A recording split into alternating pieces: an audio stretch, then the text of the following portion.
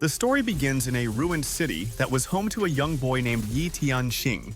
This hero, a survivor in a post-apocalyptic world, tried to save his only dear person from death. The young man held the chain tightly in his hands and could not allow his sister Xian to die. But 3 days before the disaster began, everything suddenly changed, and Tianxing was reborn. The guy had never imagined that everything would be exactly like this. He would have to fight these unprecedented spirits. Evil creatures attacked him mercilessly, but the young man bravely looked forward. And Tianxing tried to save his sister. He squeezed the chain harder, and from the cliff, the hard paws of monsters reached out to the unfortunate girl. The next second, they grabbed Xian. The girl screamed in horror, but could not resist fate. The young man was completely cold with fear. He could not bear this loss. His heart was beating at a frantic speed, and various thoughts were constantly pulsating in his head. But the next second, the guy saw many creepy paws that rushed straight towards him. The guy turned around. He needed to survive and defeat these non-bulk animals. Before his rebirth, Yi Tianxing was an ordinary guy who everyone considered ugly due to his atypical eye color. However, thanks to his eyes, the young man saw what everyone else could not see. His biological parents were afraid of him, and therefore left him in an orphanage. This event was extremely difficult for the young hero to survive, but still, fate took pity on him and gave him a family. Soon, adoptive parents and sister Xian appeared in the guy's life. It was then that he first felt the warmth of home. After the adoptive parents left, Yi Tianxing continued to take care of his sister, but the girl was quite problematic. I often had to get involved in fights and use force to resolve some conflicts related to my sister, but despite everything, they grew up together. The guy's abilities became stronger every year. And at one time, the young man even made money by catching ghosts and expelling evil spirits. As a result of his achievements, the hero became a local celebrity. The guy never doubted the existence of all the terrifying things in this world, and subconsciously even expected inevitable changes. And Tianxing knew that the final crushing battle would finally come, and this event would affect absolutely all the inhabitants of the planet. The guy looked up at the sky in surprise. Was it really a huge meteor approaching them? The cosmic body rushed with unprecedented speed, straight to the house of the young hero, as if knowing its true goal. And when the powerful collision occurred, the light penetrated directly into Yi Tianxing's soul. It seemed that this was the end. The young man assumed that he would definitely die, but to his greatest surprise, after the impact of this flash, he was reborn again, a completely renewed person. Time went back 3 days, but the guy knew exactly what tragic events awaited all people after this period. It was necessary to take advantage of the delay in order to properly prepare. Huge giants roamed the once peaceful city and frightened the local residents. Numerous monsters suddenly devastated the planet and almost destroyed the human race. And Tianxing doubted that his sister had even the slightest chance of staying alive. The guy slowly approached the sink and thought hard about whether another doomsday catastrophe will come. Really, the future he dreamed about for so long will not happen. And in reality, it will turn out to be incredibly cruel and merciless. The guy glanced at the photo of himself and his sister. In the picture, the girl looked incredibly happy. It hurts to realize that soon these eyes will not shine so much, and those lips will never again illuminate the world with such a joyful smile. Yi Tianxing looked forward angrily. This event has not yet come, and since the Lord gave him a second chance to start over, this time the hero will protect the girl. The young man had just been reborn and was quite naive. He actually believed that even if the world ended, he had to protect her. The guy told himself that he needed to calm his mind. He had to try again. And Tianxing had an unusual gift from birth. His eyes looked at the two opposite elements of yin and yang. In this state, the hero could afford anything. Now he understood his true purpose. And Tianxing tried to figure out why this image suddenly appeared in his mind. This situation looked too familiar. There was a meteorite in the sky that hit him. The cosmic force approached at incredible speed and emitted a bright, blinding light. Suddenly, the guy saw near him a huge, incredibly sized, fire-breathing dragon that was hovering in space. The reptile was clearly in an aggressive mood and opened its eerie, huge mouth. The guy felt fear, but chose to confront this entity, showing all his willpower. The young man concentrated in himself, the power that he only had, and suddenly the incredible happened. A powerful stream of air rallied around him. Another moment passed. The guy continued to restrain his powerful rival, and Tianxing still continued to fight with the invisible enemy. Although he was already in his room, Suddenly, the guy opened his eyes. Now everything became clear to him. This terrible dragon appeared in his mind. Suddenly, a signal went off indicating that there was not much time left, only 70-odd hours. It was useless to hesitate, and the young man dialed a familiar number to warn the person dear to him that his sister should come to him immediately. In addition, the young man called several more of his friends, who were extremely surprised. The guy said this was a matter of extreme importance. Some time passed, and people arrived at the place where the Iron Dome rose. This was the base. And Tiangxin said that he has a plan and help is needed, because this concerns everyone present. Friends readily said that if the brother talks about his problems, they will definitely help him. The guy decided that he would be honest with his faithful friends and tell everything as it is. Orders for supplies for the master and organization through his channels will be delivered this evening. Master Yi Tianxin bought this warehouse in the past, but now he has found another use for it. Overall, it doesn't matter. Friends could also stay for a few days to help, and also bring a few family members with them. And what the young man himself will do will remain a mystery to the rest of the guys. All the eyes of the surprised friends turned to the master, trying to figure out what he was up to. Suddenly, hurried steps were heard from afar, and the out-of-breath girl ran inside. Xian intended to see her brother as soon as possible and make sure that he was okay. The guy turned around warily, hearing fast and ringing steps. His gaze expressed surprise and joy. Yi Tianxin did not take his eyes off his sister, who was rapidly approaching him. The girl grabbed her brother with a powerful grip and could no longer hold back. Tears flowed from her eyes because the girl was very worried, and while rushing here, she thought of a lot of things that could happen to him. The guy waved it off weakly and replied that he was fine and shouldn't have been so worried. Xian introduced her best friend, whose name was Tang Zitong, to her brother. The girl waved her hand good-naturedly. The guy hurriedly greeted and said that it was good. It was important for best friends to stick together. The young man refused the offered help because these boxes were too valuable. Xian looked in surprise at all these things. Where did the guy get them from? Did he spend all his money? But Yi Tianxin understood how savings were an ordinary trifle compared to a human life. The guy solemnly approached the girl and put his hand on her head. He had something to tell, but still the brother doubted that she would believe. The guys went down to a secret room in which there were a lot of weapons. The young man talked about the threat that hangs over humanity, but fortunately he has several good friends from the days when he made money by inventing perfumes, and Tiangxin did his best to obtain these materials. The girl listened to the story in a daze. It was too difficult for her to realize the seriousness of the situation, but she believed the guy, and Tiangxin is the only one who took care of her since mom and dad left, and never lied to her sister. And Tiangxin hesitated a little and then said, he also trusts his premonitions. This time, he will be able to save her. And no matter what the world becomes, his innate eyes are yin and yang. This is a natural talent and magical ability. All these years, the guy has been trying to figure out how to use them. This view is necessary to create physical chains to catch and kill from evil spirits. But progress was still too slow.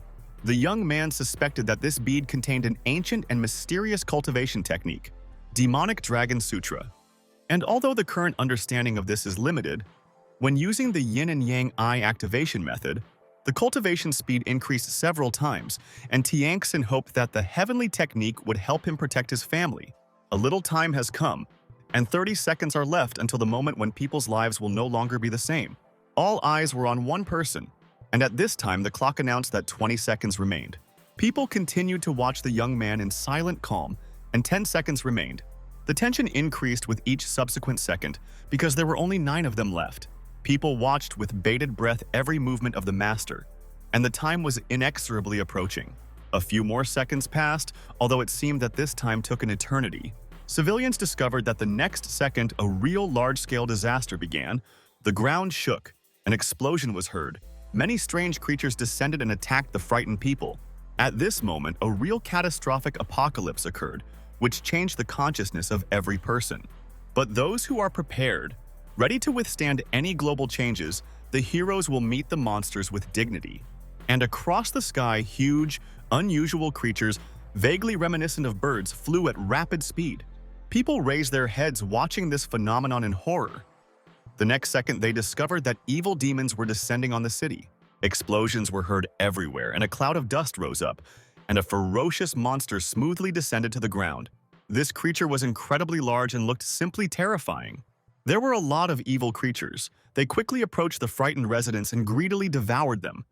In panic, people ran away in all directions. Xian said in a trembling voice that her brother was right. This is truly the end of the world, a catastrophe on a global scale. The attacks of terrible creatures continued. The number of aliens became more and more every second. But despite the threat that overtook humanity, some people still retained good spirits. The heroes decided to fight and attack all the monsters that disturbed their quiet life and wreaked havoc around them. The monsters attempted to break into the warehouse, but the guys had already prepared weapons to repel the uninvited guests. And Tianxin told his sister to hide in a safe place because it is extremely dangerous to be here. The young man quickly ordered some of the guys to go on a counterattack to stop the invasion of monsters. The rest were to cover at the gate. And a moment later, huge and monstrous creatures pierced the strong concrete, intending to quickly get inside and destroy all living things. But brave Yi Tianxin knew what to do. He hid around the corner and clutched his machine gun in his hands. Each of the team had a firearm in their hands. From cover, they took aim in the direction of their malicious opponents. A moment later, the guy gave the command that it was time to start firing deadly bullets. And immediately, deafening explosions were heard from all sides, which made the blood run cold in the veins.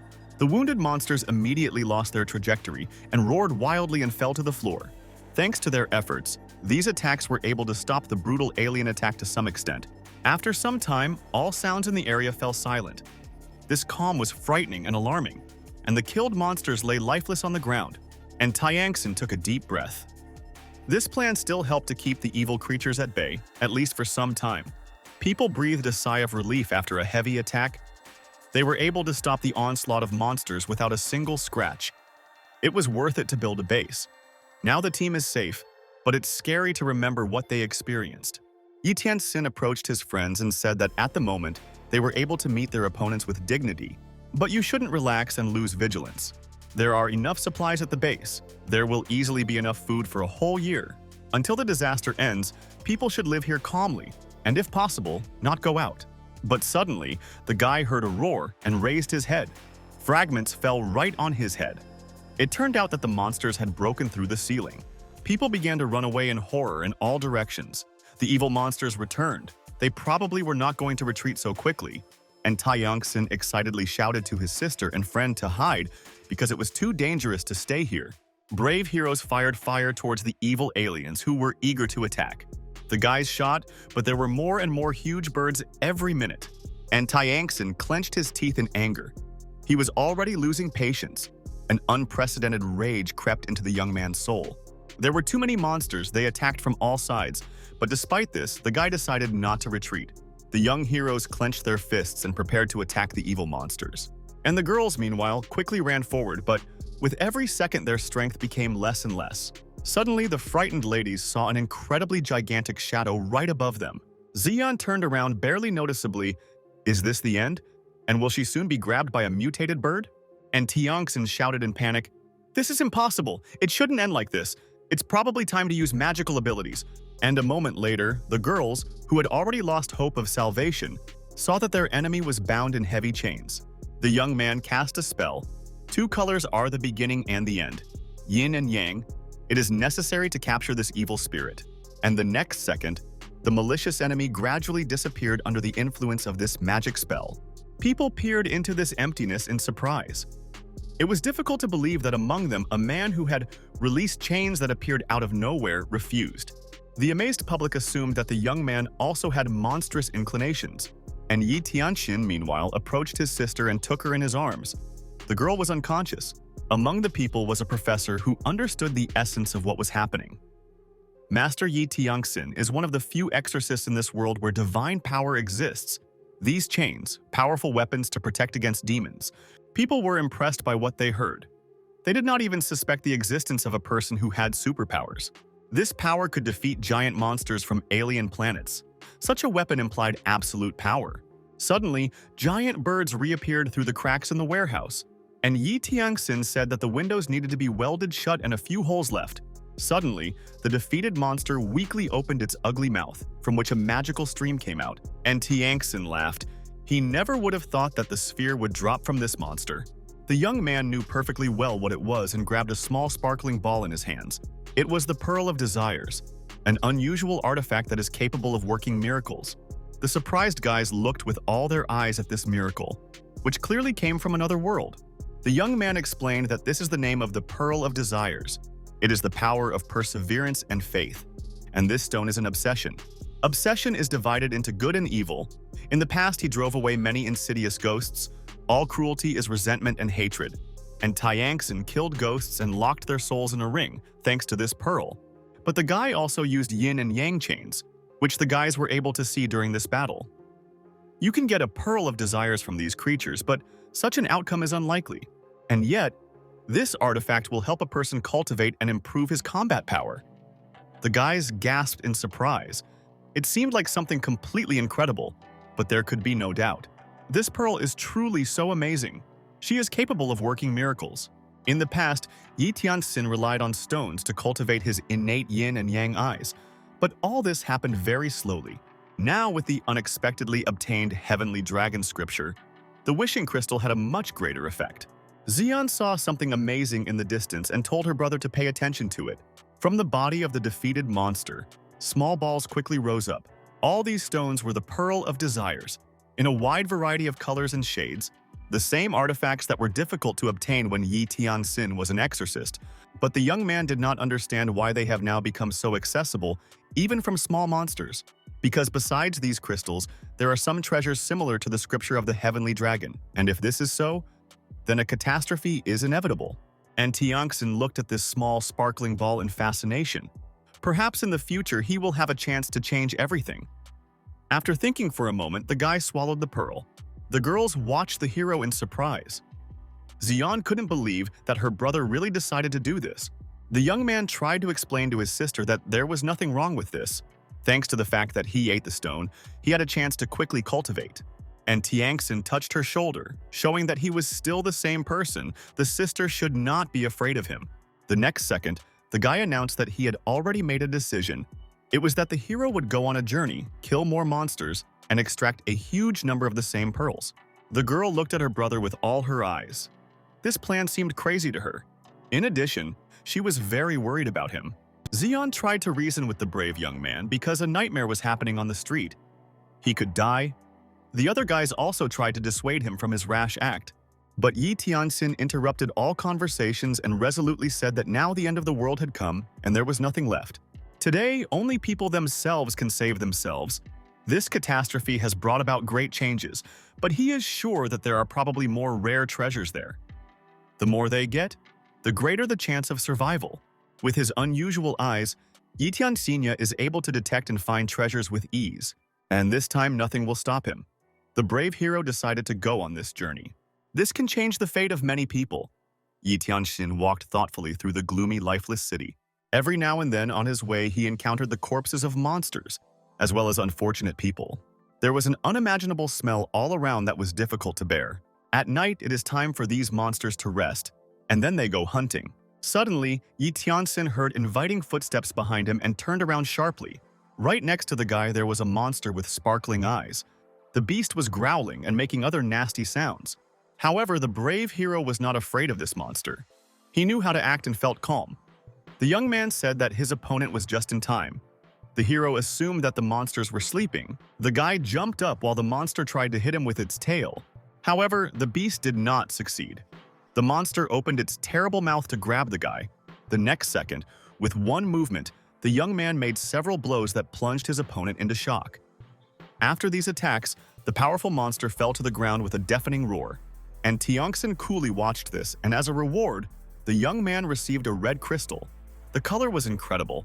For the first time in my life, a guy received such a pearl, but the next second, the guy heard a voice behind him, saying that he was not told that he was lucky to receive such a stone. Yi Tianxin saw an unfamiliar girl in front of him and warily asked who she was.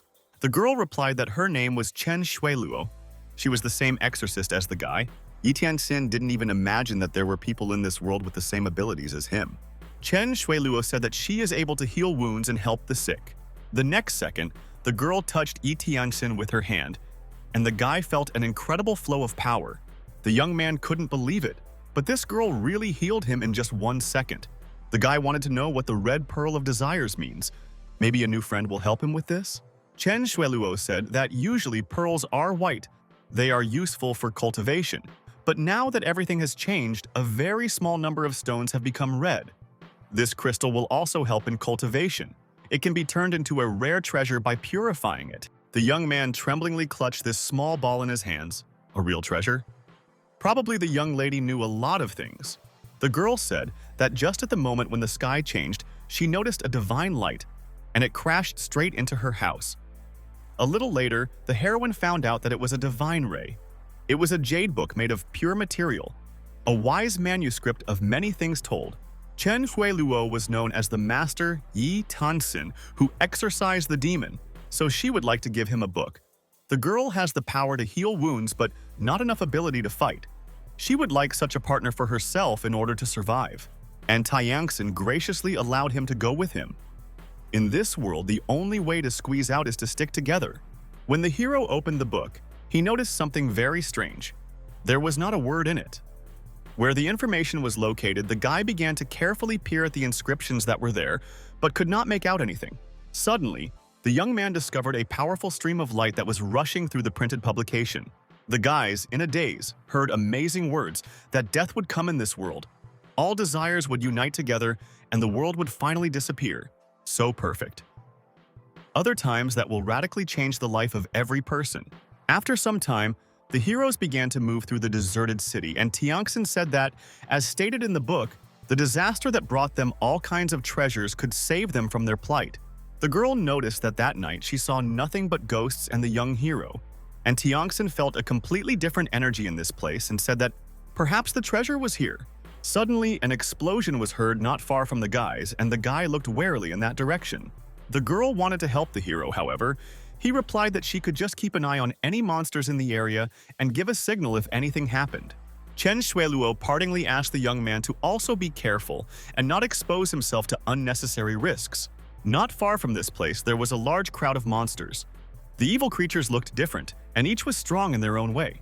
But one of them, the wolf, seemed to be against the rest.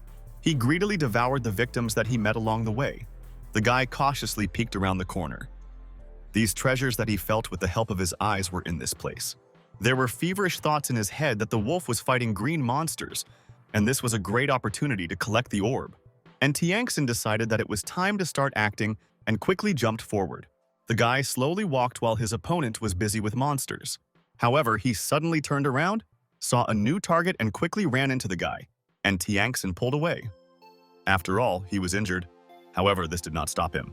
The guy decisively rushed forward and looked carefully into the eyes of his opponent. And Tianxin intended to concentrate all his strength to enslave this monster. But the attacks that the monster made were too fast, and the guy did not have time to react. And Tianxin feverishly wondered what to do and how to act.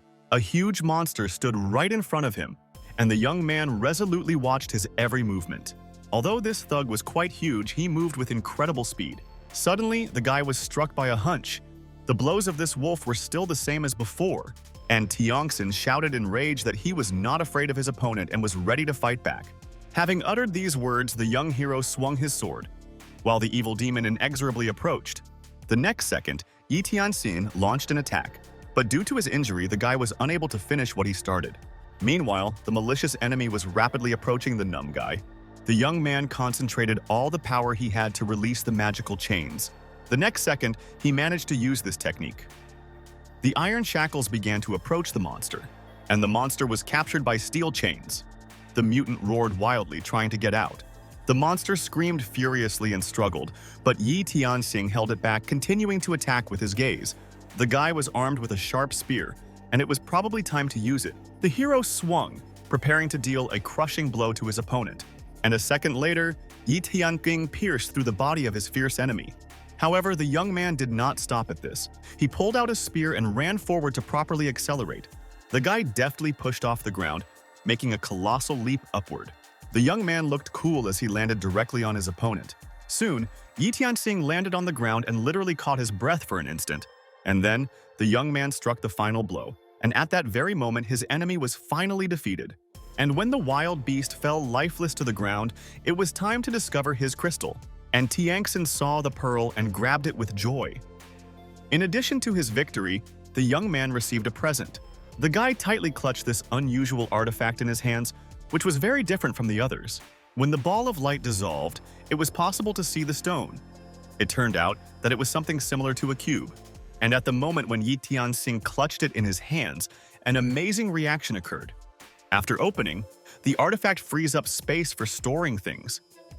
It seems that the disaster brought not only all kinds of evil spirits and monsters, but also rare treasures. The young man walked thoughtfully through the destroyed city. He could not believe that it suddenly began to snow. Chen Shuiluo called her friend from afar and said that she was very worried about him. And Tianxin replied that everything was fine with him. He also got what he wanted so badly. However, the girl noticed that Yi Tianxin had lost a lot of blood and needed to be cured. Suddenly, the friends heard the patter of approaching steps. It no longer looked like a monster, and Tianxin assumed that people were approaching them, but not quite ordinary ones. Many knights were ferociously approaching. There were more and more of them every minute, and the people's eyes emitted a suspicious glow. The young man told his partner not to make noise. These were dead soldiers, and unnecessary sounds could attract their attention. Many sparkling eyes rushed at the opponents, and the monsters prepared to attack. The next second, the monster unleashed all its strength to destroy the zombie army. But the knights did not retreat. They grabbed their weapons in their hands to strike back. The leader of the zombies ordered the others to immediately go on the offensive. In these surroundings, many knights gathered, as well as monsters, and they fought among themselves. The heroes watched this brutal fight from cover and preferred not to interfere. Two enemy forces mercilessly destroyed each other, leaving no chance of survival. And yet, the knights managed to win. Most of the monstrous monsters were destroyed, and Tianxin said that you need to wait a little longer until everyone leaves, and then you can pick up the pearls. A moment later, the guys came out and looked at the beautiful stones in surprise. Chen Shuilu said thoughtfully that they now have unprecedented wealth. The young man noticed that they were really very lucky, considering that the guys didn't even participate in the fight. A little time passed, and the friends arrived at the base, and Tianxin called his sister. The girl barely opened the door and immediately said that she was very worried and was incredibly happy about her brother's return. Yi Tianxin introduced Chen Shuiluo, a new exorcist acquaintance who helped him and cured him of his injury. Xian thanked the girl for helping her brother. She replied that now is the time when you really need to show humanity. The young man asked how things were going, if anything had happened during the entire time he had been away. Xian said that no monsters came after he left and it was safe here. But it is now 8 in the morning and it is still dark outside. As if the night has become longer, Chen Shuiluo said that it snowed. But thanks to the generators and heating, the team frozen. And Tianxin still couldn't understand one thing. It snowed the day before yesterday, but during this time there was never any sun. The guy, thoughtfully, began to leaf through the book that his friend gave him, trying to learn something useful. But suddenly words were heard from the book. All the heroes became silent, and a voice said that even more difficult trials were coming next. First, testing by weather conditions, then an incredibly severe famine. Yi Tianxin told his sister that this is a jade book found by Chen Shuiluo. Information about the disaster is stored here. But besides this book, the guys managed to get something more valuable. The girls looked with excitement at these amazing pearls, which looked incredibly beautiful. And Tianxin had already told the guys earlier that this stone is unusual. It makes wishes come true. From the huge red monster came a book called The Sutra of Sitting and Forgetting is the best technique to create the foundation of cultivation. Girls could also train back then.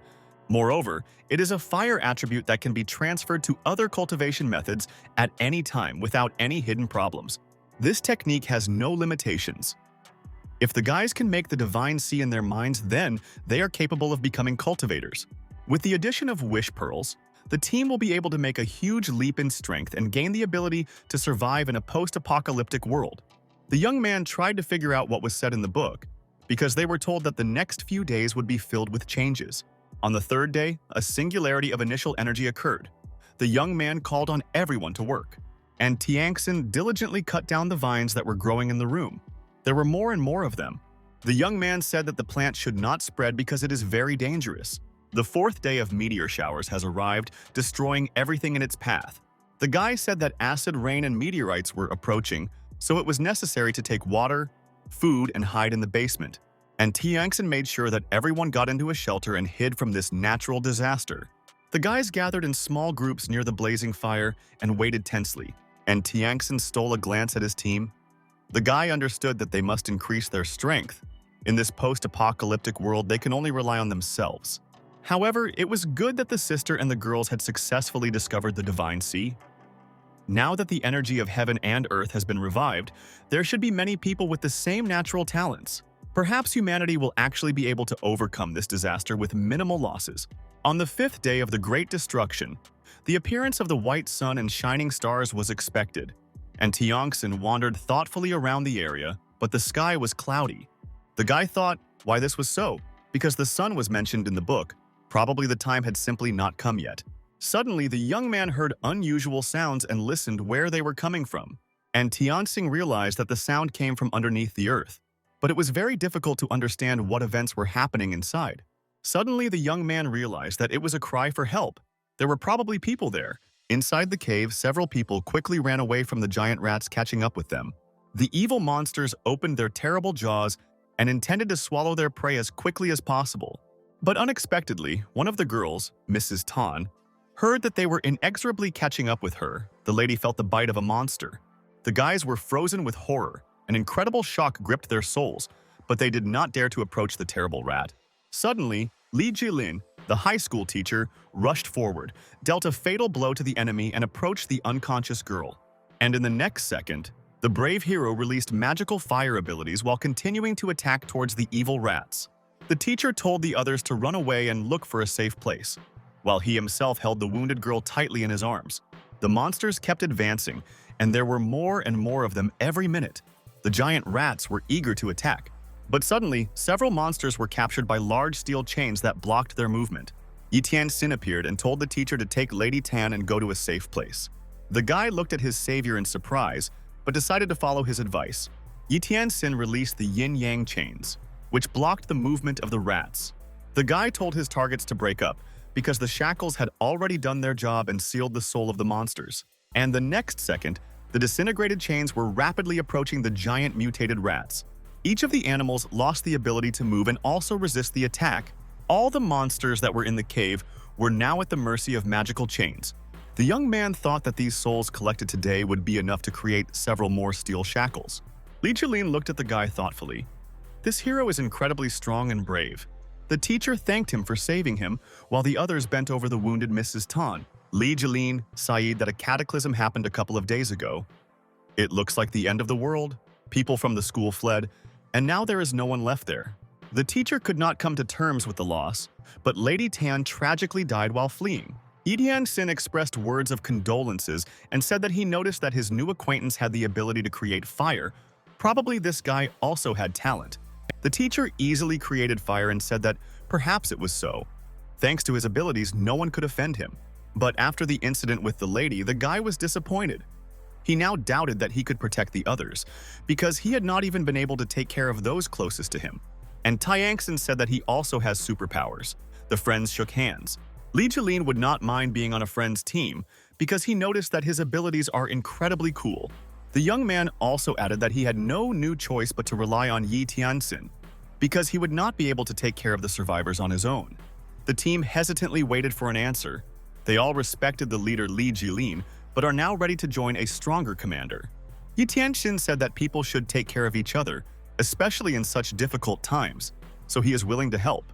The guy promised that he would not leave people and they could be calm about their future. The young hero considered it his duty. People work together to meet dangers and overcome them, and only in this case there is a chance to survive. Suddenly, the pearl that was in the bag glowed with a bright light. The young man looked at the stones. The guy tried to understand what was happening to him. The powerful power of the stones swallowed him completely. The pearl of desires that the hero received for killing a rat had some kind of resonance with the dragon in his mind. Probably the scarlet pearl contained more secrets than expected. After some time, Yi Tianxin introduced Li Jilin and his students to the guys. The guy said that this man also has superpowers. The team happily welcomed the new person. They met and shook hands. And Tiangxin announced that in these difficult times, people will have to face unbearable things. Civilization has been brought to its knees and society has been thrown into chaos. It is safe to say that doom has fallen on people more than ever before in history. But being survivors, the heroes are obliged to look forward. This catastrophe may have become the end for others, But for the guys, it is an opportunity. The number of people with abilities is growing, and this means there is a chance. It is necessary to accept every survivor into the group. The team agreed with their leader. They should all cooperate. With a stronger group, their chances of survival increase. Suddenly, the guys clearly felt some suspicious vibrations right under their feet. It was a sign, and the whirlwind descended straight from the heavens. As it was said in the book, the stars gathered and the whole earth shook. Some time passed, the elements subsided. Many of the fighters discovered amazing abilities in themselves. Some shot fire, some created ice crystals. Xian noticed that now is an interesting time.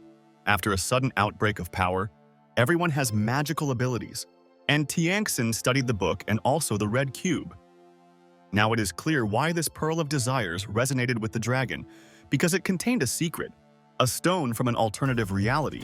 Using the power of absorption, it allowed the formation of a portal to another dimension. The young man never ceased to admire this thing, because pearls are capable of absorbing anything, even a jade book. Xian asked why her brother didn't want to have a snack. However, the hero was impressed by his discovery and said that he was not hungry yet. The sister pursed her lips in displeasure. Yi Tianxin always talked to her like a little child and had to be forced to eat. Therefore, the girl forcibly stuffed a piece of bread into his mouth. The young man tried to resist, but he did not succeed. Xian edifyingly said that Yi Tianxin is the only family she has left, and it is impossible for him to die of hunger. The guy laughed good-naturedly. Suddenly, the hero noticed that food supplies were already running out and would soon run out completely. The guy prepared enough provisions to last a whole month. But while all this chaos continued, it might not be enough for a long time. In any case, Yi Tianxin decided that one should not be discouraged. The most important thing is that the team survived, and everything else can be overcome. Suddenly, once joyfully proclaimed that the sun had come out in the sky and everyone went to quickly look at it, and Tiangxin also went outside. And to his surprise, he found bright rays in the sky just like the old days. And yet, this sun was not alone. Could it be stars from all over the universe that were mentioned in the Shameless book? The guys noticed that something was wrong here. There were too many stars. In addition, the celestial bodies were incredibly large. These stars held the imagination and fantasies of every creature in this world. Each celestial body represented the fictional world of a novel, soap opera, historical battle or event, as told by a wordless book. Suddenly, the guy felt unbearably dizzy. In addition, the hero noticed that people around him began to lose consciousness. The young man barely had time to catch his sister so that she would not fall to the ground. Everything that was happening looked very suspicious and unusual. Dense energy enveloped people. The next second, the guys were surprised to notice that they had risen into the sky and could fly. And Tiangxin opened the book. Magical messages came out of it, which should explain everything that was happening. The young man was not sure, but assumed that those who survived the disaster received a blessing from heaven. Chen Shueluo noticed something amazing in the sky and told the guys to look in that direction. And Tiangxin looked in surprise. The next second, a sudden insight came into the guy's head. This is the blessing from the book, treasures that were kept in heaven. All the heroes could take any gear that suited and pleased them. The guy's eyes sparkled. We can't wait any longer. The chains of yin and yang must do their job. After many months of cultivation, the guy can create 5 times as many chains, and each of them will contain many rings. Xian drew attention to the stars, which at that same second changed their shape. The guy looked in surprise at how many bright celestial bodies were rapidly approaching the earth, and the next second, the stars descended to the surface with a deafening roar. It was like the end of the world. It was necessary to escape, but it seemed that there was no chance of salvation. The young guy covered his face with his hands and asked the Almighty for help. Will this collision really destroy all the survivors?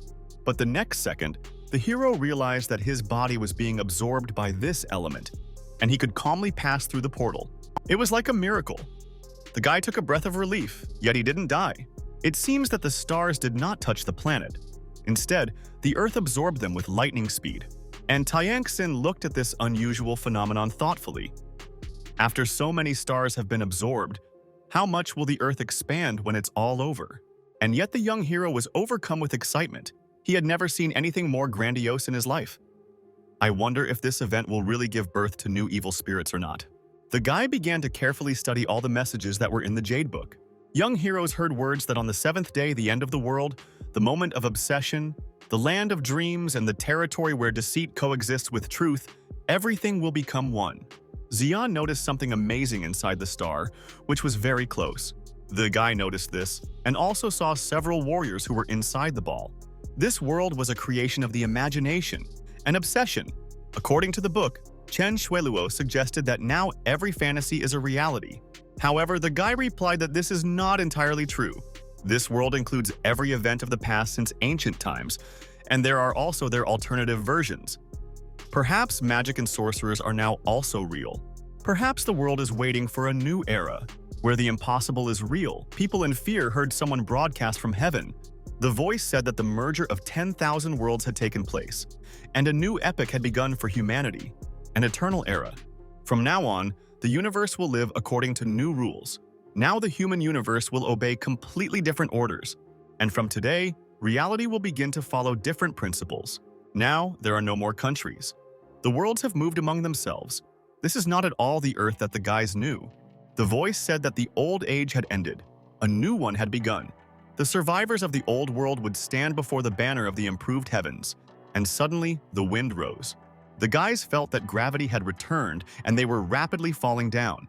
Frightened people, gripped by panic and despair, were sure that the end of everything had come, and now no one and nothing could save them from the impending threat. Xian, desperate to find some kind of support, loudly called out to her brother for help, hoping that he would catch her in time. And Tianxin released the steel chains and told the guys not to be afraid. Heavenly Providence would not let them die. The guy insistently said that now it was important to hold on tightly to the chain without loosening his grip for a moment, otherwise their existence would be in jeopardy. He warned that the slightest mistake or weakness could lead to them being mercilessly drawn into another, even more cruel and merciless world, and the next second, a large golden hand peered out of space and intended to grab its victim. A moment later, one person fell into this trap. The hand swallowed him up and sent him into the abyss. Chen Shuilu asked in surprise, "What is going on? Why are these giant hands grabbing people?" And Tianxin explained that these are sects representing different worlds. They take the best of the best to themselves. Now, the survivors are like magicians marked by fate itself. No one in any of the worlds dares to ignore them. Sects are fighting for new followers. This will give people great opportunities and a chance to show courage, as well as gain glory.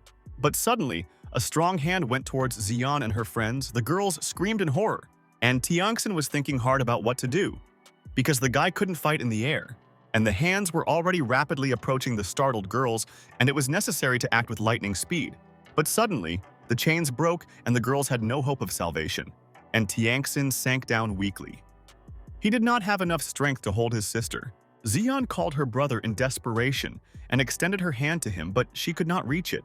The guy, in a panic, tried to reach her, but he also failed. They were separated by a spatial dimension that was difficult to overcome. After all, this was also the case last time, where he also tried with all his might to hold on to his sister. The guy begged Xian to hold on tight and not let go of the chain under any circumstances. They survived the 7 days of the end of the world, went through all kinds of disasters, and were always together. But despite everything that the guys managed to survive, these creatures arrived and mercilessly devoured all living things. The sects treated civilians as their toys, with whom they were allowed to do whatever they wanted. These enemy forces took his precious family, captured his sister. It's hard to believe, because Yi Tianxin swore that he would protect her in any way. The hero could not believe the audacity of these scoundrels who dared to invade their sacred dimension, disturbing the already fragile peace. Their insidious plan to enslave those who were especially dear to him aroused not only anger in the young man, but also a strong desire to stop the violators at any cost. In the guy's memory, all the memories associated with his sister arose, how she was worried about him. As the girl said that Yi Tianxin is the only family she has left, thanks to his adoptive parents and Xian, the young man learned what family happiness and warmth are. But all this is in vain. Evil monsters kidnapped her right in front of the guy's eyes. Now he is left at a loss. This world is unfair. The sects that absorb all talented people do not have a part of the soul. The guy shouted in despair that if they touched her with even a finger, they would be in trouble. Even if you have to kill everyone, and it will be necessary to blow up the heavens that exist in this entire universe. A little time passed, and huge black crows soared into the sky with a smooth gait. Yi Tianxin opened his eyes, but immediately felt a noise in his head and unbearable pain throughout his body. The good-natured old man leaned over the guy and smiled. Finally, this hero came to his senses, and Tiangxin got up and asked what kind of place this was. The old man replied that he fell asleep at home last night and woke up here. He also doesn't know anything, but people dressed in unusual costumes as well as monsters are wandering everywhere. In this world, there were many different people who did not know how they got here. In addition, there were terrible monsters that probably also came from other worlds. Yi Tiangxin was trying to figure out what happened. Suddenly, the thought that this was an eternal kingdom came into his head. The old man asked the guy not to move for now. It was necessary to measure his pulse and then assess his external condition. The young man wanted to know something about the three girls, his sister and her friends. The sage said that there are many people here who fell from the sky, but they were all men and not a single woman. This involuntarily suggested the conclusion that the girls, most likely, were not in this place, which made Tiangxin think about how their destinies turned out. The young man could not get rid of the thought that perhaps their paths had diverged for a long time. And now he had to solve the riddle and understand what happened to his friends and sister. The guy thought hard. It's hard to imagine where the girls could have ended up if they weren't in this place. Suddenly, his thoughts were interrupted by loud screams that the monsters were approaching again. This time, there are not only green monsters among them, but also a lot of rats. You need to hide as soon as possible. People ran away in panic from these insidious creatures, which were approaching in their direction in a hungry crowd. The old man advised Yi Tiangxin to hide, because many lives had already been lost because of these monsters. Suddenly, people heard the approach of the most important monster, a giant cannibal. The young man looked in confusion at the fleeing crowd, thoughts constantly swirling in his head about how to act correctly. Terrible monsters devoured people and immediately ate them. It all looked very terrifying. The old man said that the guy had just woken up and was still weak. Does he really want to risk his life and die? However, Yi Tiangxin pulled away fiercely. Now he was firmly aware of what needed to be done. The guy told the worried old man that there was no need to worry. He knew perfectly well what he was capable of. The guy is all right and he is ready to bravely confront all this and the heavenly creatures. The next second, the young man released powerful iron chains outward. Yin and yang chains, as if materialized from the void, suddenly appeared before everyone's eyes and quickly began to move towards the monsters. Their magical energy was so powerful that they moved very quickly, leaving the monsters no chance of escape. The young man extended his hand forward, thus Yi Tianxin commanded his abilities. The monsters pulled away in a daze. However, steel chains grabbed them and held them tightly captive. People looked at everything that was happening in surprise. Probably this hero fell from another world. The bandit leader, Van Da, watched this man carefully, and his eyes widened in surprise when he realized that he was capable of creating chains out of thin air. And Tiangxin told these people that if they did not run away, then they could help in the extermination. Having materialized a sparkling sword from space, the guy continued to say that now the monsters are raging, civilians can be saved for a while, but not for life. In the future, attacks by evil forces will only become more frequent and become even more aggressive. The hero said that even if the people gathered are representatives of different dynasties, together there is definitely a chance to survive. And even if you have to die, the main thing is not to give in to fear. Humanity must fight for its survival. Van Da said that although he is a bandit, he will go after this brother one last time to kill the monsters for his life today. With these words, the fierce men armed themselves and boldly went on the attack against the evil that sought to destroy them. Every blow was crushing. The fighters tried not to leave the monsters the slightest chance of survival. They attacked with increasing anger to destroy as many evil creatures as possible. And Tiangxin also continued to bravely fight the treacherous monsters, mercilessly striking one after another. A little more time passed, but the fierce battle continued. The brave heroes did not give up. Suddenly, one of the soldiers received a powerful blow, which made the young man stagger. The soldier fell wounded and hoped that his death would be swift. The guy did not regret anything. At least he died on the battlefield. And Tiangxin thought with rage that this never ends. The monsters are still attacking. There are more of them every second. The next moment, the guy felt a strong blow, and the evil demon attacked him. The enemy was rapidly approaching, and Tiangxin sat on the ground in confusion because he was injured. With such severe wounds, it was extremely difficult for him to concentrate and use his strength. But suddenly, at the most unexpected moment, the guy noticed how a released pickaxe flew right next to him. It flew by with unimaginable speed, causing him to instantly become alert and pay attention to what was happening around him. and the next second the weapon hit the monster directly, and with a wild cry, he began to fall rapidly. The young man turned around and noticed next to him a large number of people who turned out to be allies. Many followers were ready to support the guy because he is a good person and knows a lot. Yi Tianxin rose to his feet. Probably in this world he will have to improve his skills to become several times stronger than before and really defeat all monsters. He may not have found his sister yet, but no matter how many difficulties and dangers befall him, the guy decided not to give up. No matter how many evil monsters he meets on his way, his sister will be saved. He will never take a step back and will always go ahead towards his most cherished goal. After some time, the fierce battle continued. The monsters reduced the intensity of the attack, which meant that their numbers were running out. Therefore, the team had to make even more efforts to destroy them completely. And Tianxin came to his senses. He recovered from his wound and again quickly struck his opponents. The guy mercilessly attacked and sent to death everyone who approached him.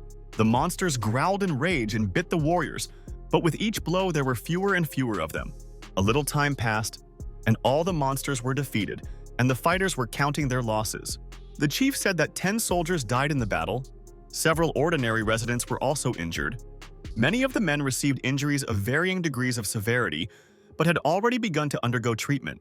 Distressed, Yi Tianxin said that all of these people have a strong soul and incredible endurance.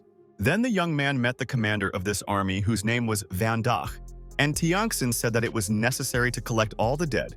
They should be buried deep in order to avoid the smell of blood, which attracts monsters and wild animals. People agreed that they needed to do just that, but they all had no idea what to do next. After all, a snake without a head cannot survive. They need a leader to survive this turbulent time. And Tianxin thought for a moment. Now that he had just entered this new eternal world, he was left alone, facing a dangerous and unknown dimension. By taking these people into his household, the young man will be able to develop his own powers, which will help in the fight against monsters, as well as in obtaining treasures. Therefore, the guy nodded his head affirmatively. Since he has a high opinion of him, then Yi Tianxin is ready to become a leader. It is necessary to unite to fight for a share of life in this chaotic world. Only by putting together, people are able to find methods on how to survive in this cruel world.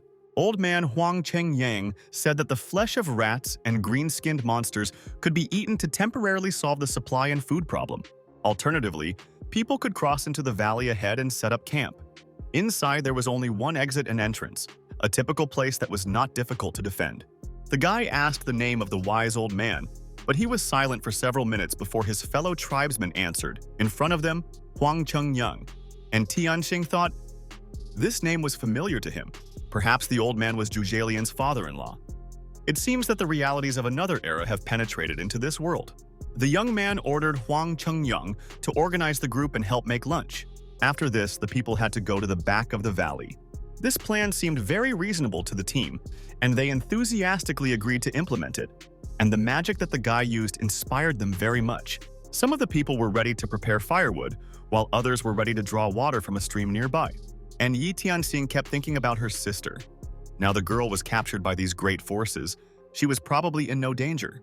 The evil giants compete for members of the celestial family due to their enormous wealth and are likely focused on raising offspring.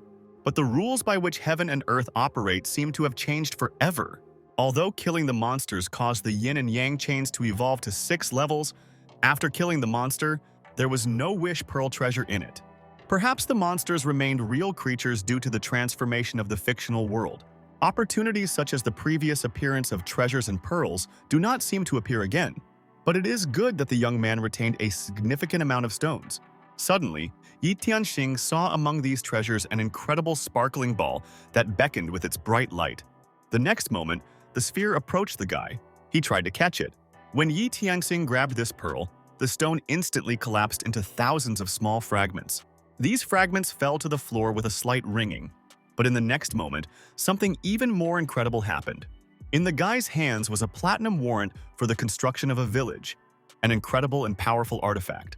The one who can lead the village and build it with the help of the Order will be great. These thoughts that suddenly came into his head greatly inspired the young man. Could this token really be able to lead to something good? And Tianxin could not believe that he had received a top-class order for the construction of a village, which could be the first step towards creating a foothold in the Eternal Realm. The young man ran rapidly. Incredible inspiration swept forward. Step by step, the young man will become a great lord. This will also help him find his sister and get closer to his goal. Suddenly, the guy heard a strange voice behind him and turned around in surprise. A voice from the sky thundered that the first person to build a village with the help of the Platinum Order would be able to subjugate the world. Yi Tianxin did not expect that someone would use it so quickly, but the one who has time will definitely succeed. And the guy couldn't wait. All the people around heard this announcement and could not believe their ears. Probably in front of them was really the founder of the Han Dynasty. Yi Tianxin realized that he had taken Liu Bang's place as the founder of the legendary order of the Han Dynasty. After all, only a person with his abilities could receive the Platinum Village Order. This was a chance to make a name for himself. People heard Great Zhao's invitation to prove themselves and show their intelligence. However, Zhao Kuan-yin was poisoned to death by his own brother Zhao Quan, and if the two of them met, they would immediately fight. It was all very interesting. The heroes are fighting for supremacy. Dragons and snakes are incredibly strong, just like in ancient times. Yi Tianxin smiled wryly. This woman of the realm, incredibly interesting and attractive, will have to fight with great people, strong and powerful rivals. And Yi Tianxin liked all these events very much. He is ready to overcome all the difficulties that were prepared on his way. The valley is huge, like a basin surrounded by light defense acupuncture, and thanks to the mountains and water, it is an ideal place to build a foundation. Military people, and this is the best foundation. And Tianxin addressed everyone present. People listened to him attentively. The guy proclaimed that now all the worlds had merged together. Countless world masters and heavenly figures had gathered in this hall and were interested in the eternal realm. But no one is superior to the rest. Everyone present is on the same starting line.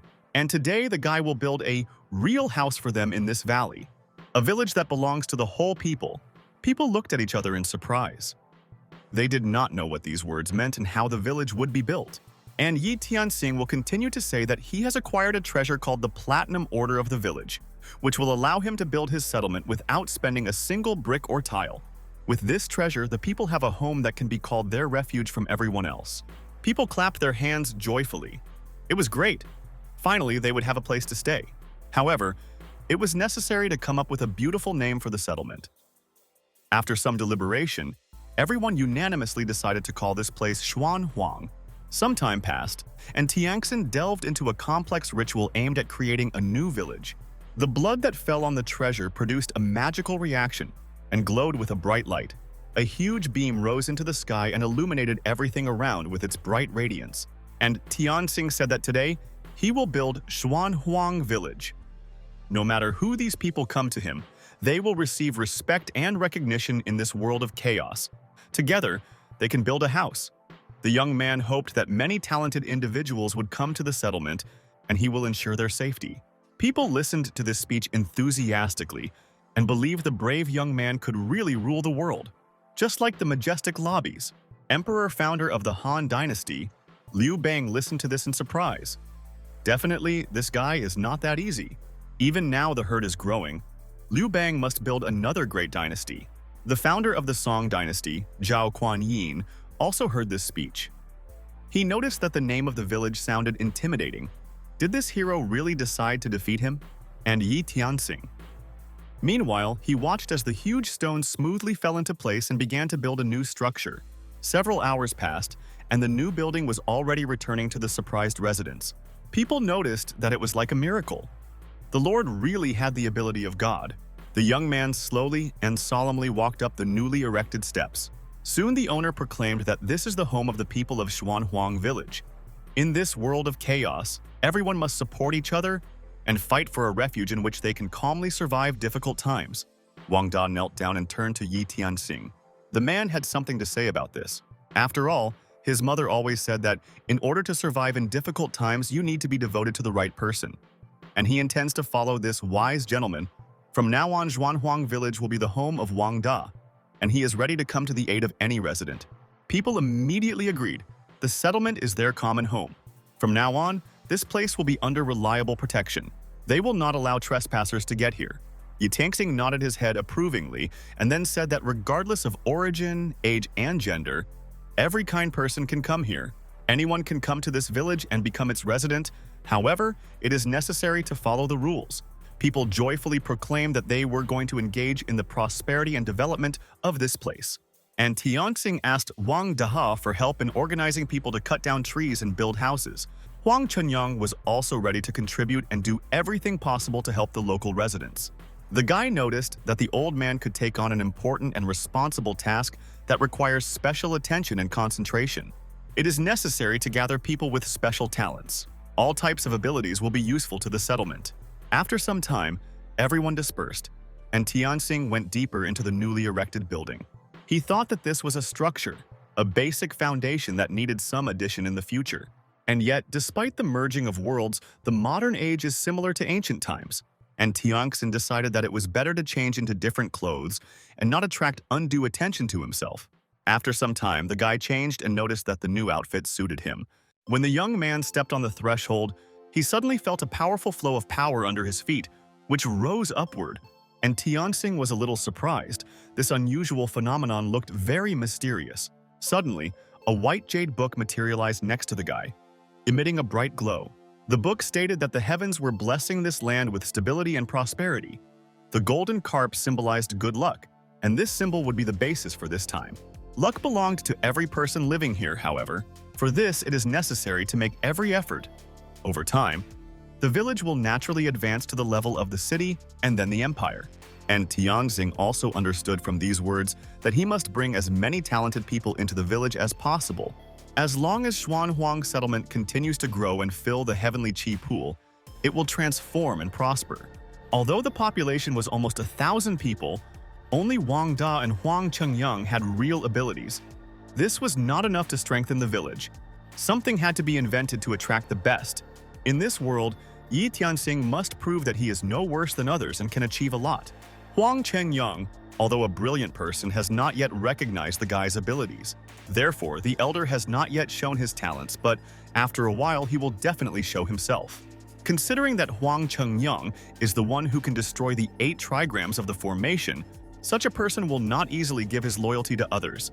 But the world is full of people who want to make money, and Yi Tianxin has something in his hands that can attract the attention of many.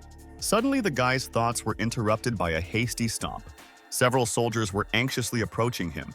A frightened resident said that there was trouble outside. A strange, huge bird burst into them. Some had already been killed by this brutal monster. The giant is very cruel and merciless. People fled in panic, trying to find shelter to escape from the monster. Pteranodon, preserved in the late Cretaceous period, and was the largest flying animal known to mankind, it had already grabbed its next victim. The mother of this unfortunate woman, bursting into tears, desperately thought that nothing could save her. The woman was tormented by anxiety, unable to help. Frightened Xiaohu begged for someone to hear her screams and save her. The girl wanted to escape from the clutches of the monster. The crowd looked at what was happening in a daze. Some froze in horror. Others rushed away in panic, but Yi Tianxing was the only one who remained calm amid this chaos. The guy thought with anger that this bird would still pay for its sudden appearance out of nowhere and the disruption of the quiet life of his village. Yi Tianxing's face burned with rage. The guy clenched his fists angrily, his eyes sparkling with determination. The girl's unfortunate mother fell to her knees. Her scream broke the silence. Tears streamed down the woman's cheeks. She called her daughter in despair. The guy grabbed the crossbow with a firm hand. His movements were fast and sharp. He was preparing for battle. The hero took aim. His gaze was focused. His hand pulled the bowstring to the limit. At that moment, the world seemed to freeze. The arrow flew off the bow and flew straight at the target with incredible speed, leaving a barely noticeable mark in space. The bird, as if protected by an invisible barrier, remained unharmed. And Tianxing was angry. His enemy had an extremely powerful body. And the giant bird opened its beak wide and a dazzling magical light burst out of it. These magical rays rushed down, threatening everything around. People, gripped by horror, froze, looking at the approaching threat. The crowd was in panic. Some were shouting, others were trying to take cover, but the majority simply looked up with undisguised horror. And Tianxin resolutely raised his hand, stopping the warriors who were trying to help him. The guy firmly declared that they did not belong here. The hero clutched the sword in his hands, deftly deflecting the blows of the giant bird. His movements were precise, and each collision was accompanied by the sound of metal. The battle continued. The daredevil's sword kept gliding in the air, meeting attacks. At some point, the bird delivered a particularly powerful blow, and Tianxing barely managed to dodge. Instead of being dumbfounded, the guy only became angrier. His voice filled with determination. He said that it was time to release the magic chains. Complex magical symbols lit up around the young man. Sparkling chains burst out of them and quickly approached the bird, and Tianxing fiercely held the magical shackles. His gaze was focused. The guy looked straight ahead, not paying attention to the blood oozing from the wound. From a small portal, a long and sharp spear appeared to help him. The hero pulled out the weapon with force, preparing to deliver the final blow. The guy swung, his body tense and his teeth clenched with rage as his hands began to tremble slightly. Anger filled him, but Yi Tianxing did not allow himself to loosen his grip, despite the storm of emotions. With a furious cry, he struck powerfully, and his spear like an arrow rushed towards the target with accuracy beyond doubt. The weapon was driven into the bird's body, making its way through its magical protection, and the monster let out a drawn-out scream. The people around watched with bated breath. Their eyes were fixed on the battle, and a tense silence reigned in the air. Despite the wounds, the bird remained alive. Its eyes burned with anger, and the pteranodon, with a furious cry, rushed down straight to the hero, and Tianxing stood without taking his eyes off the approaching enemy. He saw the bird rushing straight at him, but not a single muscle on his face flinched. A piercing thought was pulsating in the guy's head that he needed to restore the magical chains, otherwise everything would end badly. The next second, the Orphanhood and the hero collided, the powerful force of the impact throwing Yi Tianxing back. The guy retreated a little and grabbed his wound. Despite all the pain, he still remained steadfast. The bird landed nearby, its body hitting the ground heavily, raising a cloud of dust around. The daredevil, without taking his eyes off, looked sternly at his enemy. Taking advantage of this pause, he took a breath. But as soon as the wild monster landed, it became clear that there was no more life in her eyes. Everyone around realized that the monster had died. The young man sadly thought that this enemy was worthy of being the top predator in the wild world. But a pterodactyl from the Jurassic period in itself should not have had magical abilities. Now that Yi Tianxing had integrated into the eternal realm, he had awakened his destiny, and the magic of the firebomb in his hands made him invincible. Despite hoping that this attack was an isolated incident, the young man had doubts, realizing that the world was truly sliding into an era of barbarism, and, unfortunately, such dynamics were inevitable. Excited people, who were continuously watching the battle all the time, turned to the hero with concern to find out how he was feeling. Tired but happy, Yi Tianxing replied that everything was fine with him and the bird was destroyed. This giant Cretaceous pterodactyl was originally the dominant bird of the sky. Van Da looked sadly at the defeated enemy. This bird awakened its powers, so the rest of the people could not cope with it. However, Van Da was very angry that he was next to the master, but could not provide him with proper assistance in this battle. The next second, the frustrated man fell to his knees in front of the guy and asked to give him a method to become stronger. After all, Wang Da still needs Yi Tianxing's protection, and he is incredibly ashamed. If a warrior cannot fight with beasts, then he is no different from an ordinary person. And Tianxing replied that only together can we become powerful enough to protect the village. If Wang Da worked hard and continued to accumulate martial merit, he would have a chance to obtain a more advanced cultivation technique. The techniques that Yi Tianxing owns had different levels. The more stages of development, the more useful they will be for humanity.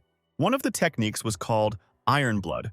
This is a very suitable skill for all soldiers and generals, especially for warriors. Through killing and fighting, they already possess the knowledge of Qi, and there is almost no threshold for cultivation. Therefore, it makes the most sense to use these qualities of the basic art of war in a unique way, in order to then move on to the study of more advanced techniques.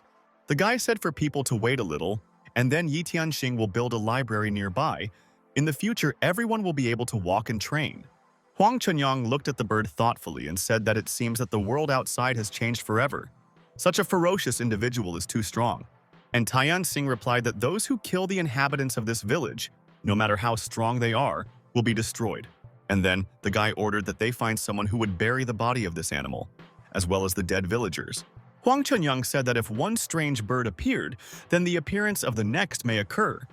The old man believed that it was necessary to strengthen security to prevent repeated tragedies, and Tiangxin asked not to worry about it because he had already come up with a plan on how to deal with this threat from the sky. The guy held archer towers in his hands, with the help of which he hoped protect the settlement. As long as the structures are in Schwan village, they will guard the four directions and attack any invading beast. And although the power of the arrow is small, as long as the towers kill monsters, they will gradually evolve and gain the necessary power. The amazed residents did not take their eyes off the buildings. There really is something magical in this world, many secrets and treasures, and Tiangxin said that he also wanted to thank the two doctors for healing people's wounds. The two men bowed and said their names. One of them was called Wang Fengshan, and the second was Chu Weiming. The guy would like to open a medical clinic in the village, and these doctors could treat the wounds of local residents, the men readily agreed. After this, the young man proclaimed that he would also build a library in the village to store a collection of treasures and techniques that can be practiced. Even if people do not join the army, then everyone can only cultivate once. The library will be located in the tower with rays. It must be placed in front of all people. Some time passed, and young master Yi Tianxing actually built a huge fortress. The guy really hoped that every resident of Schwanhuang village would become a practitioner and fight and protect the villages.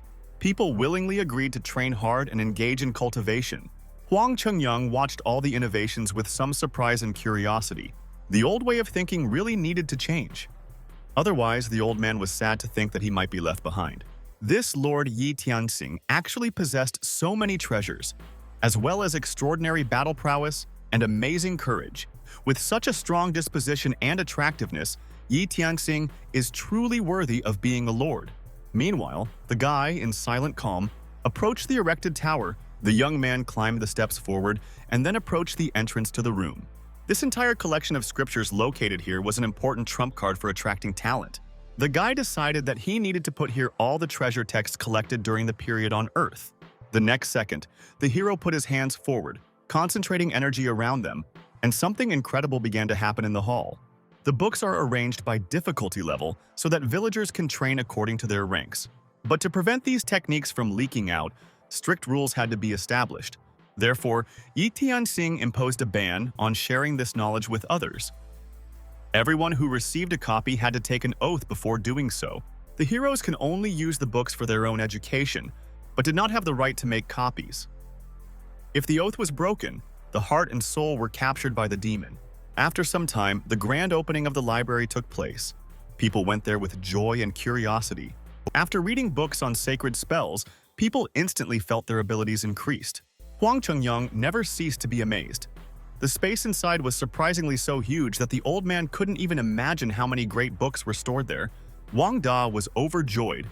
He could now practice Iron Blood Fury to better protect the villagers in the future. But when the man tried to touch this book, he felt that his hand was pushed away by an invisible force. The next second, the warrior heard menacing words that anyone who wants to gain access must take an oath. Van Dock replied that he was ready to fulfill all the conditions and do everything possible because he would really like to receive this knowledge. The man put his hand on his heart and said that he swears that he will never tell anyone in private. Not a single word from the book will go to another person, and in case of violation, the devil will take his soul. And when Van Dock finished his speech, the book lit up, and the entire space around was illuminated with magical light. After Van Dock picked up the book, its secrets and knowledge immediately appeared right in his head and did not require reading. Huang Chengyang thought that there would probably be many people choosing the same technique, so it would be easy. And yet, the old man was confused. With so many books, which one is best to choose? Suddenly, Huang Chengyang's gaze fell on one copy. Probably this is where we should have started. Blue blood turned into a red heart. An Estonian and Taoist skill that strikes great righteousness and is suitable for the practice of scholars. He did not even expect that this library had such powerful techniques. It was the blue blood that turned into a red heart that was the ideal book for a person like him. And yet, Huang Chengyang felt incredible shame because he had chosen such a treasure that no other book could handle. After thinking a little, the old man walked away because he had done nothing for the master and for the village. Therefore, he did not deserve it. But Huang Chengyang decided that he would make every effort to get this book. Meanwhile, Yi Tianxing was alone and meditating. The guy had already made a library and was very proud of it. The knowledge was effective, and it depended only on the fish whether it would bite the bait or not. In these difficult times, Yi Tianxin did not have time to pretend to be a virtuous lord and pay attention to every bird. These books would undoubtedly attract an incredible amount of talent in the region. The guy was glad that the speed of absorption and cultivation had become 3 times faster. All this due to the appearance of Schwan Huang village. It was all like a fantasy. At first, Yi Tianxin used dragon qi to strengthen the 2 meridians in this body. Once the guy opened his acupuncture points, his heavenly description of the dragon reached the next level. Meanwhile, in the middle of the deep night, an angry squeak was heard in the bushes and a huge rat jumped out. But a flock of these terrible creatures immediately took over the towers with rays that attacked them. Every morning when Yi Tianxin woke up, a group of dead people lay under the tower with rays. It was difficult to believe that these towers carried out the destruction of the enemies on their own. And by this time, General Van Da had finally awakened the Scarlet Tribe, and this made him incredibly happy.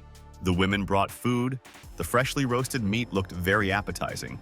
Meanwhile, a messenger arrived to Yi Tianxin and said that he had collected information and was ready to provide it to the owner. Yi Tianxin praised the guy and said that every person is followed by Minority Report, and asked his name. He said the name Jia Yu-kun. Suddenly, an excited worker came running to the master and told him about the appearance of another monster. And Tianxin became very angry. The young man did not understand why this was happening, where the next monster came from here. Wang Da was ordered to take his soldiers and set off after reconnoitering the situation. Soon people discovered a large hole in the ground, around which there was blood and green slime. This liquid, which the terrible monster secreted, had an incredibly pungent odor. At this point, Yi Tianxin arrived to the crowd and asked what was happening here, and how the wild beast broke into the settlement. The owner was informed that a giant worm, capable of spewing poison and corroding flesh and blood, suddenly appeared, and it was he who dragged Lao Zhao into the pit. The young man was confused. Has this sinister monster, about which there are rumors, really arrived to them? A hunter-killer from underground, vicious and predatory, he will be able to pour sulfuric acid, capable of regenerating and extremely vengeful. The guy thought feverishly and looked for a way to kill this monster. But finding the anger hidden underground is too difficult, not to mention the deadly acid. Suddenly, several women turned to the gentleman. They looked very frightened. The ladies said that evil piranhas were discovered in the river. They dragged people under the water and instantly ate them. This news greatly worried young Yi Tianxin because he had not taken into account the appearance of monsters from the water when he decided to build the village. But it is convenient to build settlements near the river. Water can bring great benefits both for planting and plants, and for other purposes. But nevertheless, 2 new monsters had already appeared in the area completely unexpectedly, and it was necessary to find a way to deal with them. The guy looked at the sky. It turns out that he was too naive when he thought everything would be so easy and simple. The hero ordered Wang Da to lead people to seal the hole in the ground with stones and keep the locals away from it. And the guy told his other employee that he needed to go to the river and see what was happening there. If you don't deal with the piranhas, you're unlikely to be able to deal with the worms, so you need to find a way to attack these monsters. The girls happily greeted the head of the village approaching them. Now they felt safe. The excited women said that there were strange fish in the river, and the ladies were at a loss. Recently, Chi Hua was accidentally bitten by them on the hand. The monster dragged the unfortunate man into the water and then mercilessly ate him. And Tianxin proclaimed that the residents needed to return to the village and keep everyone away from the river with the piranhas. He himself would deal with this. Huang Chengyang said that the world here is too dangerous, not only the strange insects underground, but also the fierce ones in the river. The young man replied that nothing can be done about it. The Eternal Kingdom itself, a place where monsters cruel to the extreme are rampant. The guy ordered the servant to find several large poles, rope, and the bodies of green monsters, and then bring it all to the shore. And Tianxin was determined to finally get rid of all these creatures at any cost. Huang Chengyang asked what the leader was going to do, and Tianxin replied that there was no other way than to lure them with bait. The guy refused the offered help. He mercifully allowed the old man, Huang Chengyang, to stand and watch nearby. When the rope was ready, it was tied to a wooden pole, and then the monster's body was attached to the other end. Suddenly it dawned on Huang Chengyang, their master was about to catch piranhas like fishing. Soon everything was ready, and the lifeless body swayed and hung on the big wooden pole. Whenever piranhas swallow the bait, they will fall into this trap. A moment later, a loud splash was heard. the monster's body began to rapidly fall under the water. The monster sank under the water. It swayed limply, succumbing to the action of the current. A short amount of time passed, and the terrible piranhas noticed a silhouette above the water. The fish instantly approached and greedily devoured the monster's body. At this moment, the people needed to grab the rope as tightly as possible. The young man decisively said that now the time has come, and it is necessary to raise it. Several strong guys set their teeth and with all their strength dragged the monster out, along with the fish sticking to it. Having made a lot of effort, people still managed to achieve their goal and bring their prey to the surface. The monster, as well as many piranhas, ended up on land. The fish greedily swallowed air, but were unable to breathe oxygen. Huang Chunyang noticed that they needed to catch these creatures as soon as possible. After all, they had already headed towards the water and intended to escape. Therefore, armed with swords and a spear, people began to pierce the writhing body of the piranhas. And Tiang Xing noticed that these fish were quite active and the meat looked good, so it shouldn't be wasted. You can try cooking them. By consuming magical cells, you can forcefully open up your life force and thus constantly strengthen your physical body. The magical cells of the exotic treasure obtained in this way can be used in the food tripod. They will help develop appetite, and Tiang Xing doubted. However, the guy still decided to try. It would be stupid to miss this opportunity and become even stronger. And Tian Xing took a bite of the pulp, and suddenly felt an immediate reaction from the body. The young man's eyes began to sparkle strangely, and powerful transformations began to occur throughout his body. To his great surprise, he found that he had subconsciously entered a mindscape, and the journey was incredibly exciting.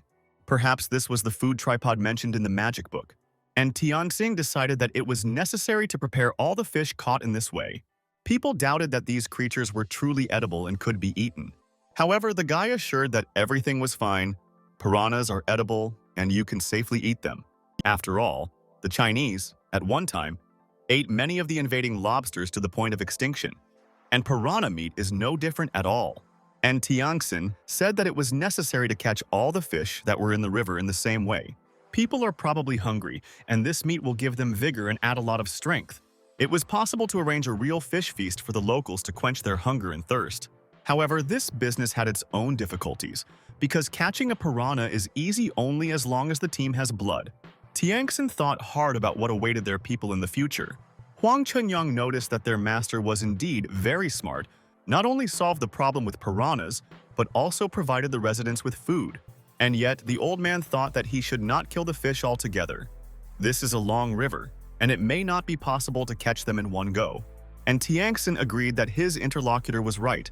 If people do not limit themselves, piranhas may disappear altogether. The guy ordered the women to be sent to the river with special buckets to collect water. Such containers protected them from attacks by piranhas. He also ordered to rest a little, light a fire, and prepare everything necessary for cooking. After some time, the cheerful fire was already burning, the wood was crackling, and bright sparks were flying into the air. The cook cut the fish, cleaned the intestines, and now it could be fried over the fire. Piranha's stomach was incredibly large, even after the intestines were removed. The girls deftly stirred the cooked fish soup. An incredible, appetizing smell was felt in the air. After some time, the people cooked the fish and served it to the master with respect. He happily took a bite and immediately felt an incredible, delicious taste. The meat was tender and surprisingly tasty. The food truly exceeded all expectations, and Tianxing greedily devoured the piranha, unable to stop, continuing to eat with an unabated appetite. People also noticed that something was very tasty. It had a certain aroma, maybe because it was filled with qi energy. After some time, Yi Tianxing was served a delicious fish soup from which an incredible aroma emanated, filling the air with tempting notes. The guy carefully picked up the plate from which mysterious warm steam rose. The guy's eyes opened wide in surprise when he felt the rich taste of fish, spices, and delicate broth. Soon, Yi Tianxing put the plate down and, closing his eyes, enjoyed the pleasant aftertaste. And the next moment, the young man felt his whole body filled with energy. After eating the fish, the gourmet's cell immediately showed its effect. The main meridian absorbed qi using food and absorbing the essence of piranhas. Just one serving of fish and his physical body became much stronger, as if the guy had evolved. And Tiangxin reflected that he had previously considered this his weakness, but now he realized that he had a clear advantage. Suddenly, Huang Chengyang approached the gentleman with a question about what the guy thinks about this world. The young man, after hesitating for a few moments, replied that it was quite turbulent here. Everyone was free, but they could die at any moment. The old man wanted to know how the master felt about ending this world of chaos. But Yi Tianxing replied that he was not capable of doing this alone. After all that the young man can do now is lead the people who believe in him and try to improve the quality of their lives. Huang Chengyang noticed that in order to survive in this cruel world, more followers are needed. Maybe he was already old, but he had some ideas in stock and could help with important matters. The young man said that his interlocutor has good talent, is always ready to help, and this deserves respect. After these words, the guy continued. He said that there was a book called The Records of Jade Blood, and the historian should read it in order to adopt all the knowledge that was there. And Tianxing noted that it would be considered a crime if Huang Chengyang did not use all the resources provided to him, especially since there was no one in the village who was suitable for Confucianism training except the old man. The amazed Huang Chengyang thanked him and promised to take into account all the information. He will work tirelessly for the benefit of all people. Van Da stole a glance at them and chuckled dissatisfiedly. Many new ideas appeared in his head. Time passed and the fish was eaten. Dinner was drawing to a close. Huang Chengyang said that he would immediately go to the book pavilion to read the technique the gentleman named, and Tianxing noticed that his stomach wound had healed. The gourmet cage really worked wonders. Suddenly, the guy heard the sound of bells that rang alarmingly. This bell at the entrance to the valley sounded only in case of incredible danger. The guy called Wang Daha, and he immediately approached the master, ready to follow the instructions. And Tianxing ordered to gather his soldiers and weapons, and then move to the main entrance. The guy was rapidly approaching the valley in order to quickly find out what happened there. The guard said that a large number of rats appeared outside. Apparently, the monsters were going to attack the valley. When the young man jumped out to the edge of the forest, his eyes widened in surprise. There were too many of these creatures. The guy stood dumbfounded and looked at them, and Tianxing could not understand where such a large number of them had come from. But the next moment, an even more incredible event happened, because the earth shook violently under the hero's feet. And after that, it became clear that the rats were crawling straight out from under the earth, which is why there were such a huge number of them. The guard noticed that this was very cunning. The rats were digging holes underground and preparing a hidden attack on the village. But Yi Tianxin explained that this was not so. The monsters must have stumbled upon an enemy underground, which forced them to crawl out. The amazing creature ate the rats to death. Some of them didn't even have bones left. Perhaps this monster was called the Digger, and a battle with him was inevitable. When these rats were digging holes, they must have accidentally stumbled upon the Digger's lair. Then he immediately attacked them, and destroyed most of the rats. Soon, a huge monster jumped out, deftly moving its paws and opening its mouth menacingly. It tried to attack. A moment later, Digger let out a powerful roar, which shook everything around him and approached the rat. And Tianxing watched as the clash took place between two extremely vindictive species. The guy decided that if he did not interfere, then people would only benefit from this fight. The one who dies first would bring great benefit to the village. A huge rat, flashing yellow eyes, rushed towards the enemy with a low growl, rapidly closing the distance. Having jumped up, the monster found himself very close to his enemy, preparing to deliver a crushing blow. But the Digger did not waste time. He opened his mouth wide, releasing from it a stream of poisonous gas, which instantly enveloped the air. The rat, as if anticipating an attack, quickly jumped back and repelled the poison with a powerful swing of its paws. The monster's eyes sparkled even brighter, accumulating energy for a decisive action. And the next moment, a blinding beam burst out of her eyes, aiming straight at the Digger. However, despite the pain, he continued to release poison, intending to strike back. The rat's rays hit the monster with force and touched its skin, forcing it to retreat.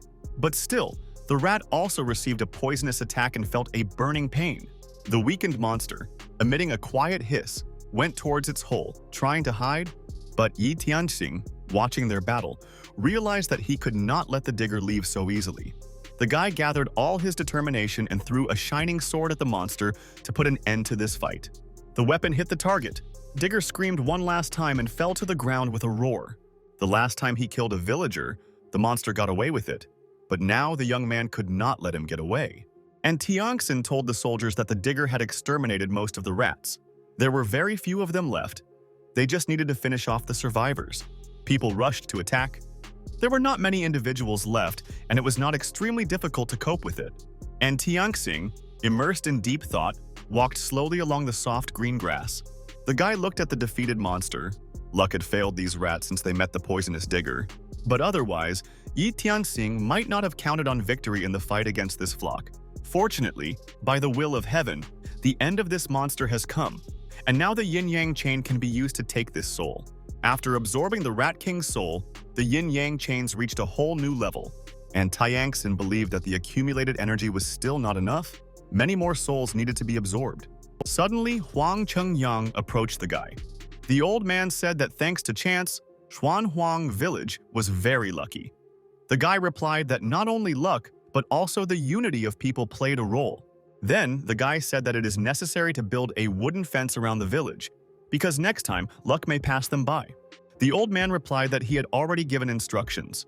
There were enough trees in the valley to build a fence and to build houses, but people working in the forest were afraid to meet wild animals. Van Dach, who heard them talking, said with a smile that there is no need to assert unfoundedly that everyone is afraid. And Tianxing said that the old man should not worry. Huang Chengyang is engaged in the construction, and the head of the village and Wang Da will take care of the rest themselves. A fierce battle broke out in the dense forest. Warriors armed with swords and spears fought with green monsters that growled and attacked. On the side, a giant rat suddenly jumped out of the thickets and furiously grabbed onto the warriors, trying to tear their armor. But Van Dach fought back very well, and Tianxing, taking aim with icy calm, fired an arrow from his bow. It pierced the air with a whistle and accurately hit the chest of one of the green monsters. About 2 weeks passed, and finally a strong fence was erected, enclosing the area.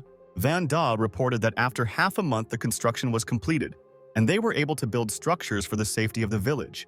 Huang Chengyang said that they had laid a small part of the foundation of the settlement, but if they needed to grow further, there would likely be a serious shortage of materials. The old man meant the population. If the population is not replenished, then sooner or later the village will die like a river without a source. Although they won, the number of peasants and soldiers still decreased, and Tianxing had already thought about this problem before. There must be many survivors outside the village. If they could be brought here, the people would greatly increase the population supply. However, outside, monsters were raging everywhere. Even if they managed to protect their own village by going outside the valley, the fighters still risked getting hurt. But the young man's thoughts were interrupted by the sudden appearance of a huge bird. This amazing creature carried a beautiful house on its back, which looked very colorful and picturesque. People, without taking their eyes off, watched in surprise the movement of the bird, and could not understand what this unusual phenomenon was. Birds of long-distance wanderings, a very specific species that travels all year round wandering the world, they like to admire different landscapes. These amazing creatures gave rise to a very unique craft, traveling trade, and Tianxin talked about traveling merchants, because the guy had heard before that these guys have eyes and ears everywhere. They exchange their goods all over the world. Their appearance is often a good sign. A moment later, the bird descended and began to rapidly approach the startled heroes, and the stairs also descended. The wanderer apologized for unceremoniously disturbing the owners of this place, and Tianxing greeted his dear guest and noted with a laugh that his Schwan village was so tiny no one could disturb it. The wanderer said his name Chengqin Jia and bowed respectfully. The young man was a little taken aback because in translation his first and last name meant an honest liar, and Tianxin expressed a desire to take a look at all the treasures that the merchant possessed. Chengqin Jia said that the headman is like a real god because he created a ladder out of nothing, and this is worthy of admiration. The merchant graciously invited me to come in. He said that the world has completely changed now, but there are still good goods left. And Tianxing really hoped to find something useful here for the destroyed village. Chengxin Jia assured that this village was not destroyed at all. If compared with what he saw, then there are not even 5 such settlements, and Tianxin said that his new acquaintance is very well versed in this world, and the merchant replied that although the world had become limitless due to the merging of different dimensions, but despite this, it still remained a very small island. In addition, Chengxin Jia knew the neighboring villages near Chuanhuang, which were now having a very difficult time. This news interested Yi Tianxin. The guy wanted to know more about those survivors, but the merchant did not talk about them anymore and continued to present his services. Although he has few goods, they are all in full range. He got them thanks to transactions with people from all over the world. And Taiyangsen drew attention to several books with various techniques, which were very interesting. And Huang Chengyang noticed an unusual box that was lying right on the floor and became very interested in it. Cheng Xinjia said that this treasure was acquired by the merchant through barter from a respected client. In front of the guys, there was a universal printing machine. The old man asked in surprise how many other unusual things the merchant had. He listed everything he possessed. It was 2 boxes of 1,000 possibilities and a lunar well. These artifacts felt the human mind and could lead him to that thing which he desired. And the healing water from the lunar well is able to heal the wound. Cheng Xinjia said that he does not sell goods for gold or silver, but only accepts them by barter. Moreover, it does not matter at all what culture the item belongs to. And Tianxing took out a bright ball and offered it as a calculation. Cheng Xinjia couldn't believe that he was seeing a wish pearl. After some time, the satisfied merchant disappeared into the sky, waving goodbye to the village headman. Huang Chengyang noticed that after this transaction, the village was left at a slight loss because more than 400 wish pearls had to be given away. But Yi Tianxing reassured him. Merchants are chasing profit, so it is impossible to suffer a loss in the exchange of goods. After all, they acquired not only various treasures and equipment, but also tools and weapons, and this is the most important thing for the village. The old man agreed that the gentleman was saying reasonable things, but he doubted whether to believe the news that this merchant told. And Tianxing said that if there really are neighbors nearby, then this is very good news. You just need to discover in which direction to look for them. Huang Chengyang guessed that the owner would like to invite these neighbors to settle in their village. The young man replied that if that people needed protection, then he could help them, and this would be beneficial to everyone. Because Schwan Huang could only become stronger if the number of inhabitants increased. Suddenly, the old man said that he had some thoughts regarding this issue, and he might know where to find these neighbors. If there is a settlement, then they must certainly light a fire in order to warm themselves, cook food, and scare away wild animals. When it gets dark, you need to carefully examine the surroundings to see the light of the fire, and in this way, you can find these people. And Tianxing said that this is a great idea, and in the evening he will definitely inspect everything, and the old man needs to gather all the residents and show the moon well. Some time passed. The head of the village gathered all the people to a large clearing to show the recently acquired amazing artifact. The guy with determination in his eyes raised his hand up and threw the mysterious object to the ground. The well fell to the ground. It was filled with sparkling water, whose surface flashed with a blinding light. People looked at this miracle in delight. Huang Chengyang immediately felt a surge of strength. This well really cleanses the mind and soul. When the moonlight fell on his face, it became very warm. And Tianxin said that the water in the well can heal wounds and ease pain. To do this, you just need to drink this magical water. After some time, everyone dispersed, and the young man slowly headed to the library. The library of techniques has been expanded, and now people have more choice. The guy decided to try out the skill of the Spear of Split Jade and focused on mastering it. This book turned out to be excellent, and its secrets instantly surfaced in the guy's mind. With every swing of the halberd, the world gained perfection, because this weapon contained incredible strength and undeniable power, as well as the entire essence of the Spear of Split Jade, and in combination with the heavenly lording dragon, Yi Tianjing was able to instantly increase his cultivation level. Soon dusk fell over the village, and the cooks prepared delicious chicken soup. The heroes ate this food with pleasure and slowly talked to each other. And Tianxing stood alone on the edge of the cliff and looked thoughtfully into the distance. The young man thought about his own. With each meal, he felt his strength continuously increasing, and all thanks to the gourmet cage. Suddenly, Yi Tianxing became alert. He noticed something suspicious in the distance. Sparks from the fire of a neighboring settlement came right next to a small hill that was located near the village. 2 nights later, they managed to find the location of these people. The head of the village told his subjects that he had discovered his neighbors and was going to go after them. Van Da offered his help. However, Yi Tianxing replied that he had to go alone, and Wang Dahu should leave the house, because only he and old man Huang Chengyang were able to take command and ensure the safety of the residents. Wang Da and Huang Chengyang promised to make every effort to protect the village, and Tianxin said that he would rest before the journey, and in the morning he intended to hit the road. The young man decided not to waste time and that night to direct all his efforts towards improvement. By morning, the young hero had to complete the practice of the 2nd degree of the Divine Sea. When dawn came, the gentleman set off. His faithful friends wished him good luck. Yi Tianxing did not have to worry about the village, because Wang Da would never allow enemies to penetrate here. Meanwhile, the young man finally set off on his journey. He completed the practice of the second stage of the Divine Sea. With his current strength, Yi Tianxing intended to quickly achieve his goals. Suddenly, the guy listened. In the thickets, he distinguished the voice of people who were calling for help. These cries came from the thicket of the forest. However, there were no traces of the village nearby. The young man became wary to understand which direction to move. When Yi Tianxing approached, he saw a fire burning in the middle of a small clearing, and nearby there was a cage. The people locked there were very frightened. They called for help in a panic. No one wanted to die or be eaten. However, the evil monsters who captured them did not pay attention to the desperate cries and prepared fire for a new victim. The bodies of previously killed people who were brutally destroyed by these creatures were already lying everywhere, and Tianxin, who was hiding behind a tree, looked with anger at what was happening here. These terrible villains were called cannibal ogres. Meanwhile, the bloodthirsty monster was already bending down next to the unfortunate man, who begged him for mercy. This was the prince of the Ming dynasty, a highly respected man who had bathed in luxury all his life and could not believe that he would end his life so pitifully. And Tianxin noticed that this unfortunate man was quite well fed.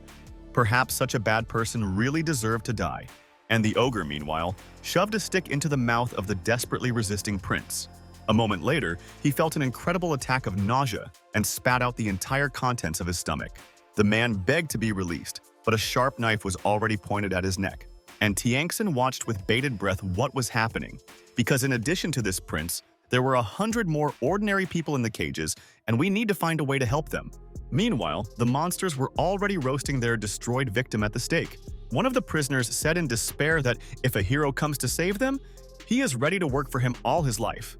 And the next second, as if by magic, Yi Tianxing jumped out of the thickets and quickly walked towards the monsters. The young man ran quickly, swinging his sword to break through the enemy lines and avoid a premature attack.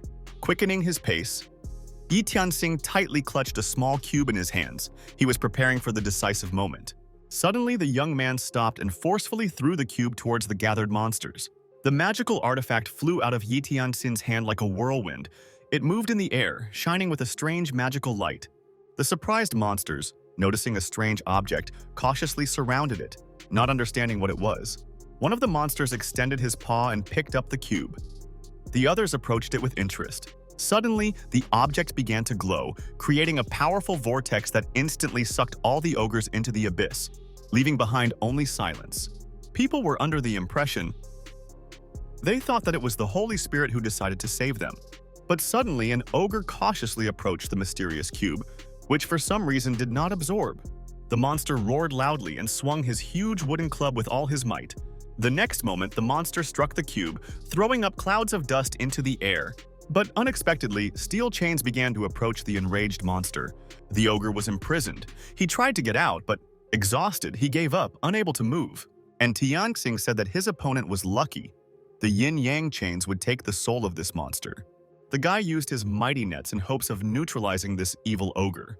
But the sudden monster roared so loudly that the earth shook, and with one powerful movement, it broke the chains as if they were made of paper. The guy froze in amazement. He couldn't believe his eyes, because the power of his technique was simply colossal, and how the scoundrel tore them remained a mystery. Meanwhile, the monster wasted no time in grabbing the massive sword in preparation for battle. A fierce fight began between him and Yi Tianxin. Swords rang, blows shook the air. The guy fought back the furious attacks of the enemy with all his might, and the people from the cage shouted for their savior to be more careful.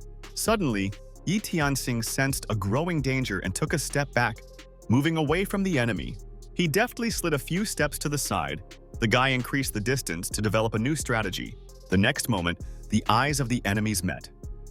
Each of them was full of challenge and determination to continue this battle to the end. And Tianxing came to the conclusion that he was obliged to show his true strength to this monster. The brave man intended to test new techniques on his opponent, the spear of split jade. The guy clutched the spear tightly, and his fingers turned white from tension, but he did not loosen his grip. And so he swung. The hero's movement was sharp but precise, every gesture honed by many hours of training. Running up with lightning speed, the guy began to quickly approach the angry ogre and released his spear. And a moment later, The weapon hit the furious enemy directly in the chest. However, the monster only slightly damaged the skin, and Tianxing noticed that these huge cannibals had amazing defense. The duel did not end there.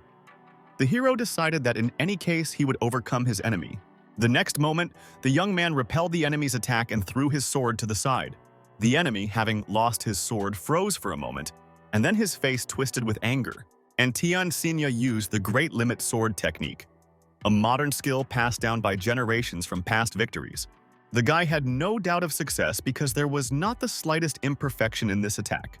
From such a technique, the terrible monster would definitely not be able to stand on his feet. And in the next moment, the hero, without hesitation, made his attack, and the beast felt this incredible power. Unable to resist, he fell loudly to the ground. The next moment, the guy realized that his enemy was dead and would no longer cause harm. The people in the cage clapped their hands with joy. Their offender had finally died. They were saved. A benefactor had suddenly appeared. A real hero. And Tianxing bent down and picked up a cube from the ground, which was not damaged even by a blow from a huge hammer. In this magic cube, there were 126 rooms with bars, and each could turn out to be a secret death chamber, or a refuge.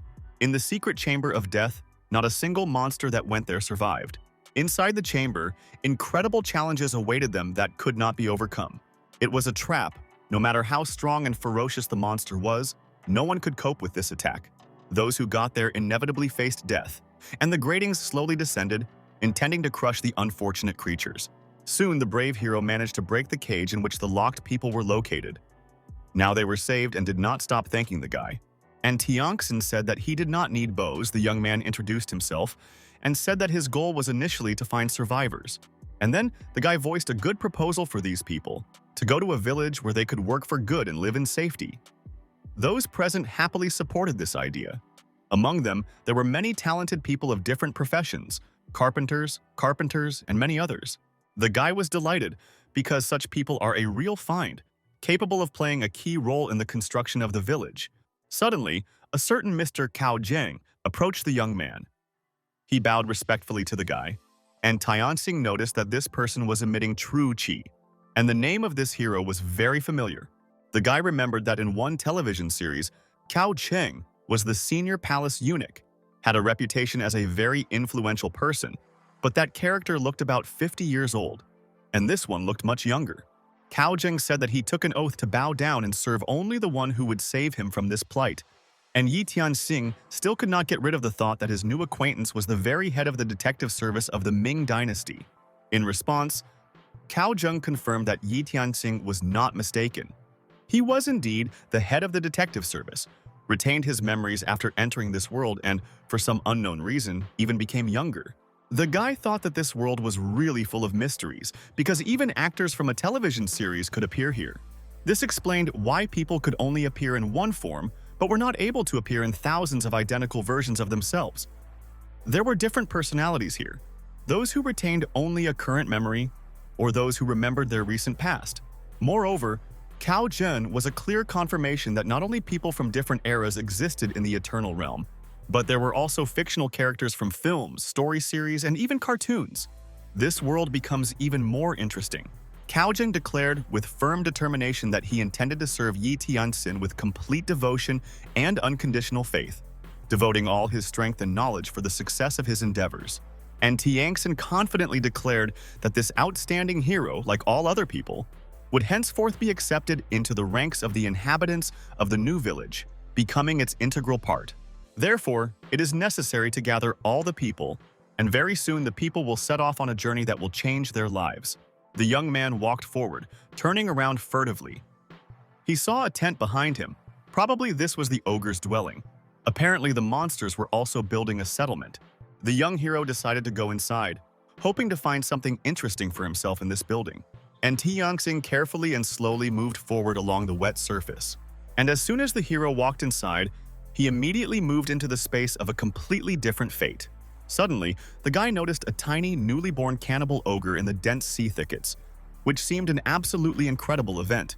It seems that he found himself in the very center of the mysterious heavenly lake of fate, which, according to legend, was associated with cannibal counts.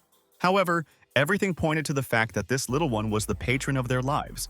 and it is very unfortunate that the circumstances turned out this way. Suddenly, an amazing picture appeared in front of Yi Tianxin. A fish jumped out of the portal, the carp of fate of Schwan village, which was eager to get to freedom. And the next second, a loud splash was heard. The fish began to rapidly descend under the water. However, on the way of the golden fish, a creepy octopus met, which bared its sharp teeth and scanned the carp with a fierce gaze. However, a little time passed, and the fish of fate of Schwan village easily swallowed this terrible creature. After the golden carp ate the baby ogre, the entire sky lake of the village increased significantly in size. In addition, the golden carp had also transformed and now looked much stronger. The guy suggested that the destruction of other people's settlements leads to the absorption of their destinies and also increases the strength of his own village and expands the space of fate. The next moment, Yi Tianxin noticed something surprised behind him and turned around. In front of him stood the image of the head of the village himself, as well as the prototypes of Huang Chengyang and Wang Da. The guy was very struck by this phenomenon. It is not clear why friends suddenly appeared in the spiritual space. During the absorption of the fate of the destroyed settlement, the patrons drew its energy, thus the spiritual strength and abilities of their souls increased. Spiritual patrons helped Schwan village become even stronger, and also increased the stamina of Yi Tianxin himself. Thanks to their invisible support, every village resident felt a surge of strength and confidence in the future. These spirits strengthened not only the bodies of the people, but also their will to fight, turning the village into an impregnable fortress, where faith and determination became the main weapons against enemies. During these half a month, Old Man Huang Chengyang and Wang Da distinguished themselves noticeably. They invested a lot of effort in the construction of the settlement and became indispensable. Therefore, they received universal recognition among the other residents and enjoyed undeniable respect. And Tianxin tried to understand why he was different in color in the image, and came to the conclusion that this was due to his high status as the head. The young man slowly moved forward, and the soft sounds of his steps echoed softly in the surrounding silence. But when the hero approached the artifact, he realized that in front of him was not just a stone chest, but something more amazing. The guy intended to find pills and treasures here. He was looking forward to taking them and being able to use them. When Yi Tianxin tried to lift the chest, he immediately felt that it would not be so easy. The artifact turned out to be incredibly heavy, as if it weighed several hundred kilograms. When the young man finally opened the chest, his eyes opened wide in amazement. Inside was an incredible amount of treasure, and Tianxin picked up a stone, which was the size of a palm, weighed a lot and felt quite heavy. Cellular magic iron is a top-grade, mid-grade, heavenly rank treasure. It can upgrade a sacred artifact to a higher level. The guy, enchanted, looked at this stone and could not take his eyes off the emanating magical sparks soaring up. The young man felt how the space of the mysterious void stone wanted to absorb the cellular iron, but it remained a mystery how strong the intention was to absorb this ore. The guy decided to observe what would happen if the stone interacted with iron, and when this happened, the artifact began to greedily absorb energy, and small holes began to appear on its surface. It seemed that the ancient object was being destroyed by this powerful force, and in the next moment, the cellular iron crumbled into many small pieces. The guy was confused.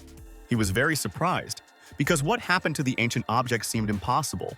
Small pieces merged with the space of the void stone, and Tianxin understood that the destruction of the dimension could not be allowed, because all his rare treasures were stored here. Several minutes passed, and the guy desperately struggled with this incredible element. He decided not to give up. Now Yi Tianxin understood the effect of cellular iron. It increased the space several times. Thanks to this, in the future, the hero will be able to place gigantic objects here. When the guy went outside, he met Cao Zheng. He bowed and informed the people's decision. They all wanted to go to the village. After the words were spoken, the young man handed the new owner the described fundamental methods of improvement. And Tianxin noticed that this is the basis for many practitioners. As soon as people return to the village, the headman will share this knowledge with the entire population.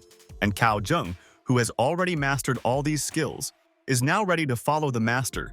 The guy decided to take the received manuscripts with him to the village and place them in the repository of various scriptures. When the time comes, Cao Zheng can choose a cultivation method for himself. After this, Yi Tianxin declared that he was ready to accept everyone who would like to go with him to the village. As the lively crowd approached the gate, the loyal guards became wary. They thought that these people could be enemies, and it was necessary to warn Wang Daha.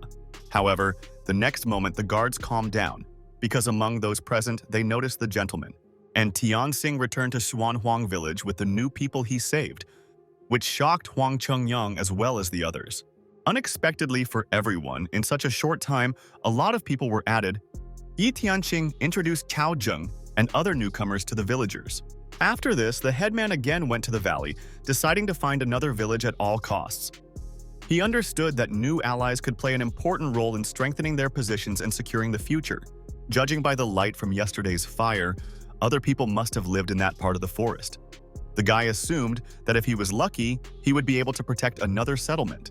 And soon Yi Tianxing became convinced that his guesses were correct, and there was indeed another village nearby. However, to his great chagrin, the young man noticed that tragic events had recently occurred here too because the pungent smell of fresh blood was in the air. There were signs of battle everywhere. Probably fierce battles had recently ended in this place. Suddenly, the young man's thoughts were interrupted by a man who appeared right in front of him and sternly asked who dared to enter here. And Tianxin replied that he got lost in the wilderness and found his way with great difficulty. He wanted to ask this man for water. However, he very rudely replied that there was no hotel here and the uninvited guest had better leave. However, Yang Yanping suddenly intervened in their conversation, who did not agree with his friend because, by and large, they are all people. In this village, everyone has similar fates, and it is necessary to show compassion. And Tianxin thanked the general and introduced himself. He replied that one should not say thank you for such ordinary things. In the current world, everyone is brothers and sisters. Although they lack food, they still have hot water and everything else. Then the guy said that his name is Yang Yanping, and this village belongs to the Yang family. It was founded by his father. And Tianxing thought, the name seemed familiar to him. Was this really one of the generals of the Yang family, who fought back the Liao state during the reign of the Northern Song dynasty? Yang Yanping noticed that his new acquaintance was very brave. Since he managed to kill such a huge crocodile, he replied that there was nothing special about this victory. He just had to use brute force, but the guy was very interested in learning more about the battle that had happened recently. Yi Tianxing said that as soon as he arrived, he felt a strong smell of blood and an aura of death. Yang Yanping must have encountered unusual enemies. His interlocutor replied that it was a huge wolf pack. They were ruled by a powerful king, extremely cruel and treacherous. He destroyed many soldiers and peasants. Therefore, at the moment, the entire village is on guard. For this reason, the junior general is forced to return to his work, and Yi Tianxing could rest for now. The guy offered to help, but Yang Yanping replied that there was no need to worry. He was their guest, so he didn't have to worry, and Tianxing noticed that the 9th village he had already met looked quite downcast. Despite the fact that a huge number of people lived here, their morale was in decline, and the attacks probably completely tortured the locals. The guy decisively approached the people who were not far from the tent, and Tianxin introduced himself and said that from the bones and red meat of this killed crocodile, you can make a good soup. The guy would like to share it among everyone. He added that if there is a chef among those present who is ready to show his skills, then it would be simply wonderful. A man came out of a small hut behind Yi Tianxin and said that he could handle it. The guy said that since the crocodile constantly moved its tail, the meat in this part of the body is fresh and juicy. It will melt in your mouth. It is perfect to cook from it, a dish called the presence of the cloud dragon. And the meat of its paws has plasticity and elasticity, and is suitable for a dish called dragon claws of ice and fire. And Tianxing noticed that this gentleman was well versed in ingredients and offered to provide any utensils for cooking. However, his interlocutor said that he is a noble cook named Lai He, who has his own dishes, and a real cook always has all the tools with him. And Tianxing noticed that these kitchen utensils consisted of black iron. Probably in front of him was a character from the Manhwa called River Backwaters, Lai He, whose nickname is the Nine-Tailed Scorpio, and Tianxin noted enthusiastically that everything here was made of black iron.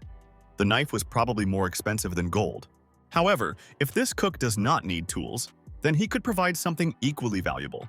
With these words, Yi Tianxing materialized several necessary ingredients that were needed for cooking. Lai He looked in surprise at the products provided to him. It was like a miracle. The cook couldn't figure out where the guy got them, and Tianxing, barely holding back his laughter, replied that he collected them along the way.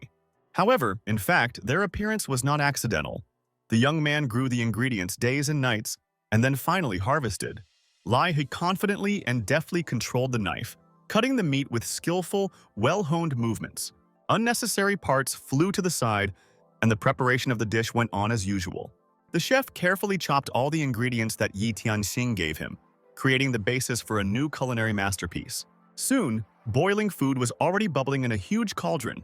It looked very appetizing, and a simply divine smell was wafting everywhere. A little time passed, and finally the cooking was over. The dish could be removed from the fire. The culinary masterpiece was called the presence of a cloud dragon. A bright glow emanated from the food upward, and Tianxing did not take his eyes off this delicious piece of tail meat, which shimmered with a soft but bright light and contained spiritual power. The meat was incredibly tender and juicy, salty and sweet at the same time, which caused an indescribable sensation. And Tianxing noticed that Lai He was truly a master of his craft and had created a truly exquisite dish. However, that was not all, because the next portion was the claws of the dragon of ice and fire, which looked incredibly appetizing and exuded an alluring aroma. And Tianxing looked with curiosity at the delicious treat, crocodile meat cooked in a thick sauce. He took a piece and tasted it with pleasure. The taste buds exploded with an indescribable taste. The sauce turned out to be delicious. Each spice in it was revealed gradually, leaving a long, pleasant aftertaste. The secret fate cauldron reached a new rank after Yi Tianxing tasted a new dish. It would seem that the young man could reach a new level with the help of this cauldron. He did not even imagine that he would receive so much benefit from the new world. The guy greedily ate the prepared meat food and felt how he instantly became stronger. The ability of the gourmet cell increased incredibly, thanks to which Yi Tianxing's muscles became even stronger. Now, the guy felt his vitality flourishing and powerful energy moving through his body. A little time passed, and Tianxing finished his meal and sat back in his chair with satisfaction. The guy thanked the chef for this masterpiece. He said that Lai He has perfect culinary skills and serves such delicious dishes. The chef replied that he practiced a lot, and Tianxing said that the rest of the meat now belongs to the village, and the bones can be used to make broth. Suddenly, General Yang approached him and addressed his new guest with reverence.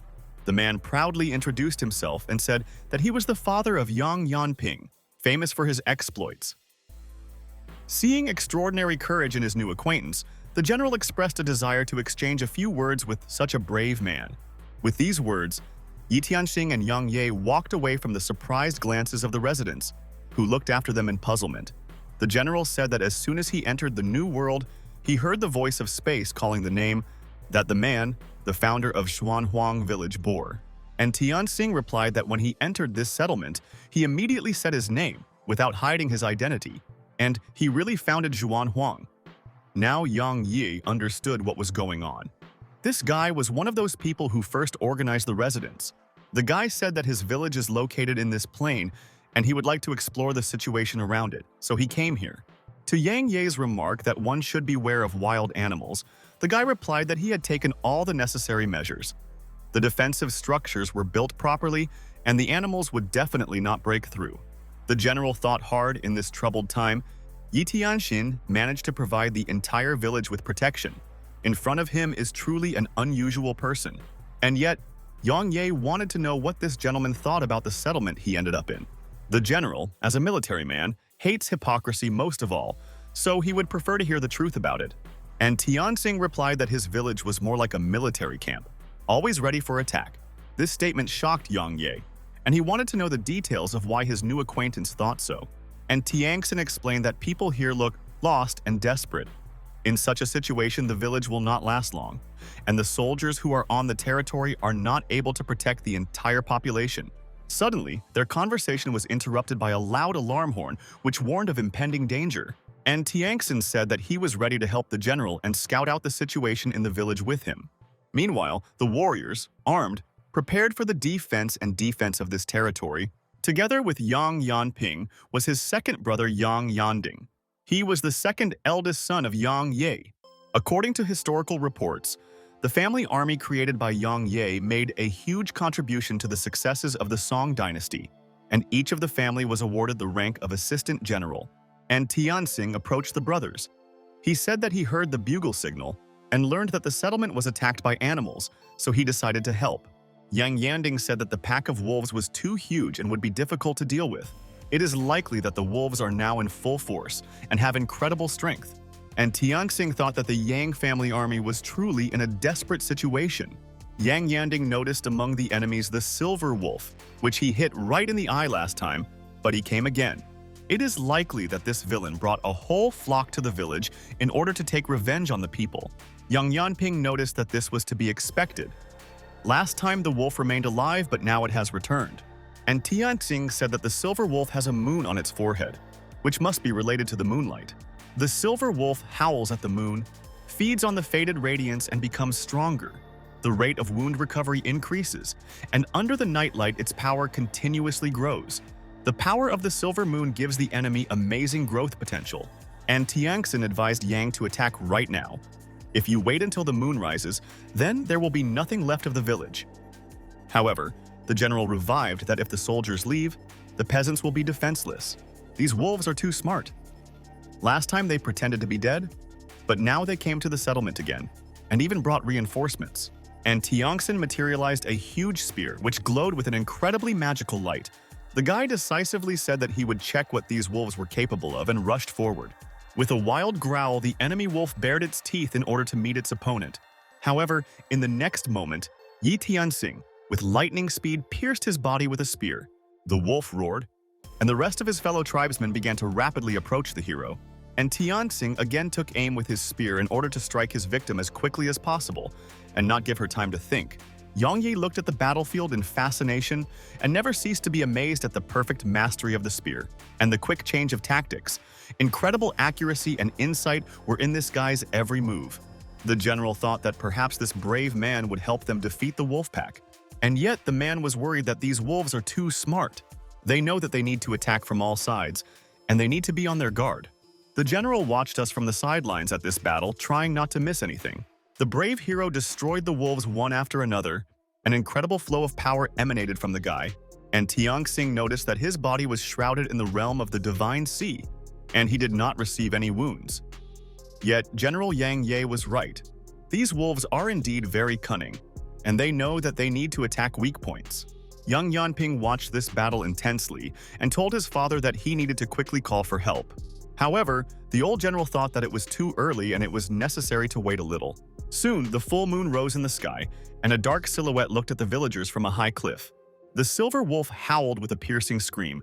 The sound made the blood freeze in his veins, and Tianxin now realized his mistake because he believed that this wolf was the leader of the pack, but in fact he is a king. This beast is very cunning and specifically waited for the night to attack. Meanwhile, the enemy had already concentrated a magical stream of energy on his forehead. The enemy wolf used the ability to bestow the sky, shining silver moon. Thanks to this ability, he was able to transfer incredible strength to his fellow tribesmen. The rest of the wolves instantly transformed, their bodies filled with muscles and unprecedented endurance. And Tianxing noticed that the Wolf King was able to make his companions stronger with the help of moonlight. Because of this, the entire flock was transformed and their enemies became much more dangerous than before. The brothers noticed that things were bad. It was necessary to give orders to the soldiers and help Yi Tianxin. However, the general was adamant that if they start attacking, the wolf pack will attack the peasants, and such an outcome cannot be allowed.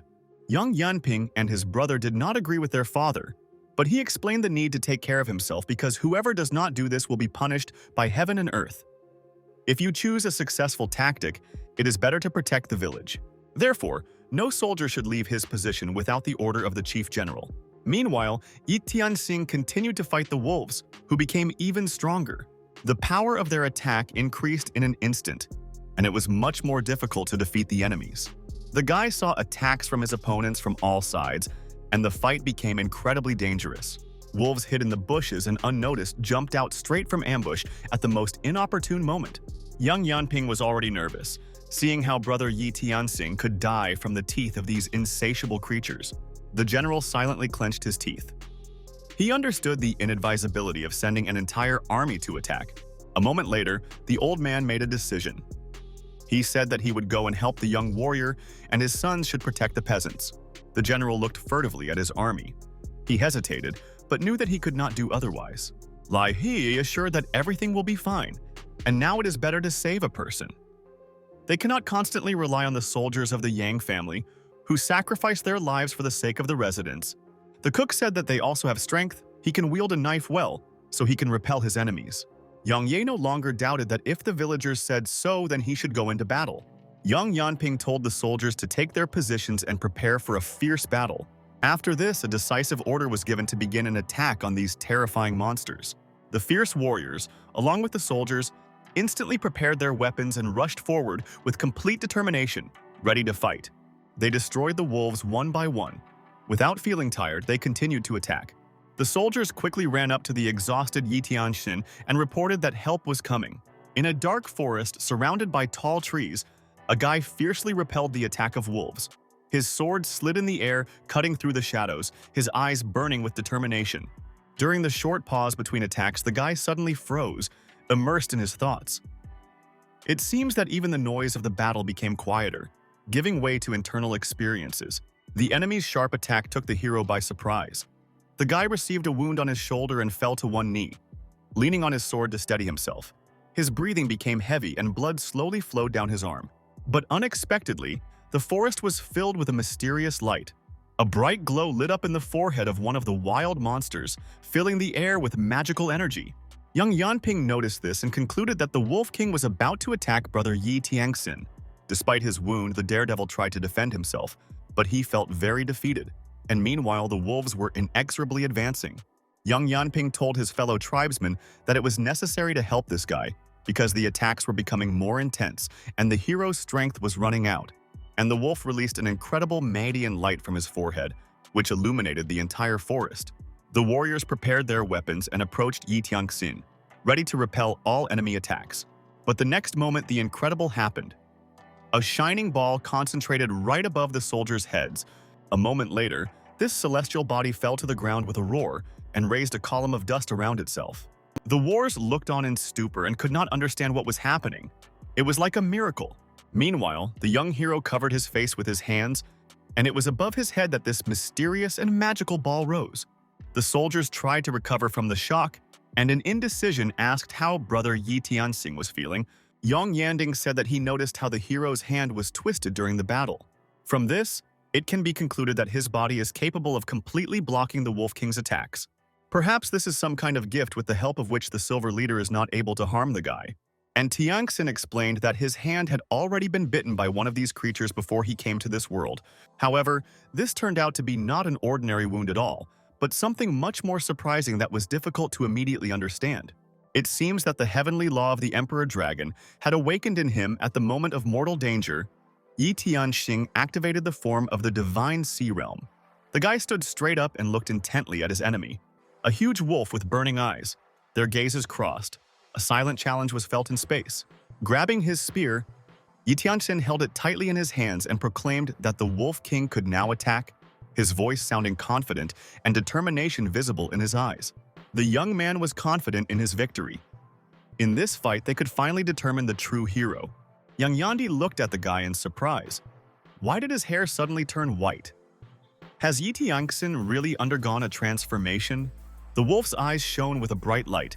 Dazzling magical rays penetrated the space from his forehead, pierced the air, and rushed towards the guy.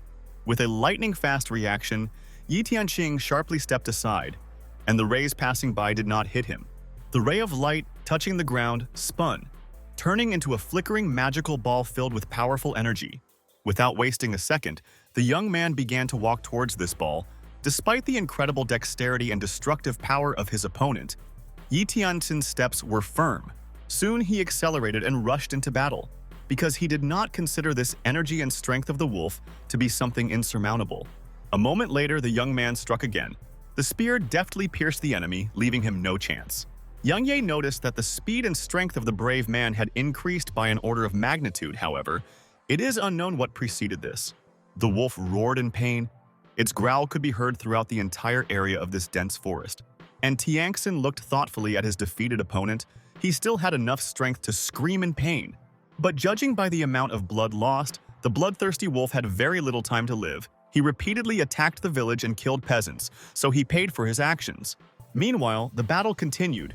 Yang Yanping fought bravely with other wolves. Suddenly, When the young man was about to pierce the body of his enemy, he discovered that his spear had broken. It was completely at the wrong time. The guy got angry, and his opponent, taking advantage of the situation, growled fiercely, approaching him.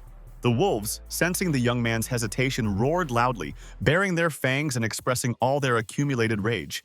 And Tiangxin materialized a new spear with lightning speed, which could be useful to his friend.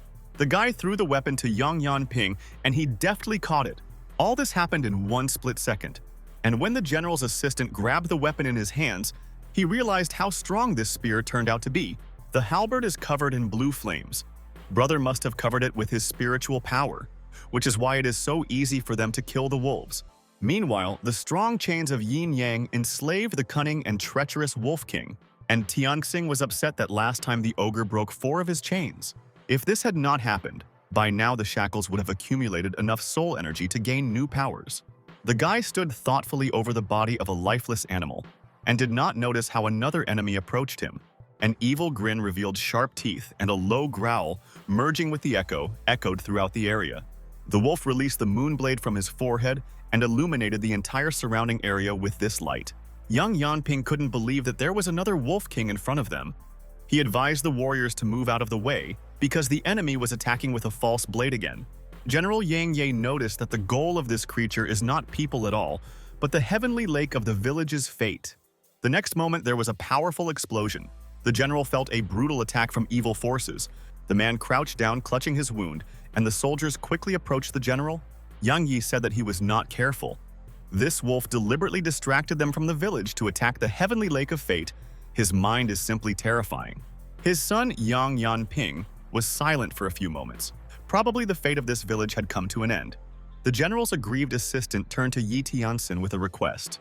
He asked Yi Tianxing to help this unfortunate village survive in such difficult circumstances. The young man looked sternly straight ahead. He decided that he would definitely save the residents. When Yi Tianxing killed the Wolf King's pup, he thereby found an enemy who would seek revenge at all costs. Suddenly, the heroes heard a dog barking behind them, which was clearly audible in the thick twilight. Among the blazing fire and lifeless dead bodies, the soldiers discovered a very strange dog. And Tianxing noticed the unusual appearance of this creature. The dog was too different from its ordinary relatives. This dog was bald, and strange green hair grew on its limbs, and its whole body was covered with ominous fire. It looks like this dog was betrayed by its owner, and now he had paid for it in full, lying dead. The creature began to approach the wolf with rapid speed and a loud growl. Because of the destroyed house and the killed owners, the dog was ready to give his life in battle with the king of wolves. However, in the next moment, the beast was hit by the moonblade and flew several meters back. The dog landed near a small hut that was located nearby. The wolf howled with a wild cry and kept looking at the moon. The enemy looked fierce and unyielding, and Tianxin decided that it was time to intervene and deal with this damned creature. The guy deftly pulled the crossbow string and released an arrow, clinging straight to the wolf. The arrow whistled in the air and rushed straight towards the target with incredible speed. The wolf tried to evade, jumping to the side, but suddenly collided with a protruding stone. The projectile exactly pierced him in the side. At the edge of the forest, Yang Yanding, who, remaining in the shade of the trees, carefully monitored what was happening and did not miss a single detail of the fight. The wounded wolf howled, his soul filled with pain and rage, and his voice echoed throughout the forest. Suddenly, a light shone on the beast's forehead, and a powerful lunar blade erupted from it and rushed straight towards Yi Tianxin. Yang Yanding shouted loudly to his friend, warning him about the danger that was inexorably approaching, and Tianxin thought with rage that he did not have time to dodge, and could only use force, but would not allow the lunar blade to hit civilians. The guy was feverishly thinking about what way to come up with to stop this evil. Suddenly, Yi Tianxing felt something amazing. A life-giving force was formed in the chains of yin and yang. Could it be that with the help of the absorbed soul of that wolf, they have accumulated enough energy, and now the time has come to gain new power? The yin and yang vision granted by the sky was transformed, so there was no doubt. The guy released a huge fire-breathing monster. The creature shone all around with dazzling sparks. People watched in panic, and Tianxing just summoned 2 giant pythons. Surprisingly, these snakes acted like scissors. A glow erupted from the Wolf King's forehead, filling the air with a blinding light. But suddenly the wolf sneezed. Confused by his own strength, he lowered his head. Because of this movement, the lunar blade changed its trajectory, heading in a different direction. A moment later, it became clear that the beam was heading straight for his allies. A huge pack of wolves gathered nearby. At that moment, two massive Yitiangsin pythons appeared from the shadows, gliding towards the wolf with terrifying grace. The beast rushed to the defensive, but the pythons fiercely grappled with him in a fierce battle. The wolf resisted with all his might, but was unable to cope with the attack of the snakes and received many wounds. And Tianxing, standing nearby, coolly watched the fight. His face remained impenetrable. Finally, the exhausted wolf collapsed to the ground. He was unable to continue the fight. The flock, seeing the fall of their leader, howled in fear and rushed to retreat into the depths of the forest. The warriors joyfully exclaimed that this was victory. The wolves retreated as soon as they discovered that their king was dead, and Tianxing stood like carrion and was in no hurry to approach the jubilant soldiers. Suddenly, Yang Yanping noticed the hero's thoughtful look and decided that they needed to talk. It was difficult for the guy to say this, but he wanted Yitianxin to help their people, although his father has no right to ask for this. General Yang Ye noticed that he is not such a coward as to ask for mercy, so he should not continue this conversation, and then said that he had no need to evade. The general put the hero in danger and did it quite consciously. However, even taking into account such circumstances, I would like to ask for a favor. The Yang family's village was destroyed, so Yang Ye asked the brave man to accept the survivors and take care of their safety, and he was ready to atone for his guilt by committing suicide. People tried to dissuade him from his rash act, repeating that the general was innocent. If not for his protection, they would not have lived to this day. After a short pause, Yi Tianxing, after some thought, finally spoke, his voice sounding firm but with a slight hint of fatigue. He patted the general on the shoulder and said that he had done everything right, and then smiled good-naturedly. The guy added that being a headman means putting the safety of the villagers as a priority, and if he were in the general's place, he would have done the same thing. In this world, it is impossible to make a decision in an ideal way, so no one is offended. After this, Yi Tianjing turned to his sons, saying that the general was very wounded and needed urgent medical attention. Yang Yi replied that there was no need to worry about him. It was better to take care of the ordinary soldiers, because with such wounds the man could not live anyway. He decided to stay in this place to say goodbye and bury his soldiers. The guy resolutely went to the place where the fight took place. The stones cracked under his feet. The young man approached the line of collision and the ruins where the fire had recently taken place. The dog that was there was still alive despite the direct confrontation with the Wolf King. Truly an unusual animal. Perhaps she was destined to fight the Wolf King. But now that the dog was seriously injured, Yi Tianxing could not leave him like that. Locals said that this dog belonged to Erdan. People used to constantly chase him until this guy took him in. They were inseparable for a long time, but now the dog won't last long. The dog barely opened its eyes, and the next moment looked at Yi Tianxin with a devastated look.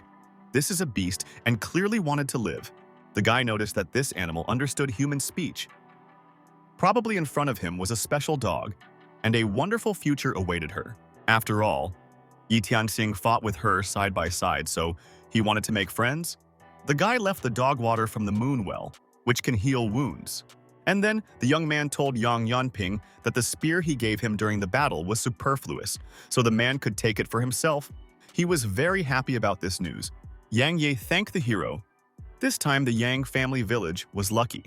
The guy helped them a lot, but Yi Tianxing said that there is no need to thank. After all, they are all people and should help each other. After this, the young man said that he had water from the lunar well that would help heal the general's wounds. The old man took a few sips and felt the unusual taste of this water. The next moment, the general was surprised to notice that the wounds had actually begun to heal. It was like a divine medicine. The man once again thanked the young hero, and Tianxin noticed that he was too polite with him, because the guy does what he should. Yang Ye said that he would like to ask for a favor. The guy replied that he would do everything to the best of his ability. The general hoped that this young brave man would take the civilians of the village to his place. After all, in such time of troubles, Yang Ye is simply not able to feed these people. They need a truly talented leader. The guy said that the general could think it over carefully and not do hasty actions. However, the soldier replied that he had already decided everything a long time ago, and then announced to the people that Mr. Yi Tianxing, the head man of Schwan village, was not far from them and would provide people with a stable life. This statement caused a strong reaction. People were in a little shock, because they did not know what was waiting outside the village. However, Yang Ye was unshakable. He is confident that under the leadership of this talented village chief, the population will be able to live much better. And Tiangxin turned to the people and said that if the general entrusted them, then he simply could not refuse. Huanhuang village also needs new residents, and by uniting, a lot can be achieved. Although his village is an unearthly paradise, all residents are united by the belief that they are able to build their own home and resist monsters and disaster. And Tiangxing promised to introduce techniques for self-defense and improvement to people if they joined. Yang Yi thought that such a time of troubles technology is a very valuable resource, and the young warrior is ready to share with everyone. Lai He said that he is ready to go to the village, although he has no other skills, but the guy could cook food for everyone. Soon other people also shouted that they were ready to join, and the general would no longer suffer because of them. Yang Ye was really glad that people appreciated his efforts. However, he felt sad at such a quick change, and Tiangxin invited the general and his army to go with them to the village, because the guy needed such an experienced leader. Yang Yanping said that brother Yi Tianxing is right. It is better for them to really join the village and continue to protect the peasants. Besides, they have always dreamed of providing a calm and peaceful life for the common people. The old man thought for a few moments, but then came to the conclusion that this was a pretty good idea. He told the guy to accept sincere gratitude from the entire army of the Yang family for his generosity. And Tiangxin replied that from now on, he would protect the general, and he would protect the village. Meanwhile, the dog woke up and began to greedily drink the elixir that Yi Tianxing provided him. The animal angrily thought that it was possible to open the lid, and yet, if this fool is so strong, then why didn't he save Erdon? And why did the dog himself receive such serious injuries? The dog strongly doubted the healing effect. The water tasted completely ordinary, neither sweet nor salty, just a tasteless liquid. But suddenly, the dog felt a strange change inside himself. It seemed to him that he began to understand the thoughts of people and was even able to speak their language. Meanwhile, the dog's body began to quickly recover. The wounds on his sides healed one after another, as if they had never existed. The people around were shocked. Was there really a talking animal standing in front of them? And Tianxing was also in shock. If Moonwater is unable to make the beast speak, what really happened? Previously, because of the green aura around it, this dog was already different from its relatives, but now it turned out that it can also speak simply amazing. Suddenly, the dog felt an incredible attack of nausea. His stomach twisted unpleasantly. The next second, the dog spat out a strange object from its mouth, and looking more closely, those present saw that a bone had fallen to the ground. And Tianxing realized that the dog had a transverse bone inside, and now it fell out. Animals could not speak because of the transverse bone in the pharynx, which prevents speech production. The Qi Masters created a special bone modification pill to remove the crossbones and give the spirit beast the ability to talk. However, such a pill is very expensive, and it is quite obvious that this harmful dog could not use it. Perhaps the Wolf King's Moonblade broke this dog's wishbone. And the dog himself, meanwhile, could not get enough of his new gift.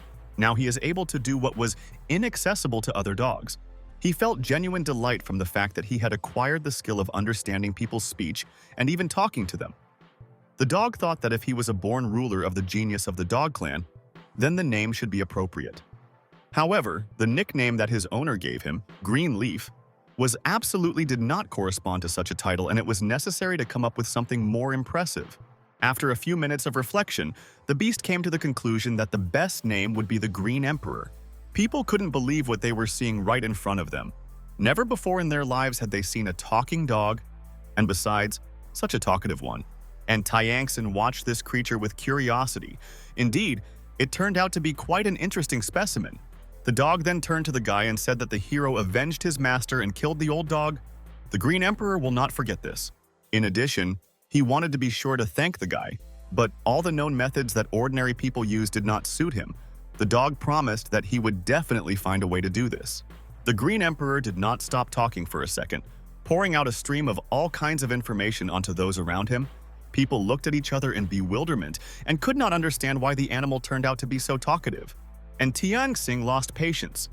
The dog continued to chat loudly about all sorts of trifles, making it difficult to concentrate. The young man frowned and raised his voice, trying to stop this endless stream of words. But when that didn't help, the guy bound the Green Emperor's mouth with his yin and yang chains so that he would stop chattering. People breathed a sigh of relief. Finally, the dog shut up, and the long-awaited silence came. And Tiangxin turned to the general. He offered to try wolf meat to restore strength before the road.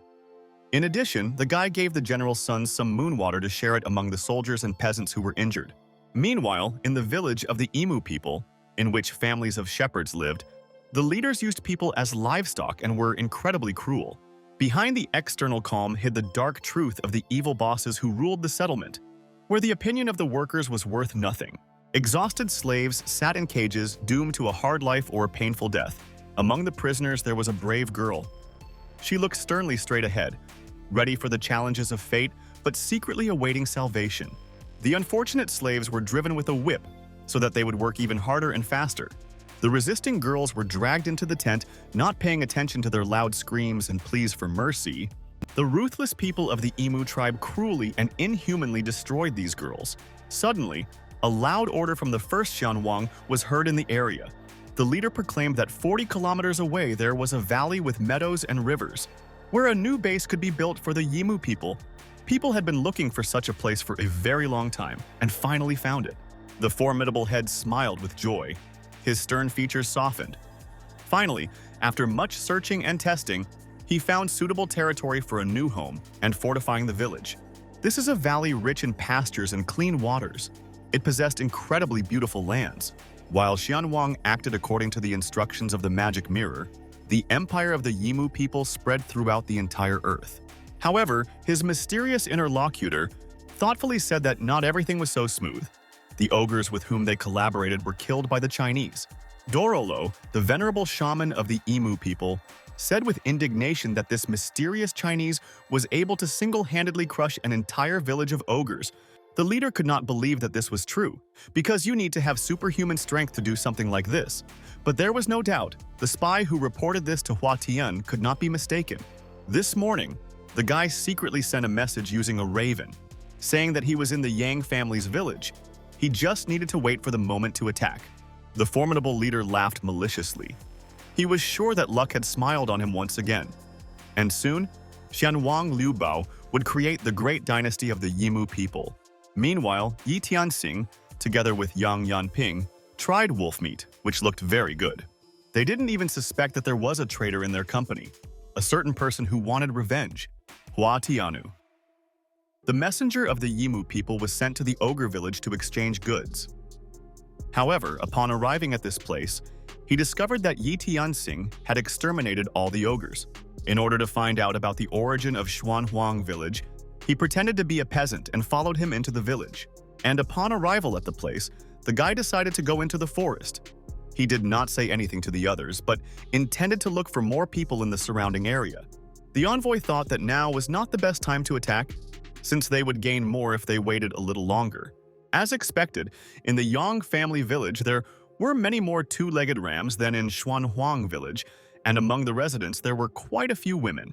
Ultimately, a huge number of two-legged rams joined Yi Tianxin. Moreover, there was a sacred scripture repository in the village, and if there really were countless rare techniques there, it was simply incredible luck. And Tianxing meanwhile explained to his new residents that yesterday, when he walked through the village through the forest, he cut down trees along the way and thus paved a path that led to Xuanhuang village. On the way they might encounter predators. The headman decided to protect the people by going ahead, and the army was ensuring behind. After some time, the group got ready to hit the road and headed towards Xuanhuang village, hoping to leave the dangerous lands as soon as possible. The fighters went forward, and the Green Emperor looked after them with undisguised rage. Since this Yi Tianxing dared to silence the Emperor himself, the dog decided to take revenge as soon as the opportunity arose. Also, the dog looked with obvious dissatisfaction at the bone that was handed to him, because such an honorable and intelligent interlocutor like him deserves much more. For example, fresh meat. But in general, even one bone of this wolf was very tasty and appetizing. It imparted colossal strength. Meanwhile, the dangerous path continued, and Tianxing fiercely attacked the huge bear in the very heart of the forest, the sword sparkling in his hands, casting reflections on the trees. Other fighters entered into battle with wild animals that were also in the area, and hastened to inflict damage on the wandering group. Finally, after a long fight, the battle ended, the animals retreated, and the warriors breathed a sigh of relief. Soon the travelers arrived in a village, which was located on the border of the forest. The people were very tired, but joyful that they had covered such a distance. But when people saw a massive fence in front of them, rising at the entrance to the village and protecting it from the whole world, they were a little taken aback. The young man happily said that before he left, the fence was not so high. Apparently, old man Huang Chengyang and the others had worked hard. Friends even came up with the idea of using thorny bushes to strengthen the wooden fence. Young Yanping noticed that Schwan Huang village seemed incredibly majestic, and there were many defensive structures and towers. In addition, an unusually beautiful bird soared in the blue sky, its feathers sparkling in the sun. Yang Yi enchantedly said that these were multicolored phoenix wings, and Tianxing explained that the appearance of the magical creature included a mixture of qinglin and deer. He has the head of a snake and the tail of a fish, the back of a dragon and a turtle, the face of a swallow and the beak of a chicken. The huge magic bird spread its wings and quickly soared into the sky, leaving a dazzling trail behind it. Soon it rushed so high that it became barely visible, gradually turning into a small dot against the background of the vast blue sky. Xianwan Liu Bao looked after her in fascination. It looked like it was the same legendary phoenix. The first Zhongguan thought, "This is a good sign. The phoenix never lands where there is no treasure. There must be valuable artifacts in this place." The leader needed to get all these treasures. The outside world is very beautiful. Even the firebird has appeared. Perhaps humanity will soon become immortal. The shaman said that the master is very lucky, and Liu Bao will definitely reach heights. But one should not forget about the threat. He must become stronger. He replied that he is improving with the help of female energies, and has already reached the second stage of the kingdom of the Divine Sea. Confirming his words, the scoundrel ordered that several ladies be brought to his tent. His subordinates instantly carried out his order and grabbed several reluctant women and dragged the unfortunate victims into the tent. One of the girls who was behind bars did not want to die in the hands of these scum. Therefore, the young lady made a difficult decision for herself. She ran away at a rapid speed only to hit herself to death on a heavy cobblestone. Jianwang Liubao annoyedly noticed that his victim had committed suicide, but if he was washed, the body might still be good for something. The scoundrel ordered it to be washed thoroughly and then cooked using all kinds of spices. Meanwhile, several prisoners, Chen Sheng and Wu Gong, were quietly talking and deciding how to escape from here. This was not an easy task, because there were too many Huns, and they also had horse meat. Wu Guang said that last night he talked to several guys and found out that one of them secretly keeps sleeping pills. You just need to figure out how to add this drug to food. And when the scoundrels fall asleep, it will be possible to escape. Chen Sheng replied that his friend would be in charge of the powder, and he would be in charge of the volunteers. And at that moment, their conversation was interrupted by the overseer, who furiously shouted for the guys to work faster. And Tiangxin, meanwhile, invited dear guests to the hut and announced that in honor of their arrival, he would organize a grand feast.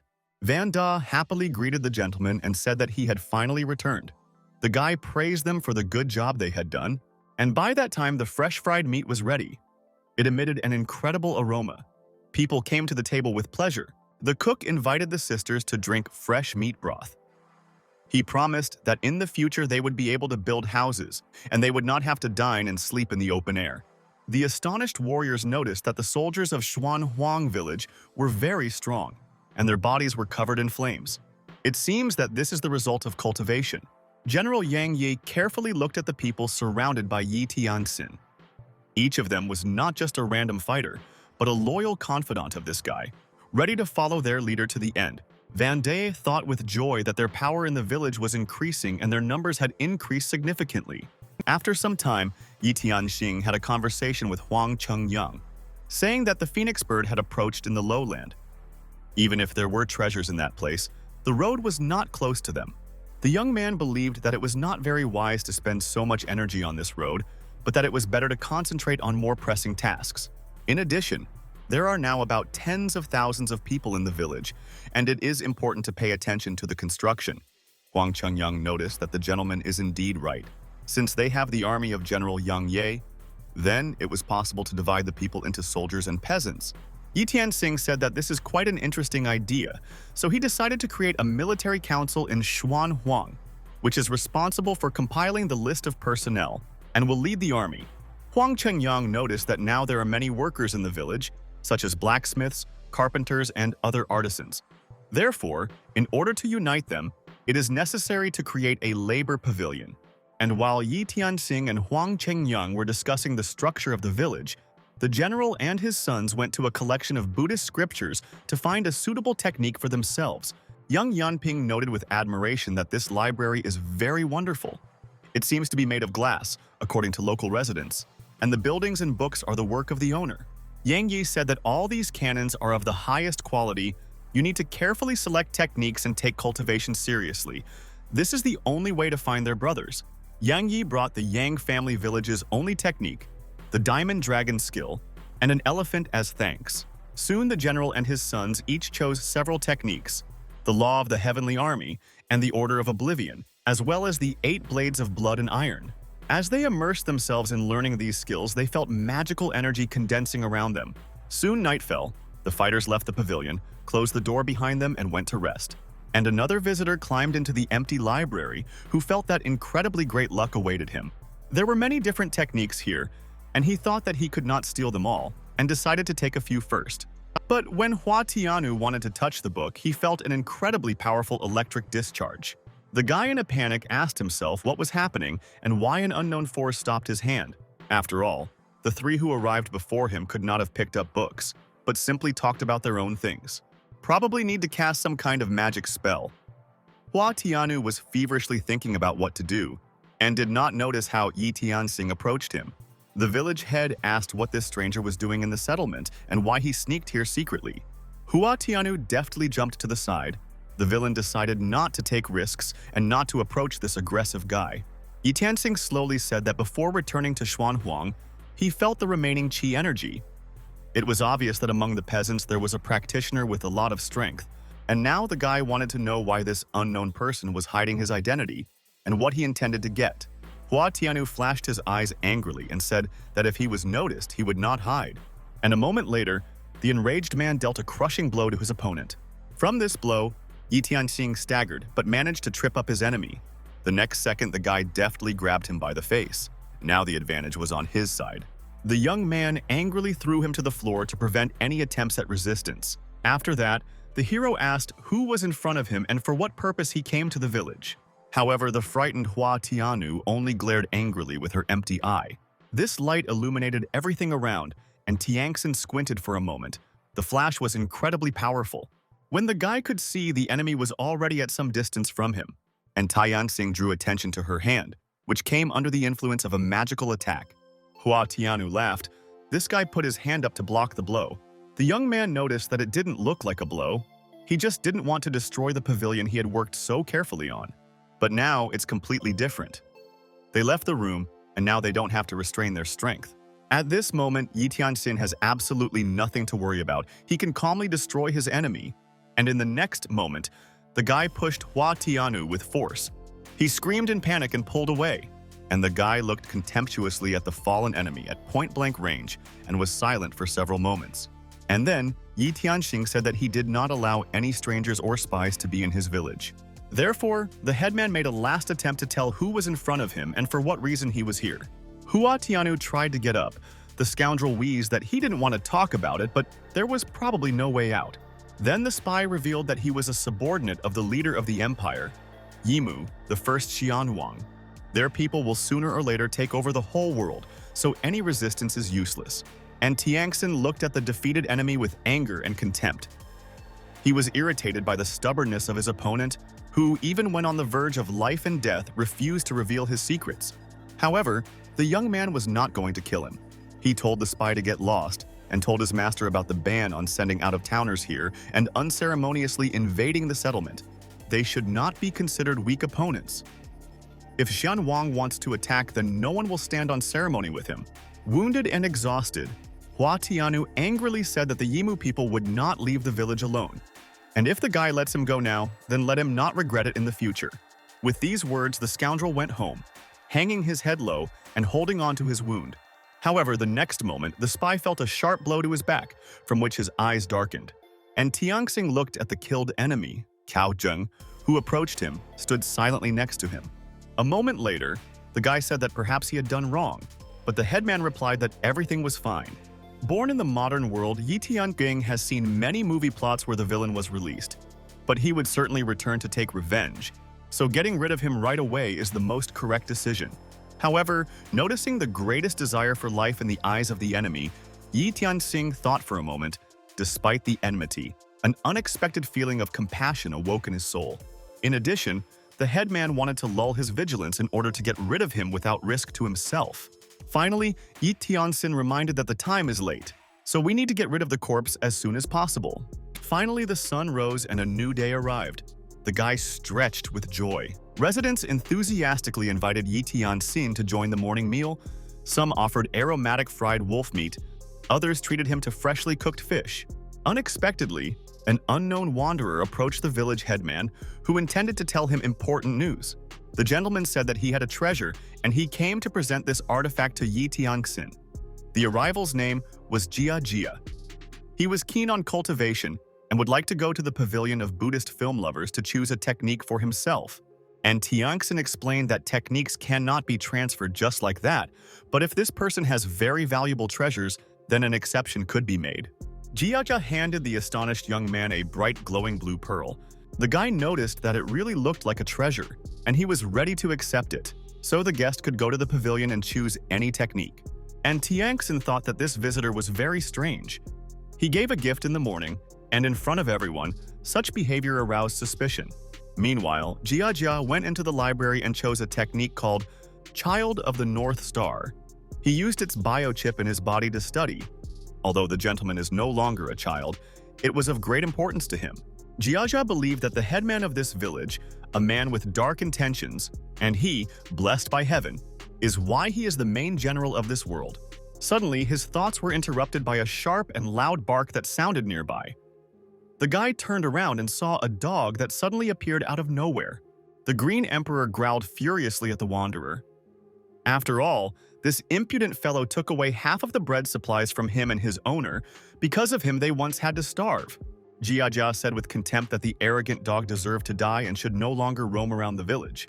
With these words, he quickly rushed away. The master had already got what he wanted, and staying here was dangerous, as well as pointless. The guy rushed forward without looking back. His steps resounded with the rustling of grass under his feet. Suddenly, his movement was interrupted by a powerful jerk. The angry dog, who caught up with him, fiercely grabbed the young man by the clothes, trying to stop the fugitive. The dog growled dully, and the next moment sank its teeth into Jia's leg, causing him to scream in pain and rage.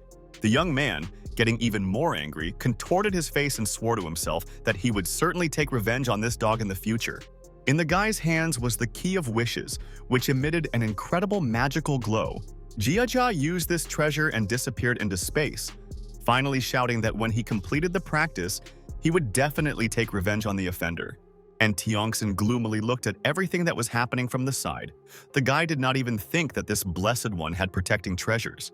But on the other hand, the bite of the Green Emperor definitely does not bode well for the unknown gentleman. And yet, it is interesting to know what kind of strange treasures this unknown person brought. A crystal ball of mutation of the true soul, which can absorb many energies, and then connecting with the biochip generated transformations and hibernated to form a new treasure. And Tianxin thought hard. If this is a biochip, then it is likely to be used for surveillance and eavesdropping. Jia placed the mechanism in this crystal ball, and clearly with intent, he probably needed something. Without hesitation, the guy performed a ritual with the help of which he could cleanse the resulting ball. Now the artifact was in deep sleep, among the primordial chaos. It's hard to even imagine what a strange treasure it is capable of creating. You just need to wait. But while the ball is in the spiritual space, Huang Chengyang suddenly looked into the room. The old man said that everyone whom the owner wanted to see was already gathered and waiting for him. The guy replied that Huang Chengyang did a very good job. Many here are seeing each other for the first time, and it is necessary for people to get to know each other. The guy announced that he had gathered everyone here to create a management system. There is a lot to discuss, and it is necessary to sit down at the table for this. When the population of Schwan village exceeded 10,000 people, Yi Tianxing decided to hand over several government bodies designed to resolve internal issues in the village. First of all, a military chamber was established which headed all matters related to attack and defense, the mobilization of troops, and the division of internal responsibilities. Then the labor chamber was founded in charge of construction, the creation of new tools and technologies, A civil board was also founded, in charge of registering the population of Schwan village, dividing residents into ordinary people and practitioners, and compiling lists. In addition, the following bodies were established, specializing in products, treasures, virtues, justice, and medicine. Each of these people occupied a corresponding post and could engage in a specific task that was assigned to him. Soon, all the residents became familiar with these innovations. Some of them were very happy, others were rather upset. People did not understand why so many controls were needed in Schwan village, but the famous talented artisan was very happy, because in this case, he would receive a decent payment for his work. Also among the population, there were those who were able to treat. Upon entering the medical ward, one could become familiar with the true qi and immediately engage in acupuncture. With this approach, the effectiveness of treatment increased significantly. There was a comfortable silence in the small hut, with carved figures on a rough wooden table. An old man sat nearby, working intently, his wrinkled hands confidently holding a small hammer, with which he deftly struck the edge of the incisor. With each movement, the tool carved a new pattern from the wood. The old man patiently continued to work, and finally everything was ready. An interesting pattern was engraved on a wooden tablet. The guy looked at this work of art enthusiastically and was very happy. Finally, Mentor Lu managed to transfer the rune to a wooden tablet and create this incredible talisman. The old man tiredly wiped the sweat from his forehead. After so many failures, he finally succeeded, yet this world never ceased to amaze him. After the master read the canon of serene signs, he learned that with the help of cultivation, one can find the truth of qi. The old man said that the talisman will be considered complete only with the help of infusing true qi into the carving, and then it will absorb the original energy of heaven and earth and become a full-fledged artifact. Various talismans can be installed on objects and items to increase their strength. For example, by installing an attack talisman on an archer tower, you can increase their explosive and combat power. Hu Bin said that when the village chief invited him to take part in the creation of governing bodies, the master gathered various village masters for this purpose in one room for a meeting. The young man added that now the unlucky student of Mentor Lu will be a participant in the labor chamber, which will manage the construction of buildings and create tools. After thinking for a while, the old man said that there are too many people in this Schwan village. If everyone is now cultivating, then they should be divided into specialties. Although this is just an attempt, the right moment has come. Hu Bin noticed that the mentor was very wise and talented. He could help Mr. Yi Tiangxin. Lu replied that now is not the time for him to continue his training. Meanwhile, inside the glowing magic ball, the birth of a new life was taking place. Shrouded in soft light, a girl lay there. Her face radiated serenity and calmness. Yi Tianxing sat tensely next to the ball. He was immersed in deep meditation, focusing on the energy emanating from the sphere. And suddenly, his eyes opened wide. The ball began to flicker brighter, and mysterious changes began to occur inside it. The guy stood up and slowly came closer, warily watching as streams of magical energy swirled around the ball. Peering closely, the hero noticed movement inside. Someone was trying to break out. Suddenly, a hand appeared from inside the ball, dexterity breaking through the thin border. Then, as if freeing herself, a girl emerged, amazingly light and lively. And Tianxing froze in confusion, stunned by this unusual event, unable to immediately understand what was happening. And the girl, clearly delighted with him, smiled broadly, extended her arms and unexpectedly called him dad. This word pierced the guy like lightning. His surprise became even stronger, and Tiangxin did not expect to hear such things. The guy asked tensely, "Did the child really call him dad?" The girl explained that this is so earlier. The crystal ball came into conflict with an alien biochip and plunged into a state of primordial chaos. And the young man's blood came in at the moment of conception, so he is her blood father and she is her own daughter. And Tiangxin assumed that a mistake had occurred, but did not argue and asked what the name of this unusual girl was. The young lady replied that she did not have a name and her father had to name it himself. After thinking a little, the guy came up with her name, Shingai. However, Yi Tiangxin wondered why the boundaries of the girl's spiritual body were not very stable. Shingai explained that she was conceived with the help of the true soul crystal ball and a biochip, so her body is naturally controlled by runes and data. And since she was only recently born, all the programs have not yet been filled and her spiritual body is unstable. And after that, The girl continued to say that by nature she has the magical abilities of a spiritual artifact and powerful auxiliary and computational abilities of the biotype. And in the course of her continuous growth, these skills will also improve. And now, the girl is able to envelop Schwan village and the heavenly lake of fate with the star network. With the help of this technique, Shingai can observe the living beings inside the village, as well as track the different creatures that fall into this space, and find out their nature. And Tianxing noticed that this star network is like a street version of video surveillance and scanning. The girl replied that as she grows, the functions of this network will improve. However, she will need time to research. Therefore, if desired, the young man could use the star network in the village. For this, he needs to connect this rune with the heavenly lake of fate. And Tianxing replied that he would do it. And after that, the star network will need Xinghai's help in its work. After that, the guy thoughtfully went to the reservoir.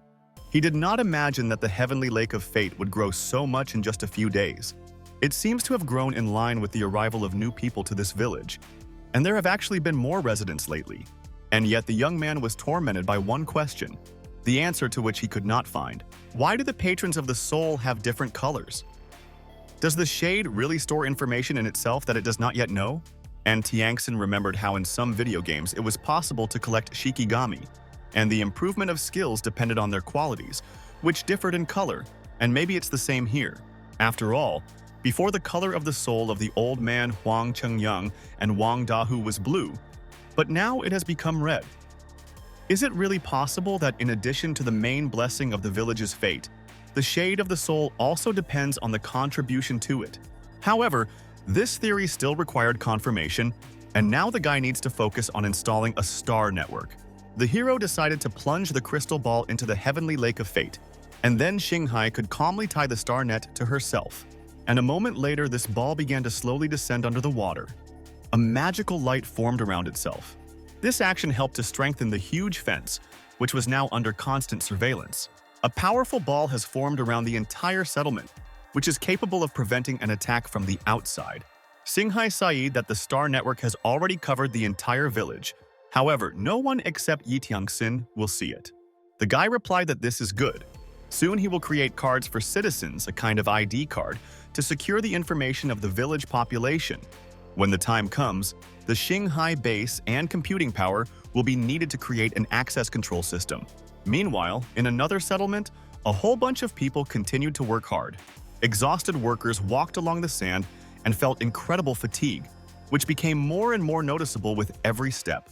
Chen Sheng and Wu Guang, under the yoke of foreigners, were preparing a popular uprising in the center of the plain to rewrite history. Soon twilight descended on the sky, and the tired slaves, with the last of their strength, went to the hut. Chen Sheng had already taken out sleeping pills and came up with an escape plan. And Wu Guang gathered all the volunteers who wanted to take part in this uprising. The guy advised his friends to build the southeastern corner of this wall from rotten wood. When the time comes, they can safely escape. The bottom of the grate was damaged by a stone, and it formed a gap. You just need to knock out these foreigners, steal the key, and free the women. And as soon as the people get free, Chen Sheng will create chaos in this military camp and take revenge on everyone. Wu Guan said that these scoundrels are not fools either. It is necessary to find a real fighter for justice who will poison them. His friend replied that he had already found one. This fearless hero, a man named Wang Kai from the future world, he voluntarily wanted to become a victim. The guy said that these and the foreigners tortured his sister to death and ate him. He wanted the attackers to burn in hell. In addition, Wang Kai heard about these guys in history lessons and knew that it was Chen Sheng and Wu Guang who had to lead the Chinese people away from here. Chen Sheng told his friend not to worry. They will help him take revenge and will never forget about this feat. After Wang Kai takes this powder, the scoundrels must be forced to eat it.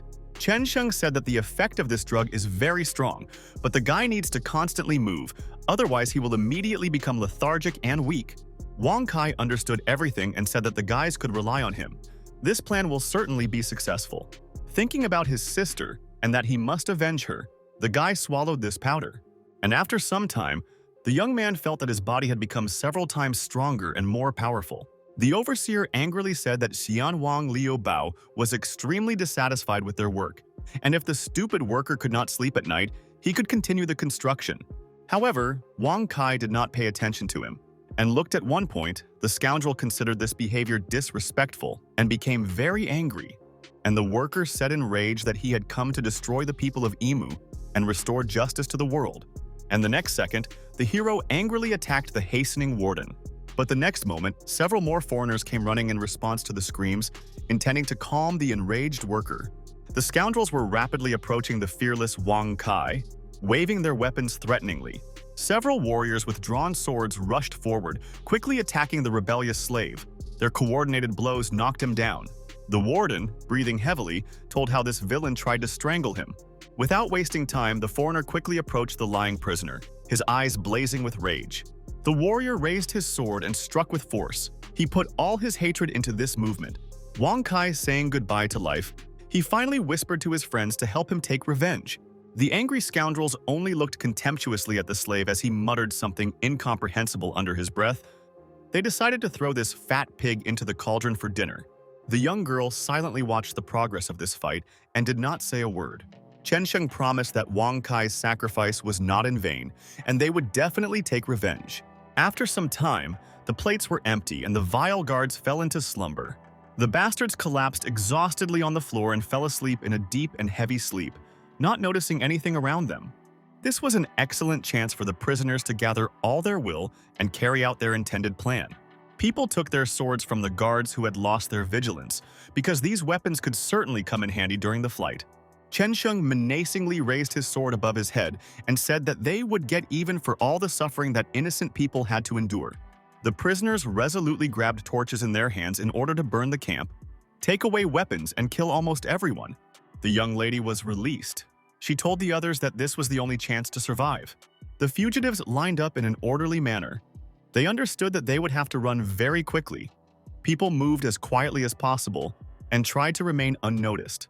However, the guard on the huge tower noticed that unforeseen events had occurred in the village. The warrior blew his horn loudly to attract the attention of all residents and authorities.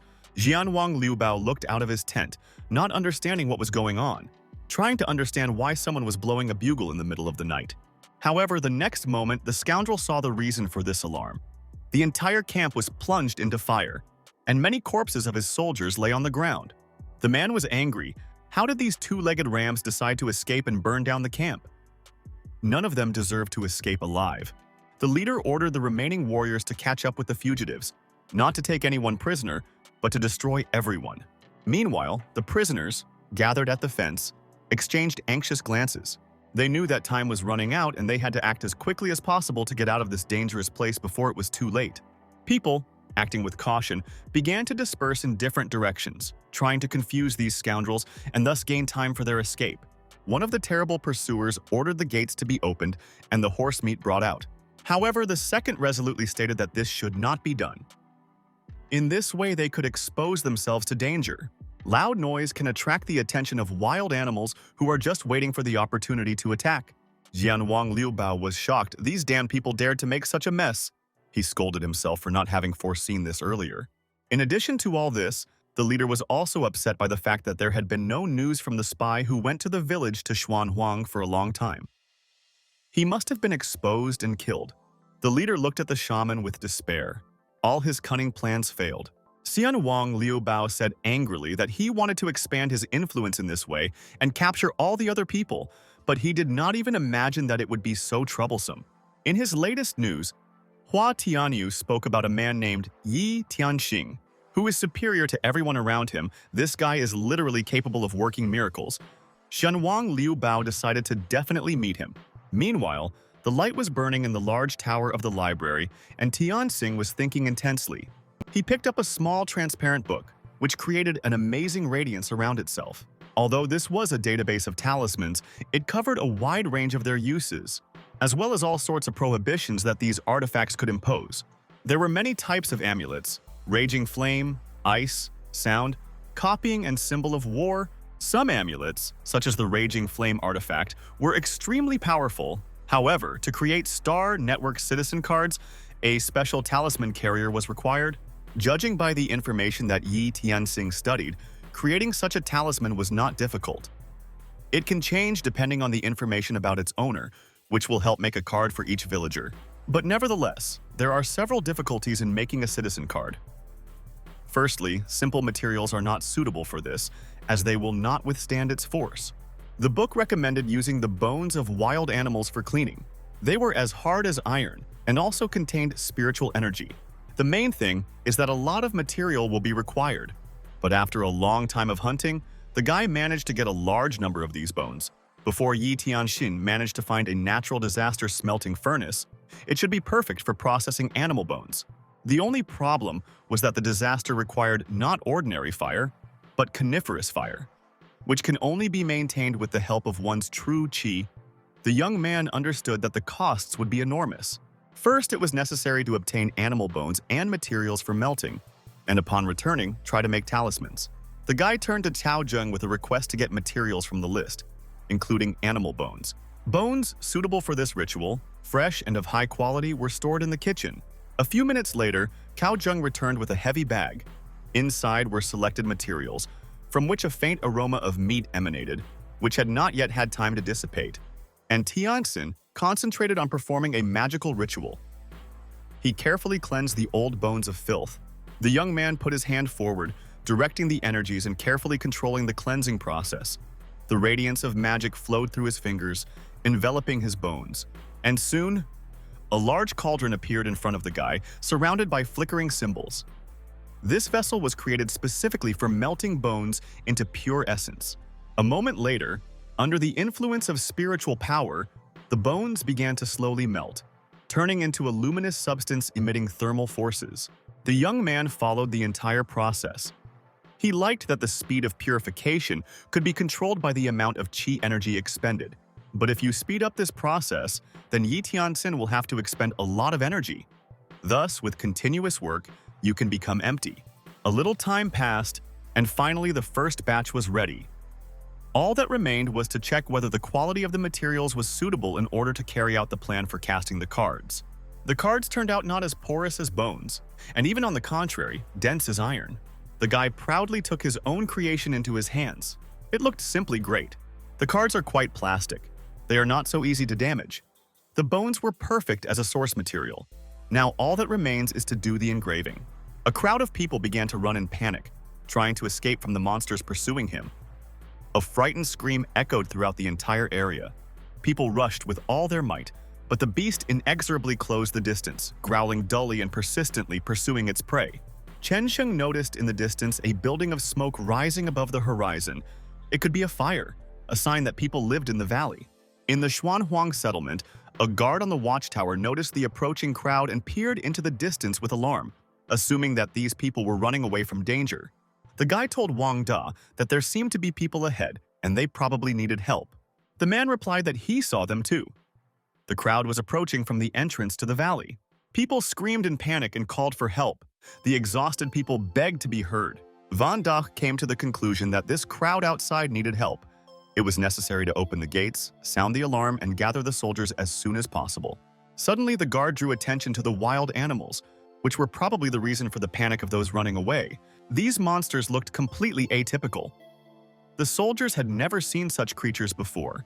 The settlement heard a warning bell about the alarm. The brave guys decided that it was time to use their techniques. And Tianxing took a decisive step towards the entrance to find out what was the matter and why the alarm was announced. Van Da, meanwhile, carefully studied these unusual creatures. The aliens were covered with snow skin, and the ferocious expression on their face indicated that they seemed easy to cope with. When the general saw the elder approaching, he reported what had happened. A large crowd of people from outside the valley arrived at the settlement. Judging by their appearance, the poor fellows had a hard time. However, that's not all. The unfortunate residents were pursued by white werewolves who do not look like ordinary animals.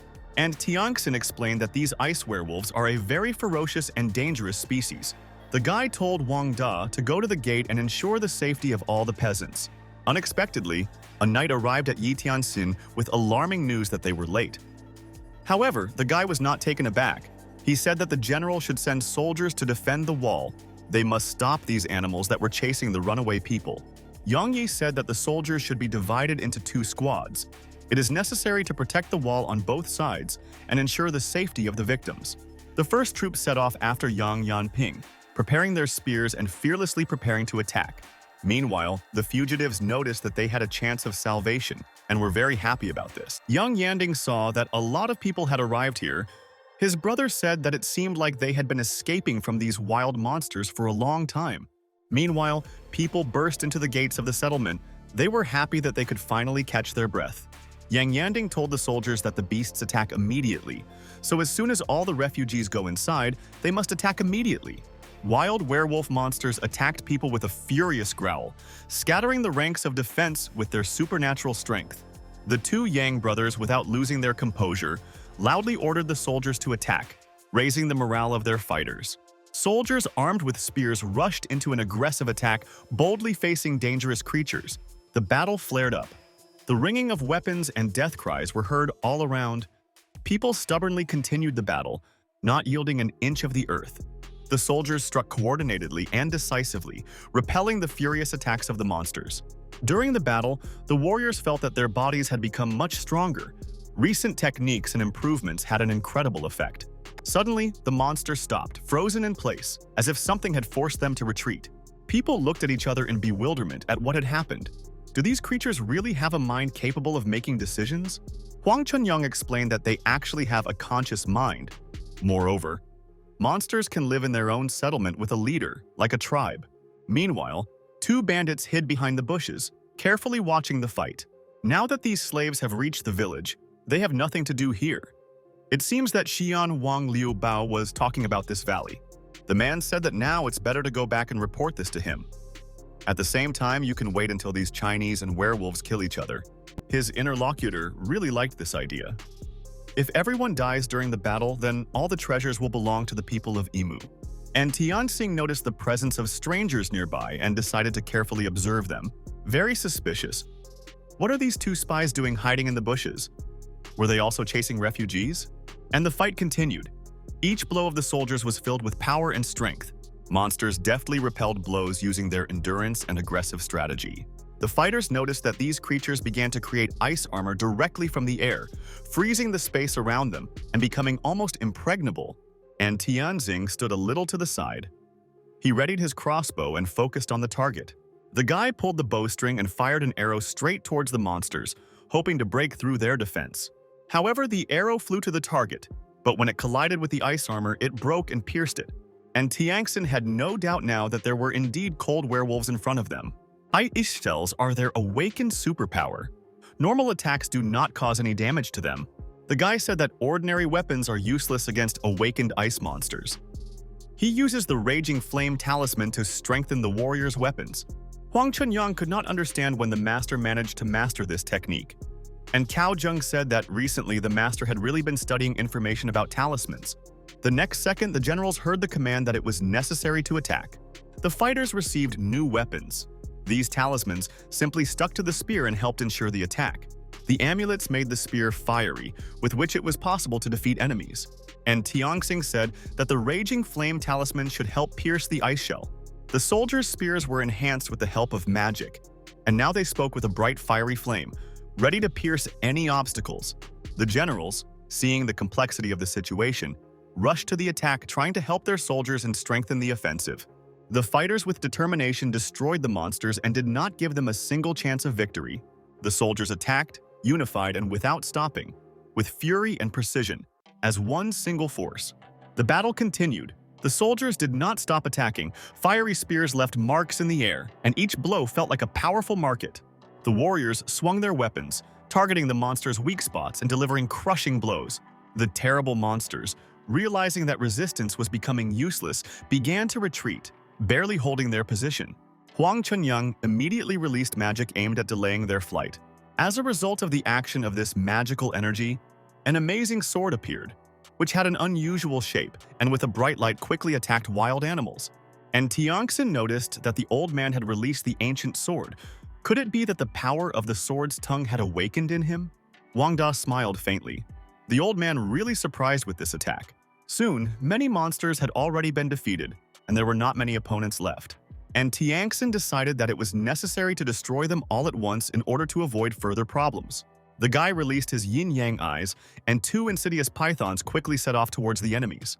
Magic chains quickly wrapped around the remaining monsters, trapping them and limiting their movements.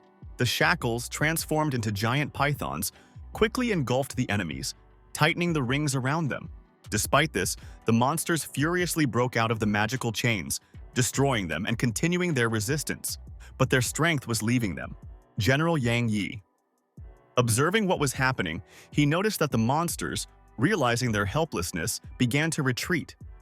The decision to escape from this doomed battle seemed to be the most optimal for them. The man wanted the master to give an order, and then he would go after them to completely destroy them. However, Yi Tianxing replied that it was better not to take risks and not fight outside this village. Von Dock noticed that the gentleman is indeed right, because they do not know where exactly these monsters fled. Perhaps they will bring people to their lair where it will be even more dangerous. The general nodded in agreement, recognizing that the measures taken were indeed justified. When it comes to protecting the native walls, every method becomes correct, and Tianxing called Huang Chengyan to interview the refugees who had arrived to them, and finally find out what happened. When they went to the people along the road, and Tianxing told the old man about his suspicions. After all, during the battle, the guy saw the silhouettes of strangers who were quickly running away. And a few days ago, a spy from the Yimu people invaded their village. Probably, he told everything about Schwan Huang. It is possible that these strangers came to reconnoiter the situation and intend to capture the settlement. By that time, the unfortunate people had already been fed, and they took a breath of relief, relaxing after long ordeals. Judging by the wounds on their feet, these people have been running barefoot for several days. And Tianxing said that their condition needs to be properly examined. It was decided to go to the medical ward and invite Dr. Qiu, who could provide treatment and provide the necessary pills. Among the fugitives was Kai Yan, the daughter of the great writer of the last years of the ruler of the Han dynasty. She recognized her uncle Huang Chengyang. The old man could not believe his eyes. He did not expect that the girl would also be among these refugees. Huang Chengyang wanted to know what happened to his niece, and where was her father. The girl said that she did not know anything. Kai Yan was heading to her wedding when the Yimu people kidnapped her. And Tianxing, meanwhile, gave the order that meat be prepared in the food chamber. He wanted to have a separate conversation with this guest.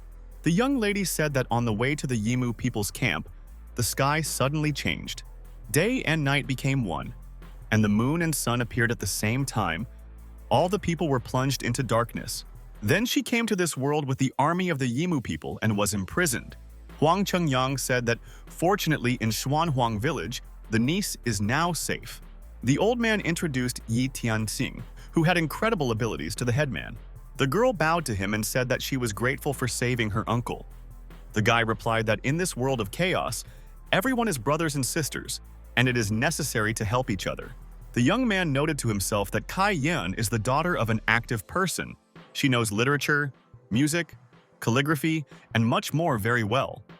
Before, Yi Tianxing had only seen her in games, but in life the girl turned out to be much more charming. Kai Yan noticed that the village chief was very young. She said that she admired his leadership qualities at such a young age.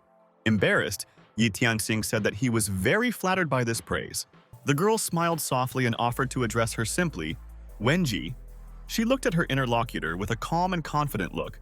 The guy looked at her carefully, holding his gaze a little longer than usual, and, barely nodding, quietly said that he agreed with this. Huang Chengyang noticed that with his appearance and talents, only 1 in 100 could have a niece, and the gentleman is truly an outstanding person. And Tianxing looked at the old man. Is this really how he matched them? He replied that he was just thinking out loud and nothing more. Kai Yan was in a bit of a stupor. She had not noticed such frankness in her uncle's character before.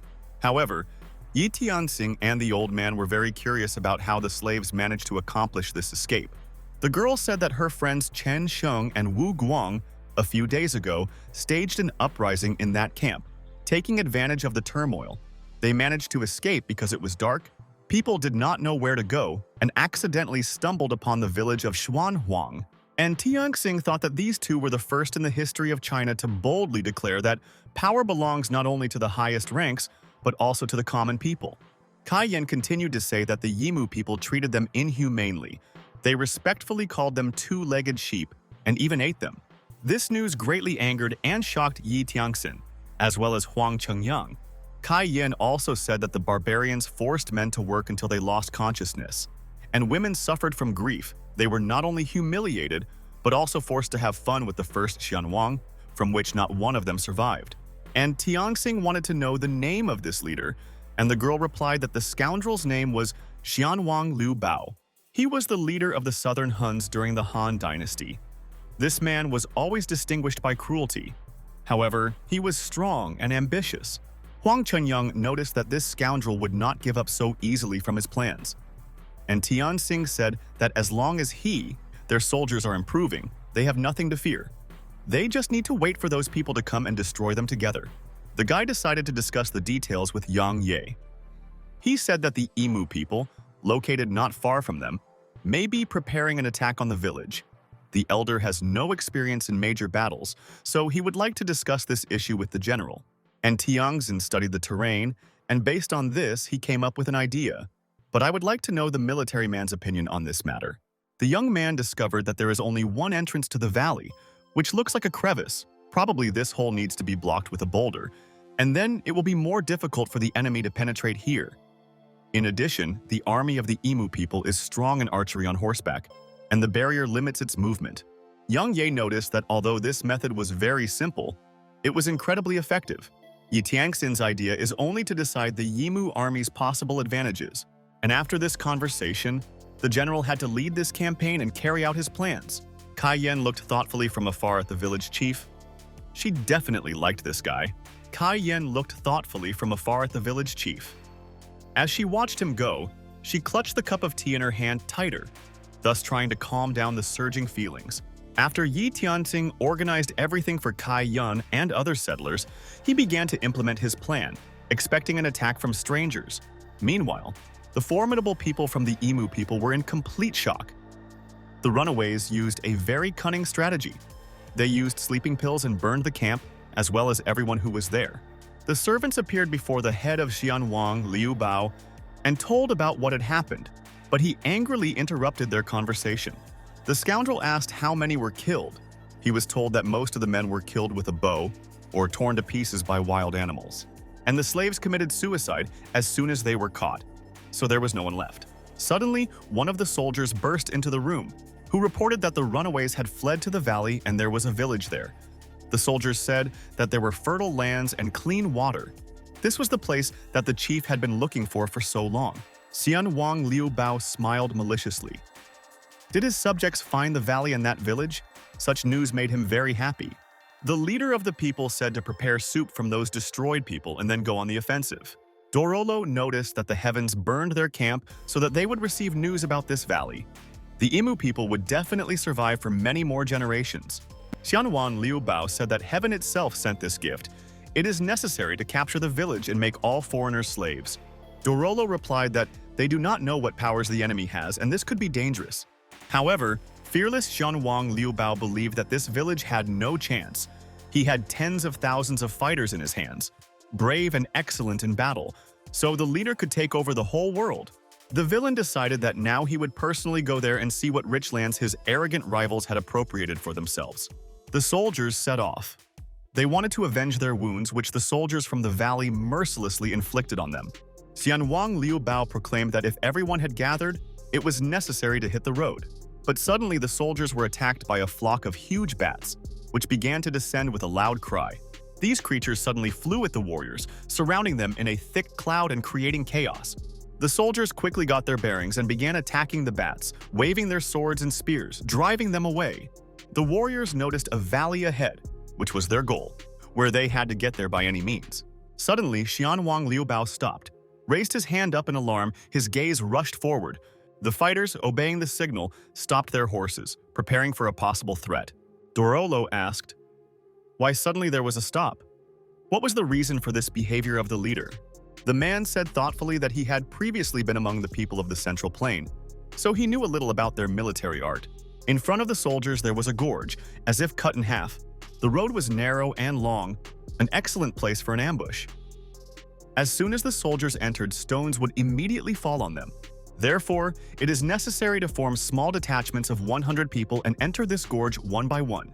In the event of an ambush, in this way it will be possible to reduce losses to a minimum and avoid a large number of casualties. Dorolo said that this plan is great, but if the enemy army is nearby, they can easily notice the huge army. However, with this Shenwang, Liu Bao did not consider it necessary to worry. After all, the leader decided to send a reconnaissance detachment and wait. If there is no danger, then everyone will go into the gorge. So the commander ordered his servants to go into the canyon in 1,000 people, and if it was safe there, the leaders would follow. The crowd of soldiers carefully moved along the narrow gorge, carefully looking around, in tense anticipation of danger. The warriors did not realize that they were being closely monitored. The people from Zhuanhuang village noticed that the enemy army had decided to send 1,000 people to avoid an ambush. However, the headman thought through everything in advance, so these scoundrels are not able to unravel his plan. Soon, Shenwang Liubao was informed that everything was clear, and the detachment safely entered the valley. The man menacingly pulled out a blade. The heavens themselves gave these lands to the people of Imu. Therefore, they must win back theirs and take this blow with dignity. The terrible leader told everyone to go on the attack, kill the inhabitants, and take away everything of value. Meanwhile, Yi Tianxing was watching what was happening from the side. The guy calmly watched as the enemies approached. Huang Chengyang noticed that their horse meat was indeed overflowing with strength. No wonder the barbarians were constantly fighting, and the army was approaching with a loud cry. The soldiers were anticipating sweet revenge. But suddenly, the horses, who did not notice the obstacles, got caught in the wooden rods. The riders, who did not expect anything, instantly fell to the ground and received many bruises. The angry fighters now realized that attacking the village was not so easy. There were traps set ahead, and due to the fact that the warriors accelerated with incredible force, it was difficult for them to stop the horses. However, when they fell, the soldiers discovered that the earth under their feet was incredibly soft. They quickly fell down, and without having time to react, they landed right under the ground. It turned out that in this place, huge holes were dug everywhere from which it was difficult to get out. Seeing all this, Xianwang Liu Bao still did not lose his composure. After all, these are just pits, and they can simply be buried. At this time, Van Dak, watching what was happening, grinned slyly. The tunnels left by the diggers would be very useful to them, and Tianxing noticed that burying these depressions was a very good idea. Meanwhile, the warriors decided not to give up and began to quickly build wooden bridges through which they could safely overcome the pits. However, Yi Tianxing knew what to do. He signaled to the general that it was time to block this movement. When Yang Ye heard the order, he immediately ordered the heroes to throw stones down. And the next moment, many huge boulders began to rapidly fall on the unsuspecting enemy troops. Dorolo heard an incredible roar and turned around, trying to understand what the problem was. Xianwan Liu Bao realized that things were bad. The passage was blocked and the fighters were trapped. However, the terrible leader knew that he would not retreat so easily, and did not consider the inhabitants of the settlement worthy opponents. Because of the pits that have formed, the fighters from the village will not come close to them. And if the people of Imu have already found the valley, they will not surrender without a fight. A large army will not be afraid of a tiny village, and it is better for the warriors to think it over carefully and then attack. Xian Wang Liu Bao announced that it was time to hide. The people would simply set up camp here. Wang Da noticed that, as expected, they did not attack recklessly, but decided to set up camp. Huang Chengyang said that their leader's self-control was indeed at the highest level, and Tianxin said that despite the number of their warriors, the enemies expect even more traps from the settlement, so they do not go ahead. The guy ordered the guards to guard the territory around the clock and report all changes. With such an enemy, it is important not to let down your guard. Direct clashes should not be allowed, so the best strategy is to silently observe and wait. The guy decided to offer Kai Yan a good technique, because in this difficult time, everyone should improve in order to be able to protect themselves. The skill was called Staying in Oblivion. This is the best of the basic techniques. It was suitable for anybody, therefore, and the girl could master it. Kai Yan thanked her brother and said that now she can become much stronger. After that, Yi Tianxing retired into solitude while in his transformation. In this state, he could think about further plans. The guy had already entered the second stage of the Divine Sea Realm. Just when the enemy invaded, the hero was now able to cultivate the true dragon qi. If in 2 days Yi Tianxing improves the qi of the true dragon in the yin-yang meridians, then he will be able to resist enemies much more effectively. The night passed and the next day came. The enemy camp had been working since morning.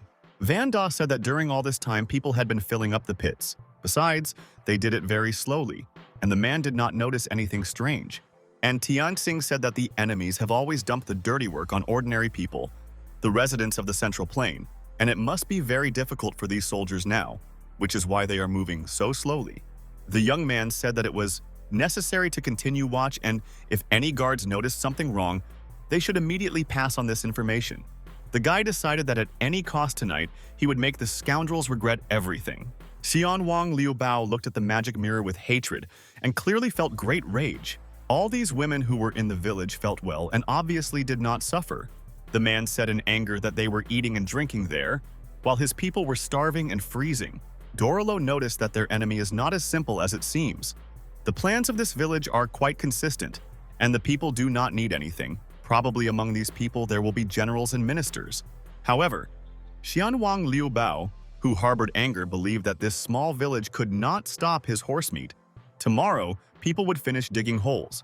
In addition, there are few soldiers in this settlement, and it will not be difficult to raise them to the ground, and yet it is necessary to take all protective measures just in case. Therefore, the leader said that the swordsmen should not leave their duty and guard the camp in shifts. Meanwhile, Yi Tianxing soared majestically among the endless starry sky.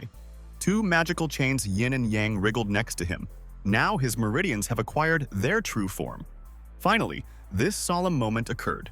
But they are still quite fragile, so we will have to support their formation with the help of qi and blood.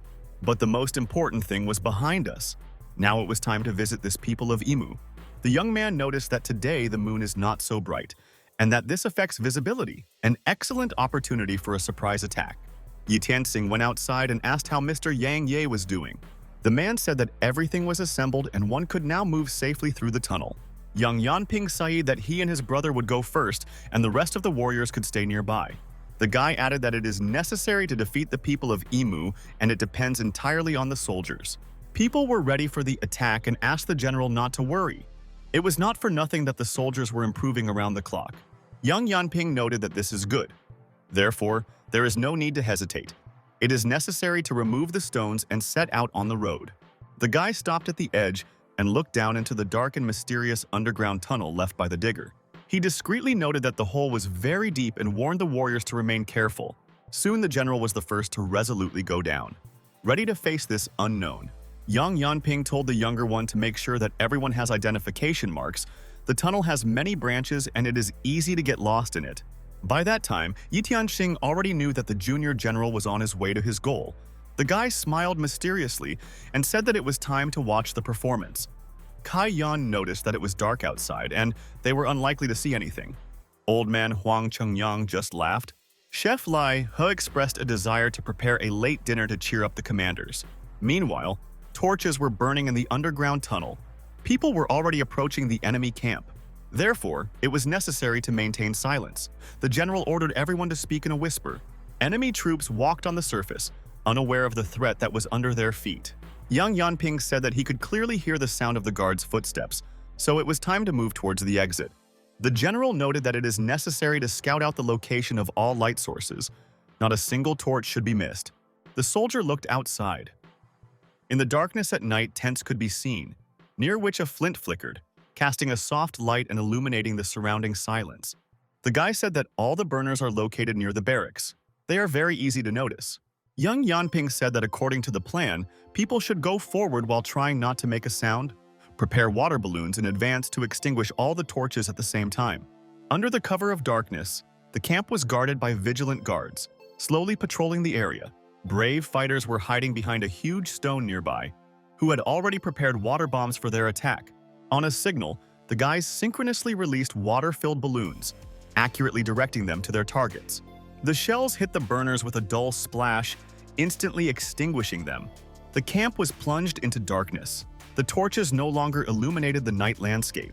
The guards were confused, not understanding what had happened, and began to look around warily. In complete darkness, unable to see anything around, they began to suspect that the camp was being attacked by strangers. Suddenly, arrows rained down from the darkness towards them, whistling threateningly in the air. The guards instantly realized that this was a surprise attack and began preparing to respond. They tried to relight the torches to illuminate the battlefield and get their bearings, but their efforts were in vain. The torches were soaked in water and did not light up again.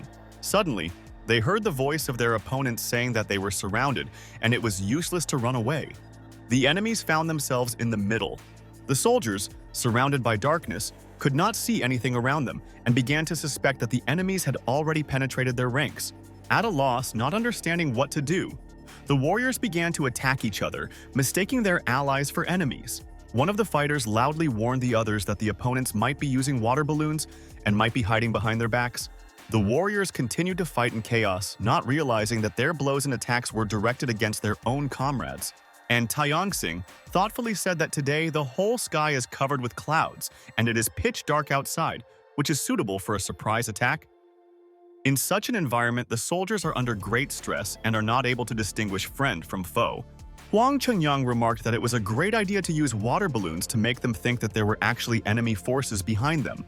The guy said that Liu Bao's Zhenwang people would suffer significant losses tonight. Lai Hui had prepared a late dinner by that time and happily brought it to the master. There was little time, so among the dishes there was only salted wolf meat, piranha pulp, and a few simple dishes. And Tiangson said that now you can try the wine. The guy picked up the decanter. He slowly brought the cup to his lips and, closing his eyes, took a deep sip, enjoying the tart taste of the drink. But the next moment, the young man realized that the wine was incredibly strong. Lai He warned that this was a 10-year-old tincture. Meanwhile, the leaders of the Emu people were sleeping in one of the tents, unaware of what was happening. Xianwan Liu Bao heard noise and screams. He became alarmed and decided to go out to understand what had happened. The man's eyes flashed with rage as he saw the chaos unfolding in front of him.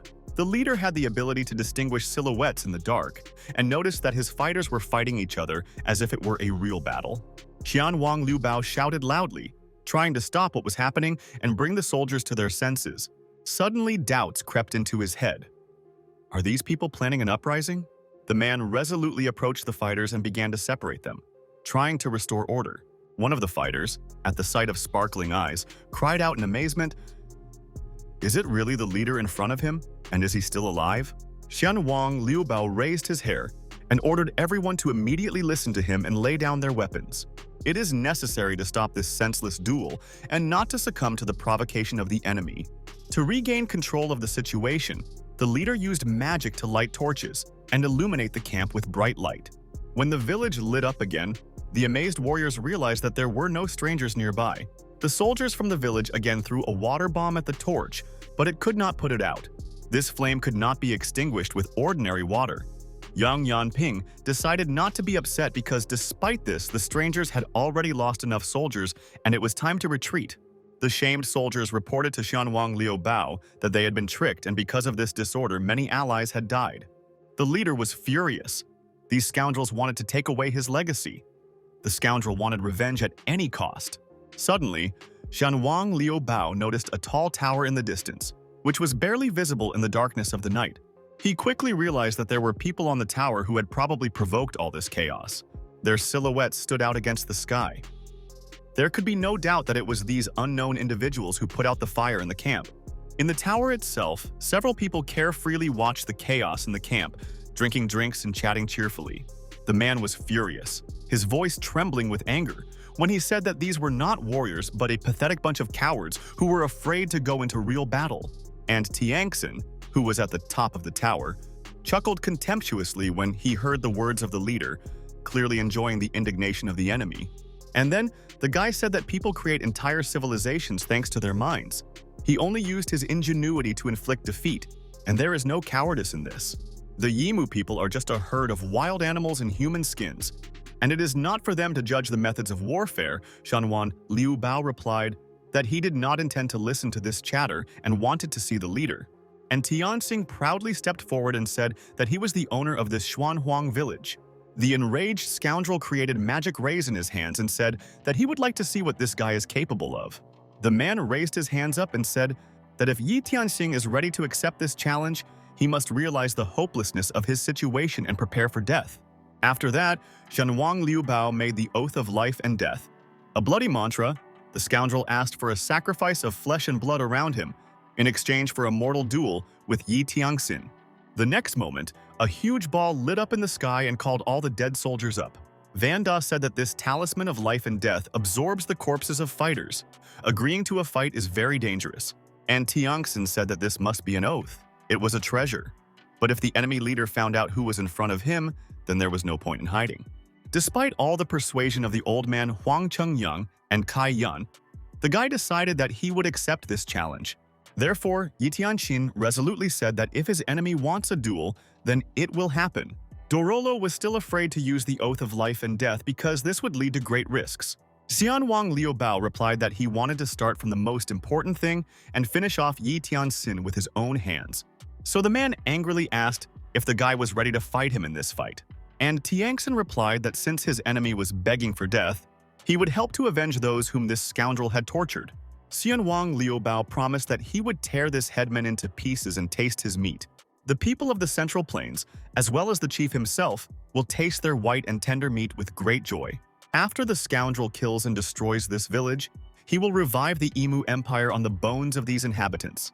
The allies told Yi Tianxin that their enemy was very dangerous and cunning, and that he was also very resilient, but the guy bravely looked his enemy straight in the face. Kai Yin warned that this villain uses various evil techniques. The girl saw with her own eyes how the women who visited his tent turned into mummies, and Tianxin asked his girlfriend not to worry, because he would follow the rules of decency. In the dark sky covered with clouds, a gloomy platform hovered, surrounded by a mysterious glow. The two flags that were returning at the edges indicated that there was no place for reconciliation and no place for allies. Yanwan Liubao told Dorolo to monitor the defense of the camp during the duel. Meanwhile, Huang Chengyang and Kai Yan wished good luck to the master. He said that he would return very soon. And then, with a decisive step, the young man headed towards his fierce enemy. Xianwan Liubao said that Yi Tianxin will not die immediately. The man will make sure that he suffers well before this. However, Yi Tianxin looked him firmly in the eyes and told the enemy to stop talking. If the scoundrel wants to kill him, otherwise he will have to try hard. With these words, the young man grabbed a saber in his hands. The weapon would best determine the winner, and Tianxin quickly rushed to attack, his saber sparkling in the air as he flew at the enemy with incredible speed. But Zhenwang Liubao, with predatory confidence, used a magic spear and with a powerful blow broke the hero's blade, tearing the weapon with a crash. And Tianxin lost his balance for a moment. His gaze became a little confused, but the guy quickly came to his senses, remaining focused and thinking about the next move in the battle. It seems that Xianwang Liubao had considerable strength. His cultivation was clearly not lower than the second stage of the Divine Sea Realm, and Yi Tianxin's friends watched with bated breath from afar at the arena where the battle was taking place. They did not see what was happening there and could only guess. Kai Yen hoped that everything would be fine with Brother Yi. Her uncle replied that the master always practiced in secret from everyone, so no one knows what level he has reached. And yet, probably Yi Tianxin and Xianwang Liubao have approximately the same level of development. The angry scoundrel said that his opponent had very high skill, but the guy could not cope with the power of true qi. But suddenly, Yi Tianxin's eyes turned bright red, and a huge dragon ancestor appeared next to him. The reptile opened its mouth and let out a long, menacing roar that made the air vibrate, and Tianxin, without taking his eyes off, carefully watched every movement of the enemy. But the enemy did not hesitate, and directed magical energy directly towards the guy, creating a flash. Lu Bao's true qi Shinwan was capable of influencing the youth's will, but fortunately, the strength of the dragon ancestor could counter this devilish threat. Xianwang Liubao thought with rage that his true energy had no effect. It turns out that this young man is no weaker. However, the man did not want to accept defeat, because more than one person had not yet repelled the blow of his saber. With these words, the mighty bastard summoned his other technique, which was called the Moonblade, thirsty for blood. And Tianxin tensed. This is an incredibly strong blade technique that could only be deflected by a spear of split jade. The guy used his weapon, as a result of which the whole world should sparkle like an eastern emerald.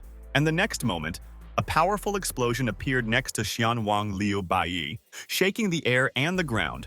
And after this explosion, huge pythons burst out of the darkness, furiously crawling towards him. The man growled furiously. He did not understand how these monsters ended up next to him. In response to the threat, the scoundrel decided to use the demonic armor technique. His entire body began to be covered with black, strong shells. With every moment, his hands became more and more covered with protective armor. The enemy covered his face with his hands to avoid a collision with the snake. The pythons came closer, trying to attack, but their sharp teeth could not penetrate this defense. And Tianxin, watching from the side, was confused. This powerful armor did not give in. even from the attacks of his pets, and Shenwang Liubao was forced to use the second degree of the Divine Sea Realm and finally put an end to this guy. The man quickly accelerated, about to attack with full power, his fist flying straight towards Yi Tianxin. However, the young man, without losing his composure, deftly met his enemy's fist, blocking the blow and preventing him from breaking through this defense. And then Yi Tianxin slowly said that he obviously didn't expect it, but his opponent had reached the second degree of the Divine Sea Realm. However, Zhenwan Liubao is too self-confident if he thinks that he can easily deal with the headman. After all, this is an inhuman barbarian, far from the only one who has achieved the same form. Now it became clear to the scoundrel why the young man stopped his attack with such ease, because the opponent had also comprehended the realm of the Divine Sea. However, despite this, the angry man decided to definitely destroy his enemy. The next moment, Shenwang Liubao dealt a crushing blow with his sword, and the young man barely had time to pull away. Although they were at approximately the same level of development, the speed and strength of this scoundrel could not be underestimated. A few minutes later, their swords clashed and a loud clink of metal was heard. Jianwang Liubao laughed maliciously in anticipation of his victory, because the excellent village chief did not have enough strength, and Tianxing responded with rage to tell his opponent to talk less and use all his capabilities. They clashed swords again, each trying to win this brutal duel. Suddenly, there was an explosion. After a powerful blow, the enemy's weapon broke. He flew back, deprived of his saber. But Yi Tianxing also flew away in the opposite direction, barely maintaining his balance. The guy rose from the rubble, shaking himself, and said that if weapons cannot determine the winner, after a short pause, the young man added that hand-to-hand combat can decide everything. Meanwhile, Wang Da, who felt incredible fury emanating from the battlefield, said that this does not look like a duel between people. Huang Chengyang thoughtfully said that these two people have already reached such heights in cultivation that they simply cannot understand everything. Tsai Yan hoped for the master's victory. Her uncle replied that he also believed in a happy ending. The hand-to-hand combat continued. Blows and blocks followed one after another. The air crackled from the force of the fight. Xianwang Liubao wasted no time in using a magical technique, releasing powerful waves of energy from his palms, and Tianxing deftly dodged this blow. His movements were fast and precise. The next moment, the guy grabbed his enemy by the arm, preventing him from moving.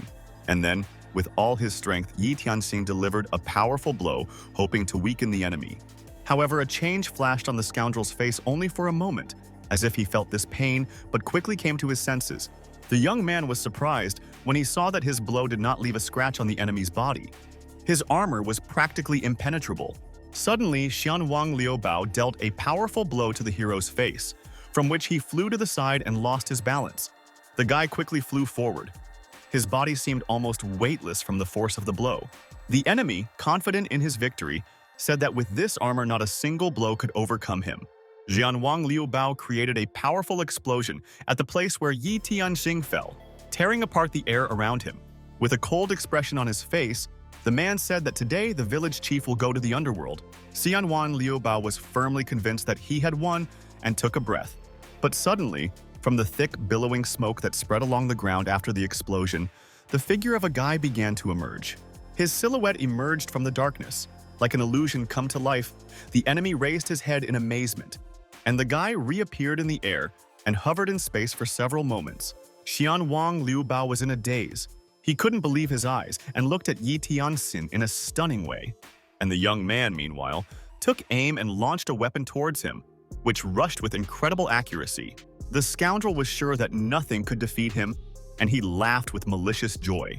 But at that moment, the guy once again sent a powerful magical beam in his direction, piercing the air.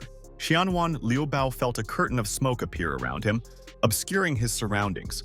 It turned out to be a smoke bomb that immediately swallowed up space and plunged me into the unknown.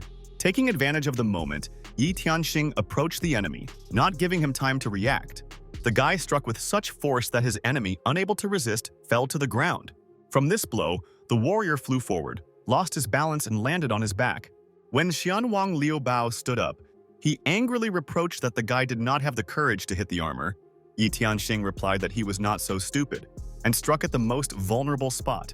And then the young man said that his opponent was really strong, stronger than anyone he had met in this world, but his intelligence was no higher than that of a potato. After all, Zhanwang Liubao is a typical barbarian who is not able to think logically. This phrase incredibly offended the scoundrel. He said that we would definitely take revenge for these words and today he would destroy the guy. They again grappled with each other in a fierce battle. However, the next moment something unexpected happened. Two yin-yang chains that appeared out of nowhere quickly approached the enemy and completely tied him up. And Tianxing used the meridians to suppress the defense of the demonic armor. And the distraught bastard could not understand what was happening and why his powers began to instantly disappear. Meanwhile, Yi Tianxing absorbed all this power that his opponent had. The guy said that today is Zhanwang Liubao's last day, and it's time for payback. With these words, the young man released the Dragon Ancestor Strike. The powerful reptile rushed towards the man, and the next moment, Zhanwang Liubao felt this powerful blow. His body was completely pierced after the fierce attack of the powerful Dragon Ancestor. The scoundrel was in a daze. This time, his armor did not save him from a powerful blow, and Tianxing said that he has always strived for humanity and justice. The soul and techniques that a practitioner improves are interconnected, and although they are both at the same level, Zhanwang Liubao has reached his limit, and the guy managed to comprehend more and move a little further. And with an exact cry, his opponent shouted about what he did not know, but all his attempts to resist were in vain. A short amount of time passed, and only a small puddle of blood remained from the scoundrel. Yi Tianxing, thoughtfully, said that his armor was really strong. If not for the yin-yang meridians, he would not have been able to win. However, now the guy sent another question: how to get out of this great arena? And Tianxing walked through an unknown dimension. He was surrounded by red energies that sparkled and pulsated around. The young man took a few more steps and the space around became denser. Suddenly, Yi Tianxing stopped, amazed by what he saw. His gaze rushed forward. The guy had a real oath of life and death, as a result of which after the fight the winner receives everything that belongs to the loser. Now the hero got not only the treasures of Zhanwang Liubao, but also his achievements in cultivation. It is no wonder why his opponent went so fiercely to the end. Zhanwang Liubao provided the young man with such a rare opportunity. Now Yi Tianxing felt great. True qi continuously filled his body. The yin and yang meridians could just be completely saturated with it and take over this power. Suddenly, a powerful stream of energy approached Yi Tianxing's forehead, sparkling with bright light and imbuing him with life-giving force. The guy realized that it was the secret of fate. The demonic armor for your life and death took Liu Bao from Zhanwang, and this, however, along with the secret fate, the evil qi of the previous carrier was not transmitted to him, but on the contrary, adapted to the guy himself. The demonic armor strengthened his defense many times over, and it seemed like the heavens themselves were helping Yi Tianxing. But unexpectedly, a life-giving force approached the guy and rushed into his chest, and Tianxing could not understand where it came from, because he had already absorbed the forces that belonged to his opponent. But suddenly the guy realized that the energy belonged to the whole people, and there was too much of it. This power merged with his blood and flesh, but it was too thick and concentrated. The energy permeating his body was so powerful and unusual that Yi Tianxing realized that this qi was enough to fill even the legendary cauldron of secret fate. And this was good, but the young man could not allow his vital energy to increase sharply. Otherwise, his body would not withstand it. Apparently, not only the cauldron absorbed forces, but also the entire surrounding space. It is likely that even the cinnabar field of secret fate will soon fall under its influence. And vital energy was supposed to help the new soil to be fertilized and give new harvests. In addition, the earth had an amazing property. It could form a spiritual field that continuously emitted powerful energy. Thanks to this, the soil became much more fertile. By expending excess energy, Yi Tianxing could thereby improve the cinnabar field. Meanwhile, friends who were still watching the arena noticed that it began to collapse. And the next moment, Yi Tianxing appeared in front of the surprised team, alive and filled with strength. The young man said that everything was fine with him. He felt just great. Zhanwang Liubao died during this battle, and now nothing threatens the residents. Dorolo could not believe what was happening and thought that it was simply impossible. His master was too strong. However, all the facts indicated that the inevitable had happened, and Tianxing took away hope from the Emu people, but this people will never live with the enemy under the same sky. Dorolo used a special device. He pressed a button and quickly flew into the air, rising higher every moment. The team watched with interest from afar, their eyes glued to the enemy who was rapidly moving away. And Tiangxin did not waste any time and took aim with his bow, his hands confidently holding the weapon. The arrow escaped and, piercing the air, rushed straight towards its intended target. The shell hit Dorolo exactly, breaking through his defense. The bastard barely noticeably staggered. However, despite this blow, the enemy continued to soar in the air without losing his position. And Tiangxin said that now it will be difficult for the scoundrel to survive, because blood is oozing from his wound. Wild animals will feel it very quickly. The fighters of the Yimu people, in a panic, began to cry out that their Xianwang Liu Bao was dead. The shaman abandoned them. Now the people from Schwan Huang village would not let them go. And Tiangxin said that these scoundrels killed and ate people. Execution was the most suitable option for them. Therefore, it was necessary to gather soldiers and destroy the aliens. Now that their leader was dead, these people did not pose much of a threat. The fighter reported that junior generals Yang Yanping and Yang Yanding had been waiting for their father below for a long time. The man went into battle. He said that it was necessary to kill strangers and not leave any of them alive. A fierce battle broke out on the battlefield. Blows thundered, screams and sounds of battle were heard. This fight did not stop until not a single enemy soldier remained, and Tiangxin ordered to clear the battlefield and collect all things in one pile. As soon as they return, they will celebrate the victory and divide the trophies. After some time, the guy, being in his office, carefully examined the artifacts that he took after defeating his enemy. These items he obtained thanks to Liu Bao's victory over Xian Wang. All of them seem to be rare treasures. It seems that these two techniques were used by his worst enemy during the battle. One of them, the Yin-Yang Heavenly Demon card, which was once used by Xianwan Liu Bao, and the second, the Full Moon Demon Blade, now belonged to him. However, Liu Bao did not use the human contemplation of Shenhuang back then. It was very curious what it meant. Judging by the cover, one might think that it contained some kind of demonic technique. The young man tried to figure out what was so valuable and important in this artifact. The guy carefully looked at the pictures, but when he wanted to turn the page, he couldn't do anything. And Tiangxin was a little surprised. Are certain actions really necessary in order to turn the page? Suddenly, the guy saw an unusual image above his head. Human contemplation, a special technique. The skill made it possible to see what the observer wanted.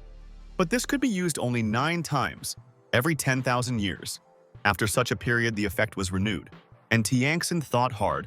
9 attempts, and each one was incredibly priceless. This ancient book had to be preserved at all costs, because its secrets could be priceless. Perhaps in the future there will come a time when the knowledge from these pages will become the key to solving the most important problem. And yet, no less strange than the book was an ancient mirror, which instead of a reflection showed interesting landscapes. The spiritualized precious mirror floated in the air, studying the area. It captured spiritual channels and hidden fossils, but did not determine the exact coordinates. And Tiangxin decided that with its help he would find ore to make coins needed by the village. If the village has its own currency, then you can make a huge leap in development. This matter could not tolerate delay. The young man decided to immediately walk around the surroundings in the village and look for ore. Suddenly, his thoughts were interrupted by Cao Zhen, who entered and was very worried. And Tiangxin, with cold calm in his voice, asked, "What happened?" His gaze was serious and concentrated. Bowing, Cao Zhen said that they had distributed all the trophies and were waiting for further instructions. The guy suggested walking around the neighborhood, and Tiangxin said that it is necessary to look for ore in this area that may be useful. His companion doubted that these territories really contained such valuable material. However, the guy enthusiastically declared that now they would find out about everything and prepared his received artifact. A precious mirror could show everything that was even underground. But unfortunately, there was nothing here except sand and clay. The persistent guy decided not to give up. There were still signs of ore in the vicinity of this village. Perhaps they would have better luck if they went to the entrance to the valley. And after a short search, Yi Tianxing stopped the mirror on one part of the earth. The guy noticed that there was still ore in this place. He found where the valuable material was hidden, and Tianxing prepared 2 shovels saturated with qi energy. Thanks to this tool, the earth gave in easily, and digging became much faster and easier. 2 guys, with zeal and determination, were digging for ore in the middle of the dense forest, their shovels scraping against the stone. The friends did not stop. Work continued until sunset, when the last rays of the sun touched the horizon. And finally, after long hours of hard work, The guy still managed to stumble upon metal that flashed in the light of the twilight. Yi Tianxing happily said that this iron is of excellent quality. It is very pure. Cao Zheng sadly noted that there is not much of it. The young man said that Cao Zheng would go to the village and gather the general with a detachment, as well as the sage Huang Chengyang, and the head of the treasure chamber. Although this iron is not so abundant here, it is of the highest quality. Now, Yi Tianxing understood that Xuanhuang village was very well located. Soon his faithful assistants arrived to the master, and Tianxin said that there is not much metal here, but she should have enough minting coins in the village. The young man invited people to listen to their opinions and find out what they thought about this matter. Huang Chunyang looked inside the hole that the village head had dug. Metal was indeed glistening at the bottom. The young man ordered the soldiers to surround this area and not let anyone through. The head of the treasure chamber said that minting would require a lot of ore. In addition, coins require wear-resistant materials. And with the expansion of the village, the demand for currency and its turnover will increase. And Tianxin agreed with this assumption and said that an indestructible currency is needed. But at first glance, this ore is quite pure. The young man ordered Yang Yanping to continue mining metal, and in the meantime, he went to mint coins. After some time, Yi Tianxing, locked in his office, was intently performing magical rituals, his hands moving smoothly and confidently. As for minting coins, the Chankun golden toad that he found once could be useful for this. The guy prepared a piece of iron and decided that this experiment should begin. And Tianxing threw a piece of metal into the magic jug, which was absorbed by the magic power with a quiet ringing sound. The young man carefully watched as a bright magical light rose from the jug. Soon, as if by magic, finished coins began to fall out of the toad, shiny and new. The guy took one of them in his hand. The coins were quite heavy, and it was immediately felt that the ore was of very high quality. And Tianxing was surprised to find an engraved design on the coin. It was a human contemplation in the book. The guy was thinking about this book when the furnace started working, and she transferred these thoughts to coins. Simply amazing. Now it was necessary to see how durable the money was. However, to our greatest regret, although the fineness of these coins was excellent, they wore out extremely quickly, and Tianxing remembered how in physics lessons they said that the hardness of pure metal depends on the composition of the alloy. Apparently, the ore turned out to be too pure, and in order to improve its characteristics, he decided to add a wish pearl and animal bones, suggesting that this would increase the wear resistance of the material Li. The young man decided to try it, and threw all the prepared ingredients into the oven. The reaction began again. Magical power rose from the jug. This time the smelting process took much longer. Suddenly the toad's eyes sparkled with a bright light, and some more time passed. And the next moment, many beautiful and golden coins fell out, and Tianxing enthusiastically picked up one of them.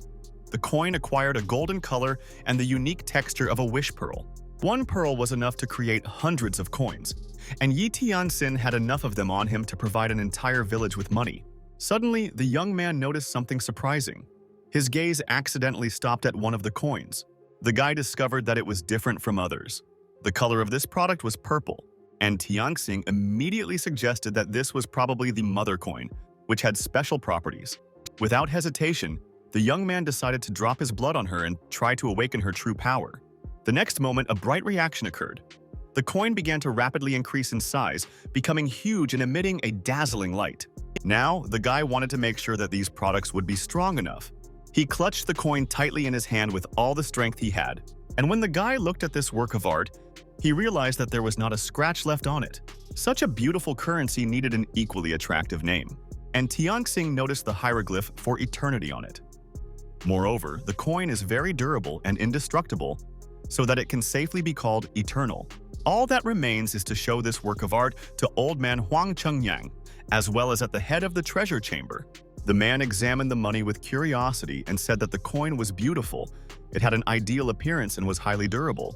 In addition, the Pearl of Desires at its core will enhance the improvement of the person who uses it. Huang Chengyang also praised the product and noted that he would be happy to use them. And Tianxing promised that as soon as he finished minting, he would immediately release them into circulation. The guy said that the situation in the village was beginning to stabilize, and it was time to start restoring the material conditions for the people's lives. And Tianxin assumed that the main thing for people is food and the health of soldiers. So it is necessary to begin to master agriculture and expand the army to strengthen protection. Huang Chengyang promised that he would develop a clear plan and announce it to all the people. After some time, the soldiers posted a notice. Curious people immediately approached to look. The message said that the headman was proposing to start growing food. People really liked this news. After all, they had not eaten rice and steamed buns for a long time. The second announcement was dedicated to recruiting an army, where the salary was promised to be 3 eternal coins per month.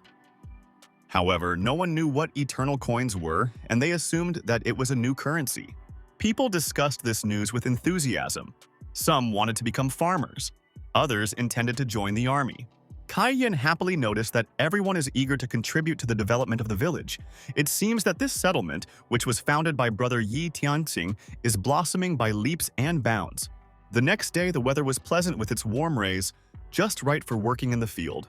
A crowd of people gathered in a small room. The secretaries called for people to follow the line, and they called one at a time. Impatient residents wanted this process to happen as quickly as possible, and the most cunning of them came in the morning. Soon the hard work began. Strong men pulling the plow and plowing the earth. Not without the use of magic, thanks to their skills, residents could easily moisten the water.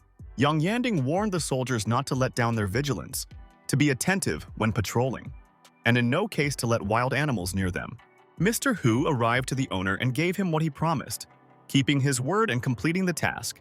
The guy handed over the tools that were made in accordance with Yi Tianxin's requirements. The brush is made from the gold wool of the Rat King, and the ink pot is made from the polished hardened blood of the beast and its bones. In addition, Hu reported that several more of the same sets had been made in the labor payment. The owner replied that there was no need to show them, and since the guys spent the whole day on this, it was necessary to thank them.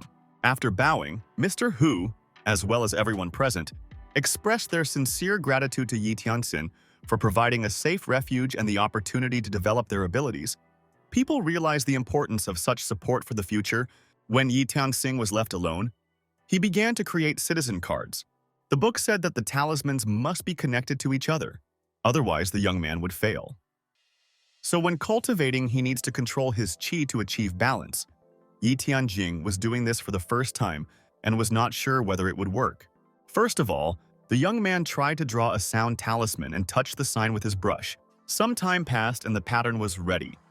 The guy was very happy about this small victory. Now it was necessary to draw a copying talisman, and Tianxin got to work. But unexpectedly, the sign cracked and began to collapse. Everything was not so simple at all. Yi Tianxin's control was clearly not enough to bring them into balance. The guy was not sure whether the gradual change in qi would be beneficial, but decided to use the same amount of energy to test how it would affect the process. However, Yi Tianxing decided to start by drawing the talisman gradually, increasing the amount of qi with each stage to understand how it would affect its strength and effectiveness. At first, the young man decided to add just a little energy to draw a sound talisman, and after that, he slightly increased his spiritual power to create a copying one. After these efforts, Yi Tianjing was happy to find that he was able to create the drawings. His plan worked. It turns out that the balance of the talisman depended on the amount of qi used. And Tianxin concentratedly drew subtle patterns and created a talisman for his son and mother. After some time, the young man finished work, and in front of him lay a perfectly executed card. The guy proudly raised it up. This was the first citizen card, and now you need to ask Shingai to connect it to the star network. The girl said that this can be done, but there is no information on the plate, so you cannot see the result in tracking. The young man replied that this is not necessary. Information about residents may appear later. Shingai decided that for now, it was possible to install an access control system. Finally, the time has come to use another amazing artifact, a universal printing press that the village had acquired in a deal with Jia Chengshin. The guy carefully placed the made card into this special printing press. The artifact emitted a muffled hum for several minutes, reminiscent of the engine of an old car. Finally, a bright light flashed from the spotlight and information was displayed on the surface. And Tianxing took a breath. He probably got worried early. The machine had to study the subject of printing, so it did not give out the data right away. Now it was necessary, according to the instructions, to place the plates and the inkstone there. And soon the machine made a soft click, and several perfectly crafted copies of the same cards slid out of its internal compartment. The guy happily took them in his hands. It seemed simply incredible, quickly and much easier than writing by hand. The next day, a crowd of people gathered in the civil chamber, who had to convey information about themselves and receive an identification. The man who came to get his passport reported his age and occupation and checked all the data with the office clerk. The documentarian added this information to the list and told the employee to wait for the citizen's card to be issued.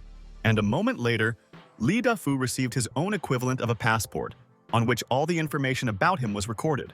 To confirm identity, it was necessary to drop a few drops of one's own blood, but not all visitors liked this system. When Li Dafu confirmed, he felt an amazing magnetic field around his card. The girls noticed that the ID is very similar to a passport, only high-tech. Meanwhile, Yi Tianxing suddenly heard an incredibly beautiful melody and decided to see what it was. Kai Yan was sitting in the courtyard. She gently ran her fingers along the strings of a musical instrument, and the melody filled the air with light sounds. Her figure looked mysterious, and the music reflected the entire beautiful inner world. The melody of the high mountain and flowing water was played simply superbly, and Tianxing listened to these sounds with pleasure. He said that he really felt like he was somewhere high in the mountains and didn't feel any worries. Kai Yan turned around sharply in surprise. The girl, embarrassed, apologized for disturbing her owner. However, Yi Tianxing looked at his friend in surprise. Had Kai Yan also awakened the secret of fate? The girl replied that it was so. She awakened the heavenly voice. This Gu Qin appeared to her when the captive came to the new world. However, the musical instrument did not have any functions other than playing music. And Tianxing thought deeply, because the awakening of the secret of fate happened differently for everyone. But the guy was sure that Kai Yan was capable of not only performing music. After all, during the game, the young man felt the sound wave of the Gu Qin, and this is definitely not without reason. It contained a glorious shock wave. So Kai Yan's game is capable of creating extraordinary sound waves. If a girl begins to practice this skill diligently, she will gain very powerful strength. The young lady looked at Yi Tianxing with enthusiasm. After all, if the Gu Qin is so powerful, then it will be able to protect the village. However, Yi Tianxing approached the girl and said that every person is valuable in his own way. She doesn't have to defend the village by force. There could be other ways. And yet, the girl believed that she could use her strength while fighting in battle. Yi Tianxing laughed. He had no idea that Kai Yan had the protection of the village right in her soul. But be that as it may, the guy just wanted to help. So he handed the lady a small glowing bottle of elixir. The guy said that these were Tiangong pills, top-rank artifacts obtained after defeating Xianwang Liu Bao. It had a very mild medicinal effect. If you take one pill every day, you can increase your cultivation by accumulating true qi. Kai Yan was in amazement, because Yi Tianxing received this artifact at the risk of his life and so simply gives it to her. The guy replied that he had long wanted to discuss something with the young lady, but the opportunity never came. The girl was a little embarrassed. She thought that Yi Tianxing decided to express his feelings. And the guy, meanwhile, said that he wanted to open a school in this village and invite Kai Yan to become a teacher. When the girl heard this news, her face immediately lit up with genuine delight and her eyes sparkled. Suddenly, Cao Zheng approached them and said that Hu Bing from the labor chamber wanted to demonstrate the artifact. And Tianxing was a little surprised and said that you definitely need to take a look at this product. When the village head arrived at the labor chamber, Hu Bing showed the newly created Morning Star Lantern. However, the friends could not understand what his secret was. Kai Yan suggested that it was in this crystal, but at first glance there was nothing special. Proud of his invention, the joyful Hu Bing said that the guys will now see everything for themselves. The guy picked up the magic lantern, turned it slightly, and made peculiar movements. Suddenly, the lantern glowed with a bright, dazzling light, as if awakening from a long sleep. The guys were impressed. The lamp lit up on its own without the help of a wick or fire. Hu Bing said that recently a gentleman was digging ore outside the village, and they took some metal. It turned out that the material is capable of accumulating sunlight. After making a lantern from it, all that remained was to apply a light talisman. And Tianxing picked up this amazing artifact and, looking respectfully at the master, noted that the ore had found its application. He also emphasized that the labor chamber had made a huge contribution to the development of the village, and therefore the guys should be generously rewarded for their work and efforts. Kai Yan still didn't understand why this lantern was so valuable, and Tianxing replied that with its help, the village would make a huge breakthrough. With the help of a talisman, such a lantern is very convenient to use. If you look at such lamps throughout the village, your body will also be able to work and rest normally after sunset. In addition, if lamps are also placed outside the village, then they will not only be able to scare away such animals and reduce the risks of patrols, but will also become a guide for travelers and refugees. And most importantly, that the ore is capable of accumulating solar energy, and they do not have to consume any fuel. This is a very important invention for the village. Kaojing admired the owner's foresight, how he was able to find a use for the lantern so quickly. And Yi Tianxing said that he would definitely reward the labor chamber for identifying such beneficial properties of the ore. Hu Bing, embarrassed, said that the lantern was not invented by the labor pavilion. The head of the village wanted to know who in the settlement had such incredible talent. The guy replied that this was done by his mentor in the craft, a very wise man. Old Man Lu, the creator of this amazing lantern, was in his home. In a dimly lit room, the old man concentratedly carried out an amazing operation, deftly manipulating strange instruments. Suddenly, his client jerked sharply, disrupting the fragile processes. Old Man Lu sighed heavily, realizing with annoyance that he would have to start all over again. Unexpectedly, an artificial toad standing on the table gave a signal warning of the approach of the guests. The old man, who had been lost in his thoughts before, shuddered slightly. His gaze immediately fell on the figure, which flickered with a dim greenish light. Hu Bin bowed to the master and said that he would like to notify his mentor about his visit. Kai Yen noticed an unusual bird similar to a crane in the yard. The guys did not imagine that there were cranes in these places. It took them some time to understand that the bird was artificial. The crane was made of wood, but it looked so natural that it was difficult to distinguish from afar. Yi Tianxing said that this is an incredibly delicate and amazing work of the master, but he was more interested in the other abilities of the artisan. Half an hour ago, Hu Bing demonstrated to the master another invention of his mentor, and Tianxin looked in surprise at the arrow extended to him, which sparkled with warm energies. The talisman combined with the arrow looked like a real work of art.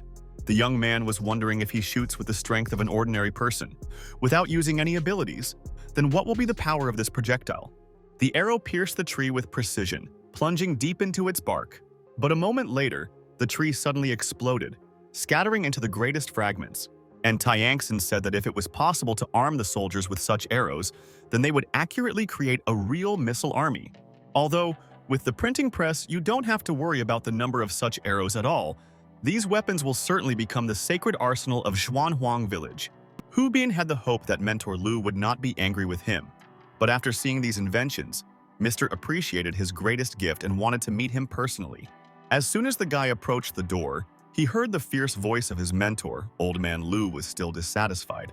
However, after thinking a little, the artisan said that if he did not hide, he would have to meet the guests.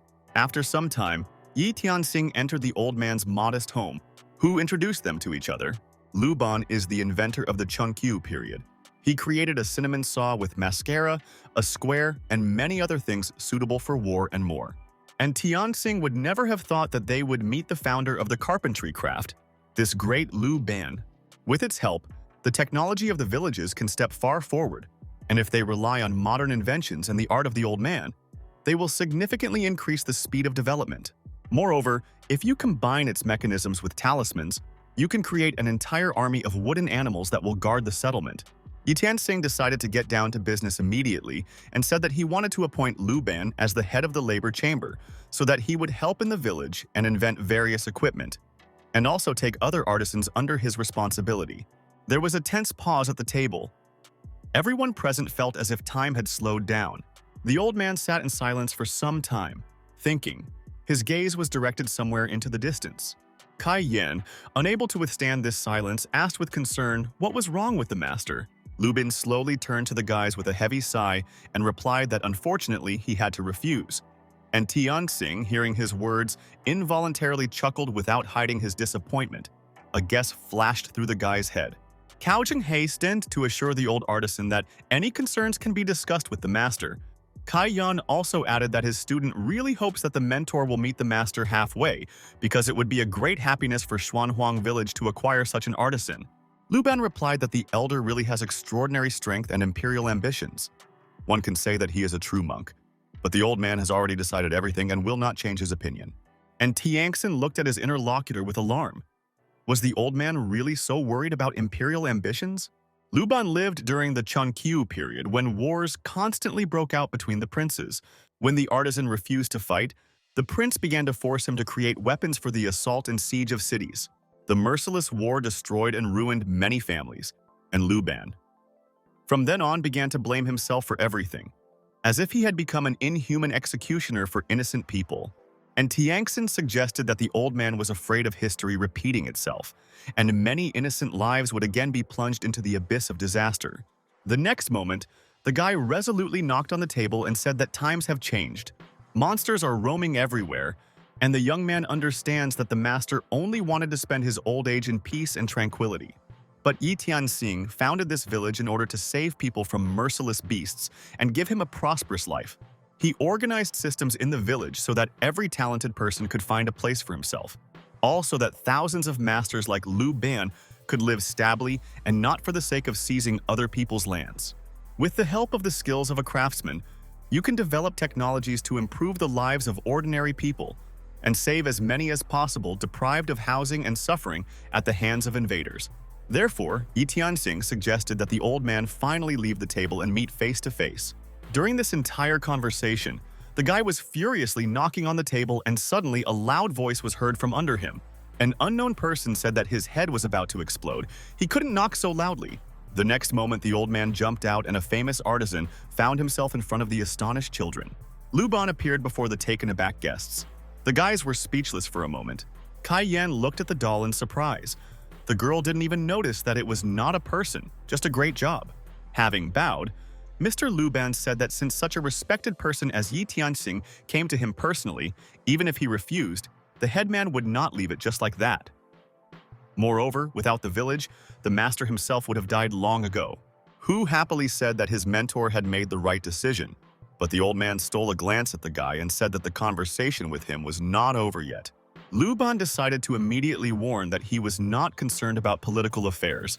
The artisan was only ready to repair tables or patch up walls, and Tianxing said that the old man should not worry, he just needed to examine the artifacts. The guy added that he would like to make a large street lamp out of this lamp.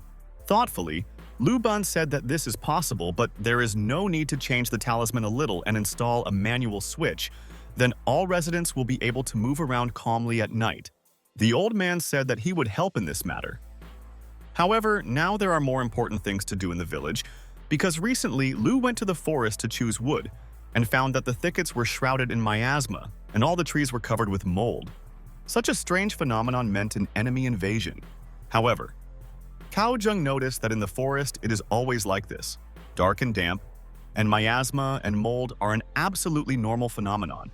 The old man said that everything that exists has a soul. This is the will of heaven. He was born with the ability to sense strange phenomena and fears that the enemy will soon come, and this is an inanimate creature.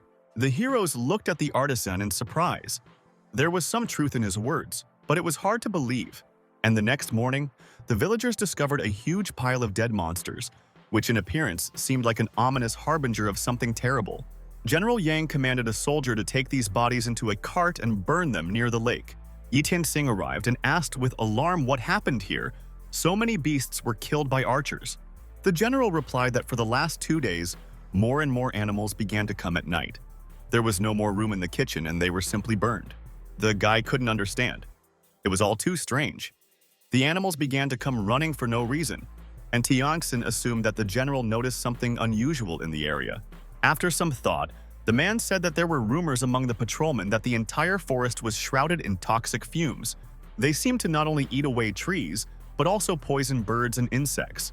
However, there have been no casualties among the soldiers or residents yet, so the guards did not consider it necessary to report this, and Tianxing told the general to tell everyone that from this day on, they should not go into the forest. The guy said that it's hard to say yet, but Junior Generals Yang Yanping and Yang Yanding and Da Hu there should be waiting for him in the military chamber. Probably a huge disaster is overtaking the Schwan village. General Yang stood in confusion, his gaze darting from side to side. He tried to understand the words he heard, but anxiety had already closed in his soul. In the middle of the dense forest, a flock of wild animals was rapidly running. Their movements were fast and restless. Suddenly, right out of the ground, a skeleton hand appeared, slowly rising from the black soil. Other skeletons began to appear from under the earth. Their empty eyes sparkled into space, and their bony bodies came to life. Armed with various gear, they silently came to the surface, ready to attack, and moved away from the forest. Sensing something was wrong, the locals' pets began to run around anxiously, as if they were going crazy. Huang Chengyang said that there is no need to worry, because they are so influenced by the new world. The birds and livestock have signs. Tomorrow they will be caught. And today you can go and rest. The old man thought that today all the animals are really worried. This must be the omen that the elder Yi Tianxing was talking about. The elderly man sadly wondered whether this time he would be able to cope with the impending threat. Meanwhile, work was in full swing among the military. The soldiers were dismantling arrows with talismans. Young Yanping commanded a group of riflemen to move to the south and west post, and General Dahu and Mr. waiting for them there. Many sharp arrows flashed in the air, flying at lightning speed towards the animals, and the projectiles hit the monsters with precision, piercing their leather armor and leaving traces of destruction. A huge flock of wild animals and birds was running away in panic from something invisible.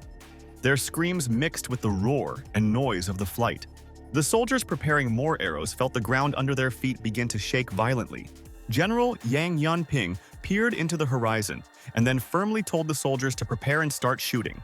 The arrows flew forward again, and the monsters began to fall, one after another, their bodies unable to withstand this powerful blow. One of the soldiers, warily looking into the distance and saw an approaching threat, told his comrade about this in horror. Shrouded in powerful energy, an undead horseman rushed towards the soldiers, his figure shining with danger. The unknown man deftly waved his sword as if the very air around him was being cut. The general, with rage and bewilderment, thought what kind of unknown enemy it was that decided to attack them, and the rider, meanwhile, continued to rush forward without slowing down, and other skeletons walked next to him. The soldiers screamed in horror when they realized who they were about to face. Their hearts clenched in fear of the army from these dead. However, Yang Yanping remained calm. He said that the guys were not afraid. Even if they were the risen dead, they would send them to the grave again. The guy said that it was necessary to inform the senior general about this, and also Mr. Yi Tianxin. The skeletons advanced with fierce determination, their bony bodies grinding as they walked the ground. The soldiers prepared to defend themselves. Their weapons were ready for battle, but fear still gripped their hearts. General Yang Yanping did not hesitate and was the first to rush into battle, his sword sparkling in his hands, ready to meet his enemies. The guy dealt a powerful blow to the rider, hoping that it would stop him. But the skeleton was huge and did not give in. Its bony body seemed invulnerable. For a few moments, Yang Yanping looked at each other angrily, both not ready to retreat. But then the skeleton swung, his sword shining brightly in the air, absorbing the light, and headed towards the young man with lightning speed. With a powerful sound, the skeleton hit the general, and he felt his body being thrown aside. Yang Yanping fell to the ground, but despite the pain, he tried to get up and did not stay. Meanwhile, his opponent continued to fight, not paying attention to the guy's attack. The skeleton pinned one of the soldiers to the ground. His bony hands clenched inexorably, depriving him of breath. The undead restored its wound received in the battle with the general, as if this attack had never happened. The soldiers now realized that their enemies were capable of restoring their strength, despite the damage they had suffered. Yang Yanping approached the wounded soldier, but a sword was already raised above his head. The enemy was ready to strike at any moment. The guy noticed the sword at the last moment. His eyes widened in horror when he suddenly realized that he could die. But unexpectedly, before the sword touched him, the skeleton was cut in half. The enemy's body slowly crumbled into two parts. It was Yi Tianxing who arrived in time and, despite the danger, went to help his friends. Having barely recovered from such a shock, Yang Yanping said that everything was fine with him, although the skeletons were indestructible. They immediately recover and attack the soldiers again. This is an endless battle, and Tianxing frowned. These undead are really strong. The guy ordered that the wounded be taken back to the village and said that he has a way to deal with the skeletons. The hero released Yin Yang into his chains in the hope of thus stopping the army of the undead. However, to his greatest surprise, this had no effect on the skeletons. Their bodies continued to move as if nothing had happened. They continued to recover, completely unaware of this magical intervention. Despite all their efforts, the skeletons advanced with inexorable determination. The guy was confused. He couldn't believe that even his powerful spells had no effect on these creatures. And then, Yi Tianxing decided that it remained to use a new weapon. He ordered the use of arrows with cracked ice from Master Lu. The soldiers, following the instructions of the headman, prepared the shells and pulled their bows. The arrows flew with a loud whistle and accurately hit their target. This time luck smiled on the heroes. The undead began to freeze. Their bones became covered with frost, and the enemies slowly froze. When the skeletons were completely frozen, their bodies crunched and broke into small pieces. The soldiers were relieved and happy to see that this tactic had worked, and the enemy could no longer continue the offensive. Now it remains to completely destroy this thread of ice so that the undead do not have a single chance to restore their form. Kai Yin approached the general with concern. The girl was very worried about how things were going on the line of contact. The general noted that it was very dangerous here and the lady should not be in this place, but the young lady said that she was very worried about Yi Tianxin. Yang Yi replied that everything was fine with the gentleman, but the girl had better quickly return to the village to a safe place. Meanwhile, the battle was not over yet. The leader of the skeleton army decisively rushed forward. The skeleton rider rushed at breakneck speed, piercing the darkness and not noticing the obstacle. Van Da noticed that the enemy was heading towards the tower. An alarm flashed in his eyes. The soldiers lined up in tight formation, ready to stop the enemy at any cost. But he did not slow down, rushing on his horse, trying to quickly get closer to the goal. And Tianxin understood that time was running out. The guy rushed towards him, trying to stop the enemy. However, to his horror, the hero noticed that the skeleton could create clones of itself, and each of them moved with the same speed and fury. Despite this, the young man did not stop. He continued to pursue the enemy, wanting to stop him at any cost. And the skeleton horseman flew forward, tearing the space between life and death. His empty eye sockets glowed with an ominous fire. General Yang Ye ordered the soldiers to take the arrows with cracked ice and prepare to attack. But before the fighters had time to react, the rider, without slowing down, ran into the general with his horse and knocked the man off his feet. Kai Yin, who was watching everything that was happening, pulled away in horror. The girl did not know how to help, and the undead did not give her a chance of salvation. The enemy had already raised his sword, intending to attack. The young lady held her breath, numb, unable to take her eyes off the deadly weapon above her head. The enemy's sword was already ready to fall on Kai Yan, but suddenly a soldier appeared who, with his shield and a masterful blow, saved her from inevitable death. The guy fell to the ground and told the lady to immediately leave the battlefield. The next moment, Kai Yan heard the decisive voice of Yang Yanping, who repeated the same request. The girl had better leave this place.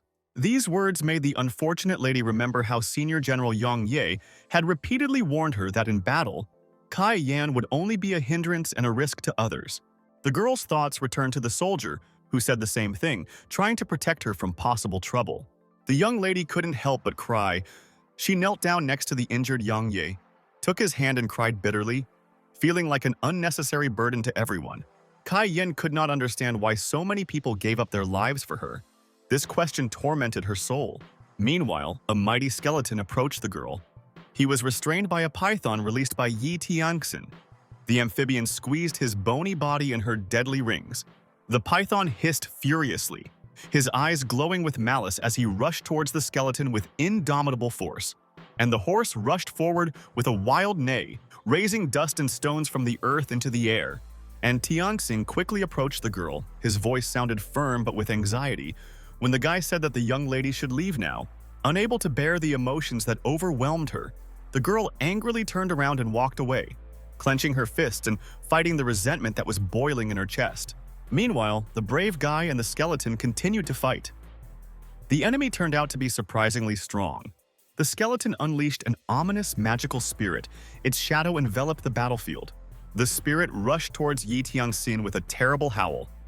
The ominous aura literally suppressed everything around. The guy stood motionless, with surprise and wariness. He looked at the strange creature. Suddenly, the spirit swung a huge fist at him, but the young man managed to raise his sword to defend himself. The blow turned out to be so powerful that the guy could not resist. He was instantly thrown to the side, like a doll flying through the air. The guy found himself near the edge of the fence, and the only thing that kept him from falling was a sword that stuck deep into the tree. The enemy was too strong, and Tianxin thought that this was the first time he had found himself in such a situation, and was not even able to help Wang Da and the others. However, without the arrows of the talismans, they cannot cope with these undead. Only in this way can they be overcome. And Tianxin said in despair that if this continues, the entire army will die in this battle. The young man was even scared to think that the village could end. He did not want to allow this to happen and frantically thought about how to correct this situation. The warriors fought desperately against the army of skeletons, defending their honor and lives. But suddenly, the undead began to disappear, as if dissolving into thin air. Their bones scattered without a trace. The soldiers stopped in bewilderment, trying to understand what was happening and where this unusual magic came from. It turned out that nearby Kai Yan began to play an ancient musical instrument, making mesmerizing sounds. With this melody, the fire phoenix majestically flew into the sky, flapping its wings. The girl continued to play, not paying attention to what was happening around her. Her music sounded louder and stronger. The fighters were confused. They didn't know whether to stop and continue the battle. But soon, the soldiers realized that it was the sound of music that was somehow destroying the skeletons, causing them to disappear. And Tiangxin, having heard this unusual melody, also became wary, trying to understand its source. But after a moment, the guy realized that it was Kai Yan who was playing, controlling the phoenix and defeating enemies. The girl did not stop playing. Her fingers slid along the strings. Nature itself filled the melody with magical power. The fiery phoenix powerfully flapped its wings and quickly soared into the skies, illuminating everything around with a bright flame. Dozens of fiery arrows burst out from his shining body, which scattered in all directions with incredible speed. These arrows, like rain of fire, fell on the undead, destroying them in an instant. The inspired soldiers rushed forward with a battle cry to finish the battle and finish off the remaining enemies. Yi Tianxing happily noticed that the battle had reached a turning point. Kai Yan's music could stop the skeletons. At the last moment, the girl awakened to the heavenly voice. This is a magnificent work. Now Kai Yan is the hero of the village. Now the climax has come, which will help to finally end the duel. You need to destroy the leader of the skeleton and put an end to their insignificant existence. The guy quickly rushed to the attack. Now nothing can stop him. And Tianxing, with determination in his eyes, rushed forward, ready to meet the enemy face to face. The skeleton spirit, with an evil growl, rushed to the attack, waving its translucent limbs. With a loud roar, the young man released the tail of the fire dragon from his weapon, which curled into a burning whirlwind. The collision was crushing. Fire and darkness merged in a blinding flash. The skeleton, sparkling with its eerie eye sockets, carefully watched every movement of the enemy. The young hero, having gathered all his strength, accelerated and quickly went straight to meet the enemy. His gaze was full of determination. The guy did not allow himself to be distracted for a moment. With a powerful movement, Yi Tianxing delivered an accurate blow, trying to inflict damage on his enemy. The young man's eyes blazed with rage like the fire that surrounded them on the battlefield. And with the last powerful blow, the guy destroyed the undead, cutting him into small pieces. When everything calmed down, the head of the village said that Yang Yanding would examine the general's wound. Concerned, Kai Yan asked how the guy was feeling and if everything was okay with him. And Tianxing said that he was fine. The army won thanks to the heavenly voice awakened in Kai Yan. The girl looked pale, and he recommended taking the Tiangong pill and taking a good rest. However, the distressed lady said that her strength awakened so late. The soldier who came to the rescue could not leave her thoughts. The girl said that if she had started playing earlier, there would not have been so many killed fighters. And Tiangxin replied that you shouldn't blame yourself when you go to the battlefield. You should always prepare for the fact that you will meet death. Such is the fate of a warrior. But when people's lives are at stake, you need to sweep fear aside. The guy also said that if it weren't for Kai Yan's help, there would have been much more casualties in this fight. Therefore, it can be said without exaggeration that Kai Yan is an honored figure of the village. Suddenly, the soldiers discovered that the archer tower had become larger. It was like a miracle. It seems that because of the experience gained in this battle, the archer tower became a rank 5 yellow stage defensive fortress. And Tianxing thought with surprise that now, this structure can fire 50 arrows at a time within a radius of 500 meters, so it can block all the key entrances to the village. In addition, bright luminous rays suddenly appeared in the sky. It looked like a meteorite. People looked in amazement at the sky where the meteorite shone with a bright light, illuminating everything around and leaving a trail of fire behind it. Suddenly, the residents saw the emergence of a majestic dragon gate, surrounded by a mystical halo.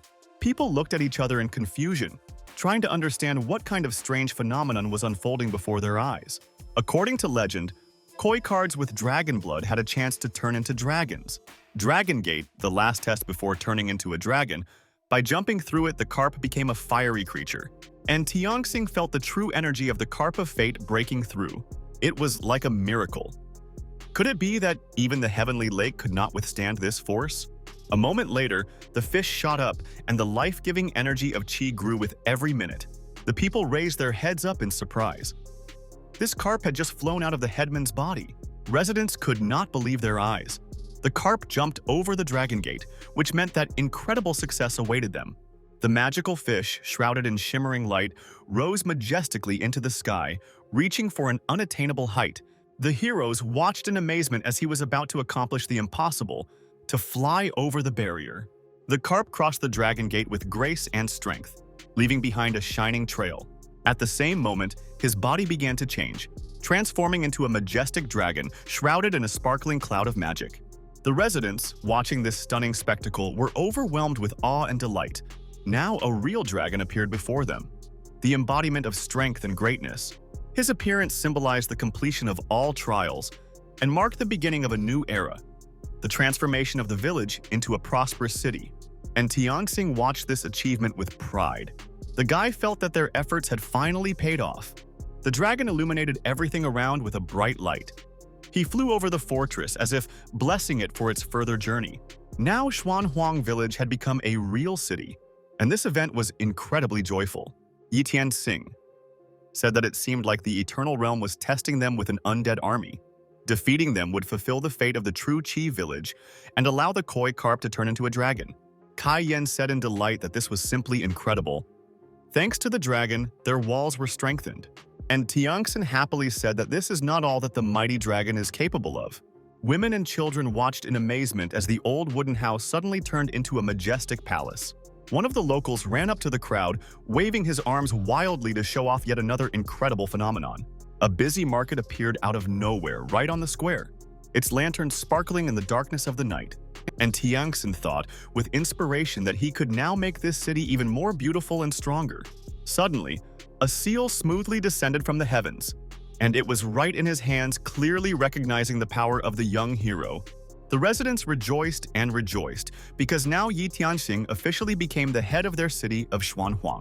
Huang Chengyang said that the voice from the gate spoke of change and opportunity. This tablet will probably bring them great luck. And Tianxing noticed that she did not have any magical power, but rather was needed to determine status. The young man addressed the warriors and also the peasants. He said that a few months ago they all found themselves in these eternal lands. People were constantly attacked by monsters and other animals. They were also oppressed by strangers, but the inhabitants went through fear and almost lost hope. But still, they did not give up. Were not afraid of the trials. Thanks to the shed blood, courage, and hard work, the people founded a new home in the village of Schwan. Someone could have lost relatives or friends, and he had to start all over again in order to develop new territories and hunt, as well as create an army. But now, they can all proudly say that they had the strength to survive in these eternal lands. And any wild beast, the monster is powerless before the people of the newly established city. People supported this solemn speech with enthusiasm and joy. They noticed an unusually talented leader in this guy. Local residents decided to hold a celebration to mark this momentous occasion and begin a new chapter in the history of their community. Tianxing started studying the tablet. It turns out that it was a pass to a martial arts meeting. According to the book, all people who have reached the highest degree and reside in the Eternal Kingdom should be present at this meeting. In the guy's soul, there was a timid hope that perhaps he would learn something from Xion there. The young man decided that he would certainly take part in this meeting, and thus get closer to his most cherished goal. Having known a large number of people and having fame, Tianxing will find his sister in this forever changed civilization. Meanwhile, two exhausted people, barely restraining their weakness, moved forward, step by step approaching the people. Despite exhaustion, they noticed a settlement ahead and gathered their last forces to move towards them. Two guards, noticing the approach of strangers, stopped in surprise, asking each other who was in front of them. And the travelers, barely breathing, asked for help in a desperate tirade. Their voices were very weak. When the two aliens approached the guards, their forces finally abandoned them. Barely standing on their feet, the people said that they must definitely go to the city of Lushan and save the leader. Tianxing arrived, looked at these wanderers and asked why these two came to their city. The exhausted traveler, Having recovered from the long journey, prepared to tell the head of the city of Schwan what happened to them. Having bowed, the man began to say that it was necessary to send an army to the city of Lushan and save the leader. Yangtze, that was the name of the arriving hero, said that one day the Yimu people captured them and made them their slaves. The people had to go through a lot, but thanks to the leader, they managed to escape. Then they reached the city of Lushan and thought that they could find shelter there. However, the city was attacked by a giant python, which wanted to feast on people. No one could escape from it. And then the leader of the people, risking his life, went into battle to save the people, but only Yangtze and his elder brother survived. The man, with a prayer in his voice, said that the head of Yi Tianxing would send his army to these lands. The headman ordered Van Da to prepare the horses. He replied that he would send soldiers with them. However, Yi Tianxing was not bowed down. The young man believed that Schwan Huang needed the army much more now, and there was no need to take them with him.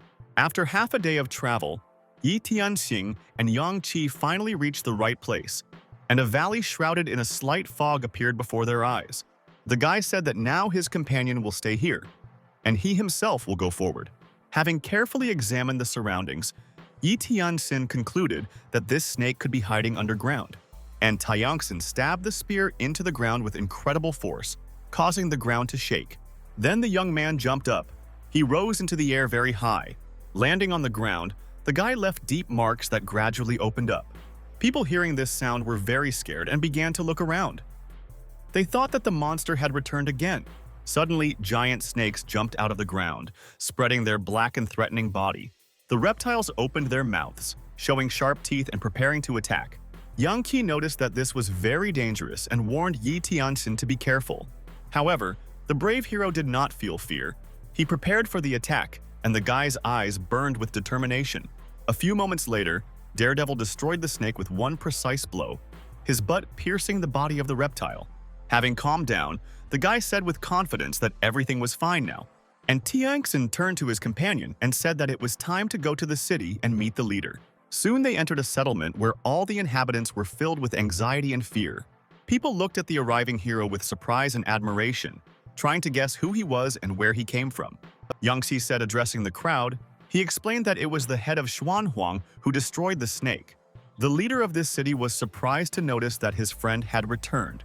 Kneeling down, the man thanked him and said that his name was Chen Shen, and Tianxin could not believe in front of him, the same person whom he knew only from stories.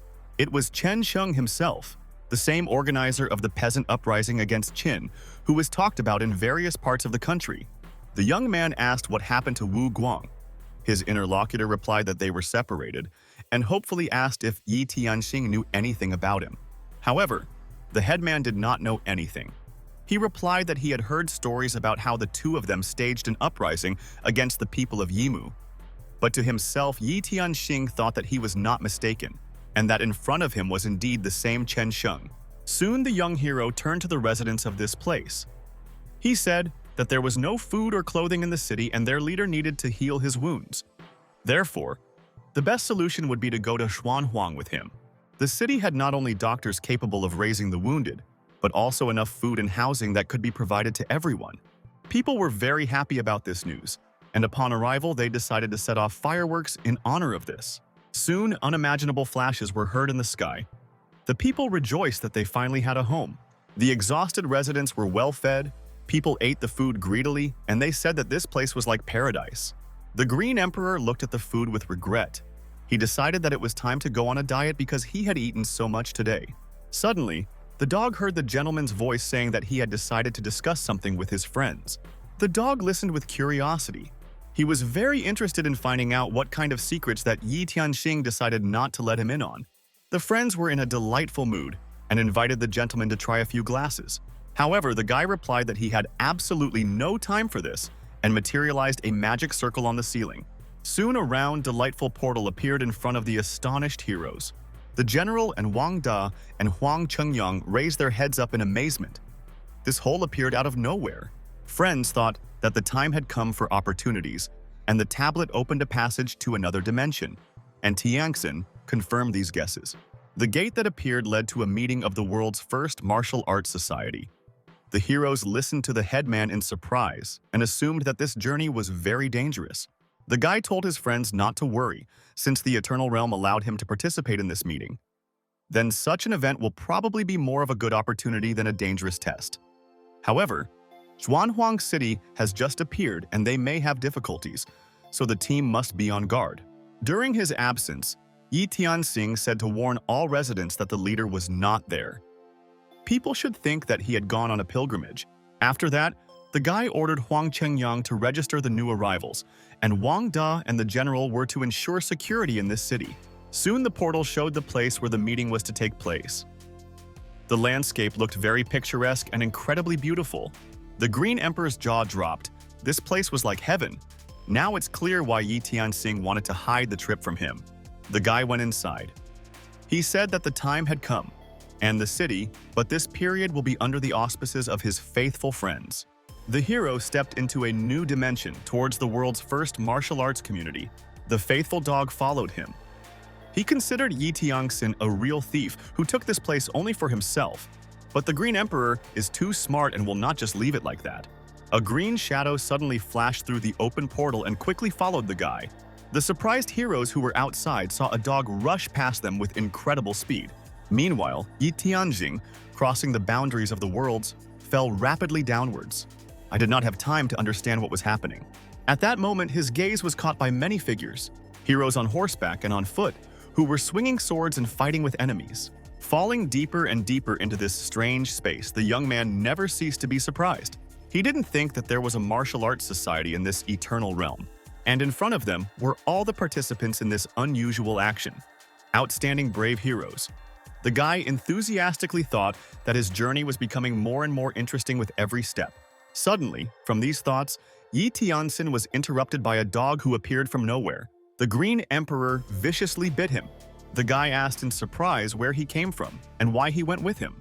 The young hero angrily told the mangy dog to let him go, but he did not want to do this and replied that he would hold him until his death. And Tianxing said that he will take note the Green Emperor can follow him until he dies. The dog angrily said that no matter how Yi Tianxing considers himself so smart, the dog will definitely find out the hidden agenda. If the guy decides to have fun, then nothing will work out for him. And Tianxing replied that he agreed and would allow the Green Emperor to follow him until his death. In the next moment, these words were sealed by the spirit pet contract, which immediately came into force. The Green Emperor asked in confusion what this meant and felt a mysterious energy around him. This contract stated that the soul pet must be loyal to its master, obey orders, never cause harm, and much more. And yet, the dog Ni intended to become a pet because he needs to ascend to the throne where thousands of dogs will obey their king. The guy said that the Green Emperor would still not be able to escape. He could try to do it, and when the dog rushed to leave, he felt how a mighty force grabbed him and did not let go. The young man said that he needed to hurry up. After all, they could be late for the meeting in this way. The Green Emperor didn't want to believe it. They put a collar on him and tamed him. This is completely unnatural, and Tianxing assured the dog that everything was not so bad. It was the greatest honor to be his pet. Suddenly, among the mountains, a conversation was heard between two people who were clearly saddened by the meeting. And Tianxing decided to follow this voice to see who said these words. Emperor Liu Bang, the founder of the Western Han Dynasty, arrived in these mountains. He was dissatisfied with the fact that his named younger brother ignored his kinship. The second one, named Jiang Yu, armed himself and said that Liu Bang is just a pathetic traitor who is incapable of human feelings, and he is ready to finish him off right now. The fight between the two brothers flared up quickly. They clashed fiercely in battle. Suddenly, Liu Bangzha flew to the side with a roar, hitting the ground and leaving a deep furrow behind her. His opponent, taking advantage of the moment, aimed his spear at the defeated enemy, his gaze burning with determination. Strength and precision merged as Xiang Yu released the weapon with devastating power. The tension reached its peak when the tips of the deadly weapon almost touched the forehead of the fallen man. But suddenly, the strong hand of the approaching man intercepted the spear at the last moment. Xiang Yu, overcome with rage, turned around in surprise and angrily asked who dared to stand in his way. Yi Tianxing introduced himself and said that such disputes could be discussed at a meeting of martial arts masters. However, the angry Xiang Yu swung at him again and warned the guy not to mind his own business. The eyes of the brave hero glowed with a bright light. He prepared for the attack because he realized that words were useless here. and Tianxing released his giant dragon, which with a powerful hiss approached the enraged enemy. Unable to resist, Xiang Yu fell to the ground, and the beast kept getting closer to him. After thinking a little, the villain came to the conclusion that the strength of this brat is in no way inferior to him, and now it is too risky to get involved in the conflict. Xiang Yu warned his brother that their conversation was not over yet, and as soon as the opportunity presented itself, he would not leave alive. The scoundrel said partingly that this brat who appeared was probably also taking part in the meeting of martial artists, and they would have an eternity to measure their strength. Liu Bang bowed and asked the valiant warrior Yi Tianxing to allow him to follow him. The guy thought that his interlocutor was quite crafty, as they wrote about in history books. However, it was too hard to refuse politeness. So Yi Tianxing gave him his hand and said that he had always been interested in history and would really like to know about the feud with his brother Xiang Yu. Many people gathered at the majestic arch. The crowd was buzzing with lively conversations. One of the arrivals, boxing champion Ali, said that he would become the winner in these competitions. And the crowd of people looked with admiration at the unusual heroes who had arrived, although some of them looked strong. But improvement required not only physical strength, but also various techniques. Mrs. Shifan looked around the square and noticed how a rather handsome guy arrived at the arch, accompanied by a faithful dog. Her gaze slid over the crowd. The woman noticed that among those gathered there were many handsome young people who made her smile slightly. And Tianxing said that many famous strongmen had gathered here. His companion noted that they must all be outstanding masters from all over the world. They should not be underestimated. Suddenly, a charismatic gentleman came into the arena, loudly clicking his heels. He said that he was asking for forgiveness for such a long wait, but the presenter is glad to welcome everyone to the world's first meeting of martial arts masters, and he is the head of this majestic program. The green man who stood behind Yi Tianxing sighed with relief. He was tired of standing in the crowd for a long time and wanted to quickly rush into battle. Yi Tianxing looked at the crowd with interest. The guy was sure that many of the cultivators had come here from completely different places, and this is a good opportunity to find out something about Xian, as well as the rest of the missing girls and friends. In the meantime, the presenter happily announced that only one competition awaited everyone, namely the race. The crowd began to talk indignantly. After all, they were having a meeting of martial arts masters, and it was completely unclear why they were organizing a race. However, the guy replied that the indignation of the participants is understandable, but they will have a difficult race, an obstacle course with the participation of spiritual pets. Before the race, masters need to catch a spiritual pet in the realm of illusions, make it a mount, and agree to participate in this competition. However, the guys should not hope that the soul pets will so easily adhere to the terms of the agreement, relying only on force. In addition, the treadmill is a battlefield. Participants need to use all their capabilities to defeat all opponents and politicians.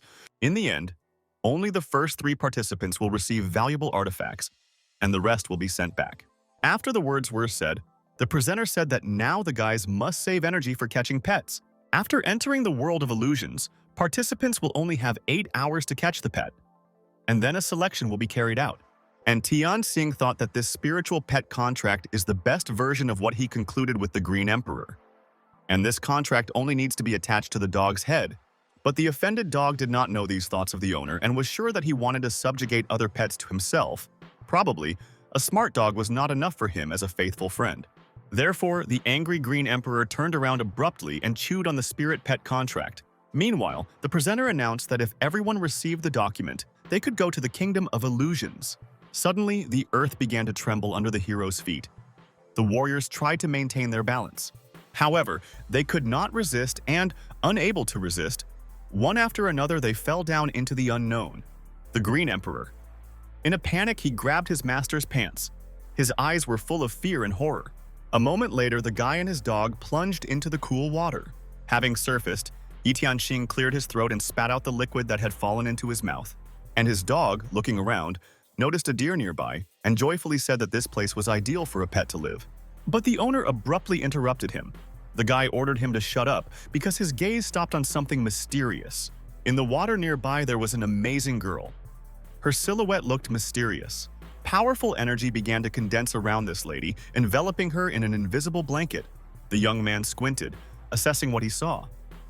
He thought that in front of him was a transformed fox, which could be suitable for the role of a new pet. It was only necessary to get the spiritual contract out of the mouth of the obnoxious animal. Suddenly, a girl named Yao Yue turned around. She heard a noise and wanted to find out who was stopping her from cultivating. The young lady concentrated all her strength and released a powerful magical attack that shone with a blinding light. And Tiangxin showed incredible dexterity. Dodging and jumping over the resulting bursts of energy, he dodged the blows. The young man jumped back to a safe distance and said that he did not know who the girl was and that she was improving. However, Yao Yu didn't believe him and thought that the guy was just spying on her. So she decided that she would not leave this insolent man alone and would punish him properly. The young lady released the petals of the rushing flowers straight towards the impudent hero, and Tiangxin was very indignant because he did nothing bad to me and only looked at her once. The young man decided to release his dragon of the divine sea to attack and put an end to this misunderstanding. The golden dragon rushed forward to meet his angry rival. This attack caused Yao Yue to freeze. However, this stupor only happened for a split second. The next moment, the girl again looked angrily at her enemy and promised that he would not leave alive. The young lady was rapidly approaching, and Yi Tianxing was mentally concentrating. And the next moment, he released his yin-yang steel chains, which quickly went towards the lady. Yao Yu was taken hostage and lost all ability to move. The exhausted girl asked to be released, and Tiangxin explained that he had no intention of offending her at all, but just wanted to ask something. The guy didn't notice how several enemy people were watching them from behind the bushes. They noticed that this hero decided to get ahead of them. Grus Magneto said that they should probably take the initiative and get rid of these people from the east who were cultivating. Yao Yu. Meanwhile, she angrily blurted out that in front of her was a real pervert. He came to the Kingdom of Illusions not to look for a pet, but to look at the girls, and she had never met the lady whom the guy described. And Tiangxin answered with a laugh that he has a pet and doesn't need others. Besides, he is not a pervert, but is just looking for his younger sister. Suddenly, the Green Emperor was enveloped in magical effects, and his body began to react strangely. The guy looked at his friend in surprise and asked what was happening to this dog. Suddenly, he saw a group of sorcerers trying to get closer, and Tianxing quickly realized that he had to fight with new enemies. Without wasting time, the young man concentrated his energy and activated the giant dragon strike technique. Bright lightning flashed in the air, accompanied by a powerful noise. He looked at the sorcerers with rage, and with complete determination asked who they were and why they decided to ambush. With a malicious grin, the leader of the sorcerers said that the dead do not need to ask questions, and Tiangxin freed the captive girl and said that she could run away. However, despite the liberation, Yao Yu remained offended. She could not forgive the hero, and Grus Magneto told his subordinate not to let this lady go far. The bastard raised his hand and a fireball burst out of his palm, aimed straight at the girl. However, at the last moment, Yi Tianxing reacted and shielded her from the fiery blow with his whole body. The guy made an attack with a sword and said that his opponents are not as strong as they want to seem, and should now tell about their intentions. Suddenly, Yi Tianxing's sword seemed to have a will of its own, rushing straight towards him. The guy, stunned by this turn of events, tried to understand what had happened. A realization came to his mind. The enemy not only uses weapons, but is also capable of controlling metal. Soon, the young man's guess was confirmed when the sword, as if alive, continued to rapidly move towards him. Yi Tianxing quickly reacted and dodged the fire attack, barely managing to avoid the blow. Taking a few steps back, the young man jumped back to a safe distance, but the feeling of anxiety did not leave him. The situation was clearly not going for the better. Suddenly, from under the earth, he was attacked by very strong plants. They covered him with their stavburs. These cruel and merciless vines instantly fettered all his movements and tied him tightly. Grus Magneto recognized the strength and courage of this monk from the east. But in order to win the competition, the guy must pass all the tests. Now the hero understood why these people resorted to such a vile trick with an ambush. But to their greatest disappointment, Grus Magneto and his pawns did not even suspect who they were dealing with. In the next moment, the incredible happened. The warriors looked at what was happening in numbness, and the two powerful pythons that Yi Tianxing had released had already opened their terrible mouths and were approaching the leader. A moment later, Grus Magneto died from this powerful blow. His subordinates retreated in fear, and Yi Tianxing easily tore apart the plants that grabbed him. The guy looked fiercely at his enemies. The surviving fighters decided not to tempt fate anymore. They opened a portal and set off to run away, and Tiangxin tried to stop these scoundrels. However, they very quickly hid in space. Their things remained lying on the grass. The guy approached these artifacts and began to examine them. It seems that the realm of illusions allowed the treasures of slain participants to be taken. However, the young man could not understand where the Green Emperor had gone because the dog had disappeared from the very beginning of the battle with the sorcerers, and the Green Emperor disappeared and looked at his master from afar. He considered it beneath his dignity to be this man's ordinary pet and to participate in some kind of competition.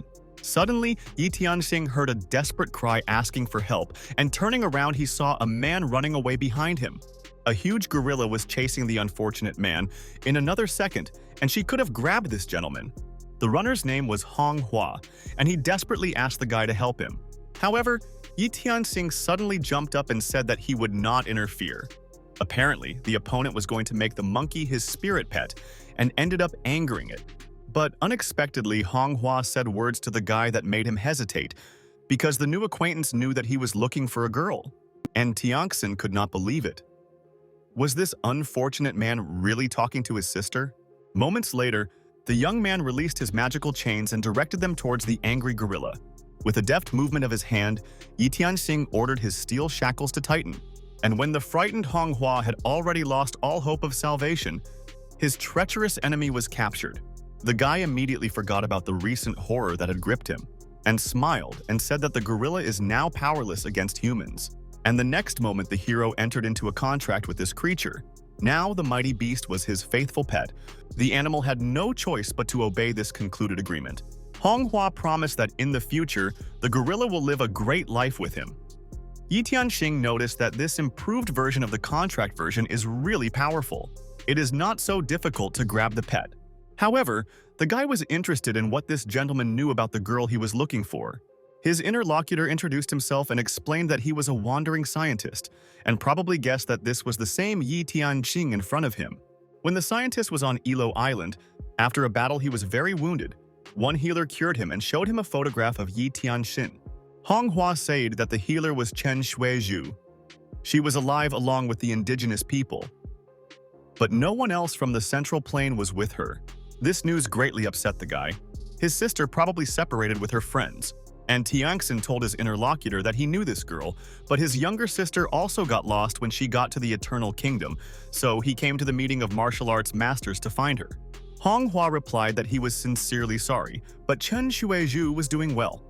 There was no need to worry about her now. Besides, many people took part in the competition, and the guy could ask them. And Tianxing suggested that this gentleman go with him to Ilo Island after the competition. Suddenly, their conversation was interrupted by the loud flapping of wings, and when the guys raised their heads, they saw a huge bird in the sky. The two heroes watched the creature carefully as it flew forward majestically, its feathers shimmering in the sun. Manhwa enthusiastically said that this huge golden eagle is very fast and would make an excellent mount, and Tianxing thought that this was a very interesting idea. The golden eagle is really fast. Moreover, with its help you can easily move around the realm of illusions. And ask about your sister. Therefore, without thinking twice, the guy went after the bird, surprised Manhwa. At first he did not understand his plan, and Yi Tianxing thought with disappointment that this feathered one was really too fast and wouldn't even let anyone touch him. Suddenly, Manhwa came up to him riding a gorilla and said that he would help him get this bird, and thus pay for his kindness. The guy deftly jumped on the monkey and ordered it to go up the tree as soon as possible. The gorilla grabbed the tree tightly. The mighty animal carried the two heroes on its huge shoulders and rushed through the forest. They purposefully pursued this bird, which was trying to hide. Having concentrated, Yi Tianxing took out the yin-yang chains and deftly threw them towards Golden Eagle. His chains instantly grabbed the feathered one, and she found herself caught trembling in the air. However, despite this, the powerful enemy desperately tried to escape, his wings beating in the air. Unexpectedly, Burkett shot down fiery arrows that filled the air. The heroes realized that they needed to quickly hide in order to avoid this barrage of fire. The monkey instantly jumped off the branch and began to go down, dodging the arrows. The gorilla landed on one of the strong trees and deftly balanced there. And Tianxing took a breath and thought that this bird was not so simple and had hidden abilities. Suddenly, the guy heard Manhwa's voice. He warned him of possible danger. At first, the young hero did not understand what exactly the threat was, but the next moment he realized everything. After all, the golden eagle was rapidly approaching him, He opened his mighty beak and was inexorably approaching down. However, Yi Tianxing was not at a loss. He quickly assessed the situation and already had a plan of action in his head. Berkut decided to boldly rush into battle, and this action was even for the better. The bird quickly rushed down. Probably it was confident in its indestructible strength. Manhwa said with excitement that, "Brother, don't risk his life, but run away while you have the opportunity." An incredibly powerful stream of fire fell towards the guy, but the hero was able to resist. Having used the hidden technique, Yi Tianxing formed an impenetrable ball around herself. Having hit this armor, Berkut flew to the side with lightning speed. However, he could not penetrate it. From this blow, the bird headed downwards and was completely exhausted. Yi Tianxing had long wanted to test Liu Bao's armor and was waiting for her to complete her transformation. Now, the young man felt how indestructible and useful this armor was during such fights. Now the unfortunate bird is obliged to become his riding pet and she has no other choice. Manhwa offered Yi Tianxing a token of gratitude for the acquired pet monkey wine. The scientist assumed that the hero would have to ask many other participants about his friends, so he decided not to detain him. In parting, Yi Tianxing wished his new friend to take care and look forward to the next meeting. And instantly, the guy soared into the air, riding the bird and rushing upward. The golden eagle flew very fast like a rocket. From above, they saw a picturesque landscape. Numerous flocks of animals grazing peacefully in green spaces, and nearby bodies of water shimmered. Suddenly, the young man noticed people below and decided that he should go there. He ordered the bird to descend. When they descended closer to the earth, and Tianxing noticed the Green Emperor there, who stood in the middle glade, surrounded by riders on wild boars and mighty hippopotamuses. The puzzled guy could not understand what this dog was doing in such a place and how he got here. And the Green Emperor growled at his opponent, who dared to attack him. The guy on the huge hippopotamus said that the dog was to blame because he tried to steal the fire dragon's gem. And although he had never eaten talking dogs, he would probably try today. But this guy, whose name was King Arthur, was approached by a servant and reminded that he should not chat with this beast. It is necessary to end the conversation as soon as possible. And a sharp sword appeared above the head of the Green Emperor. But the next moment, the incredible happened. The weapon fell out of the hands of the surprised man under the influence of a fiery arrow. The angry fighter asked who was hiding in the bushes. He was very nervous because his plans were thwarted. And Tianxing, in an angry voice, ordered his dog to come closer. The guy did not pay attention to his malicious opponents. The Green Emperor burst into tears. Has this heartless guy finally come to save him? King Arthur said with rage that now he understands who is the master of this devil dog and indulges in theft. So this guy deserves to die. The dog said that this vile guy was talking nonsense. The Green Emperor did not steal anything. He saw a beautiful white jade and wanted to take it for himself. And Tianxing summarized that it turns out that the dog was crippled because he wanted to steal someone else's thing, and therefore he must figure it out himself. However, the unfortunate Green Emperor looked pitifully at his master and said that if he destroys this bastard, he will recognize him as his master. King Arthur rushed to the attack and said with contempt that what kind of dog was like that, and the owner was absolutely immoral. And Tianxing clenched his teeth with rage. He cast a contemptuous glance at them, and, determined to fight back, prepared for battle. And after a few minutes of intense struggle, the king and all his subordinates found themselves securely tied up. And unable to resist, they begged to be spared. The young man promised that he would let him go if they answered him. Just one question, and Tianxing did not lose hope of finding out something about his sister and asked if they knew anything about a girl named Xian who arrived from the east. However, the unfortunate knights knew nothing about this lady. Their king had also never heard of this name. The disappointed young man walked away, finally saying that in half an hour the chains would disappear on their own. The Green Emperor could not believe that the owner would let them go so easily, but the guy said that if he had not tried to rob them, the knights would not have attacked. The dog asked what kind of girl his owner was looking for, and Tianxing replied something long story, but he can tell. Meanwhile, the two sorcerers watched the achievements of the other participants. They talked among themselves and thought that this competition would be exciting. It would be very interesting to find out who the winner would be. One of them said that this was probably a warrior from the east. He was the only one who managed to tame the golden eagle. It's very interesting to watch this guy in a really serious fight. Therefore, we need to return all participants to the arena. Some time passed, and all the gathered heroes, along with their pets, again found themselves in a busy square. The presenter was in a hurry to report the good news. The martial arts society allowed them to keep these pets as a reward. People were very happy, however. Some were surprised by this decision. They thought that this was a stupid reward. Some sacrificed a lot for useless pets. The presenter tried to smooth out the situation and told people not to worry, because there were bigger prizes. He just wanted to raise the morale of the team. The participants quieted down a little and began to listen carefully to what else they would be offered, and the guy announced that they would be given 6 treasures as rewards. The winner would receive 3, the one who took second place would receive 2, and the third would receive 1. The first treasure is the magical Tower of Pacification and the 9 celestial spheres found in the vastness of the Eternal Kingdom. It is a rare artifact. The talisman can accumulate and pacify evil spirits, as well as make them stronger through rebirth, a very rare artifact for pacification. The second treasure is a spatial gate. It allowed travel through space and time, capable of detecting the coordinates of places, as well as other people thousands of kilometers away, a magical artifact for teleportation. And Tiangxin thought with enthusiasm that with the help of such a thing, he could find his sister.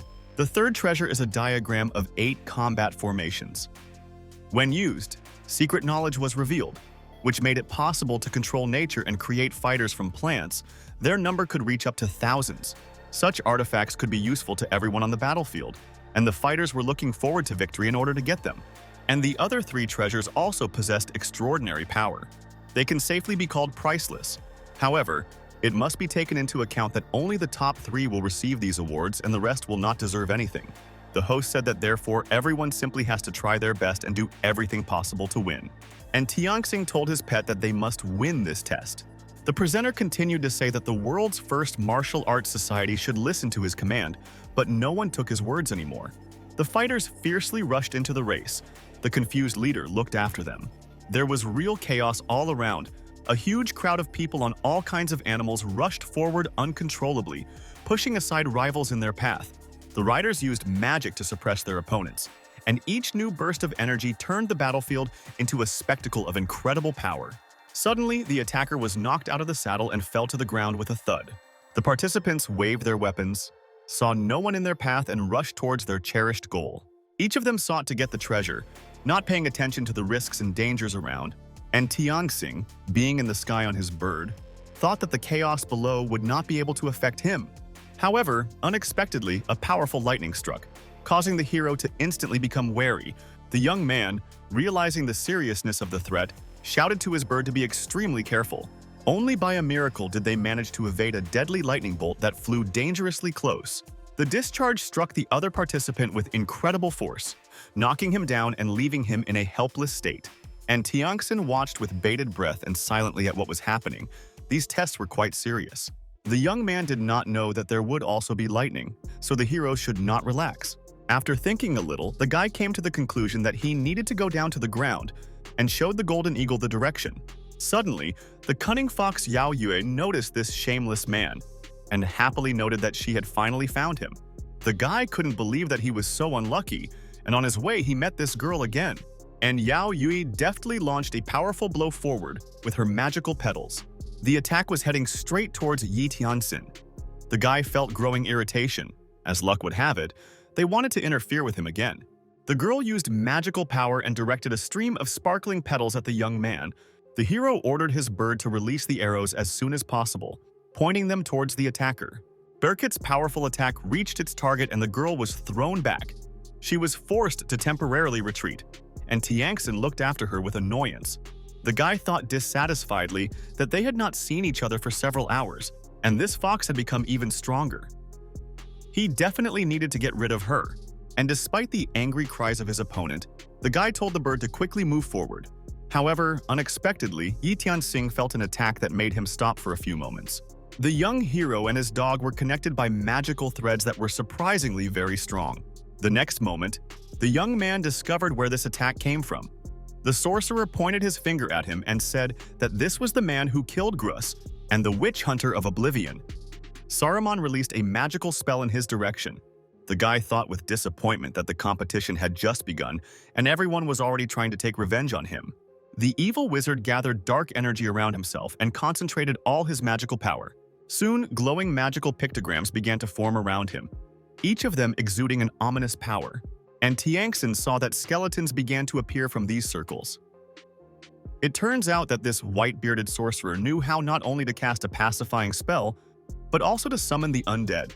And the next moment, the skeleton attacked Yi Tiangxin, raising his sword to strike. However, the guy was not taken aback. He instantly activated his magic armor and repelled this attack. Suddenly, a magical petal appeared out of nowhere and rushed straight towards the undead. The same fate befell the rest of the skeletons, who continued to attack but were forced to crumble into thousands of small fragments. And the sorcerers who controlled the skeletons looked at each other in confusion. They could not understand who interfered with their plans. And Yao Yue confidently stated that if someone wants to kill this guy, he must first ask her permission. And Tiangxin grinned. The guy noted that the girl was probably still worried about him, but the fox coldly replied that his death should only be in her hands.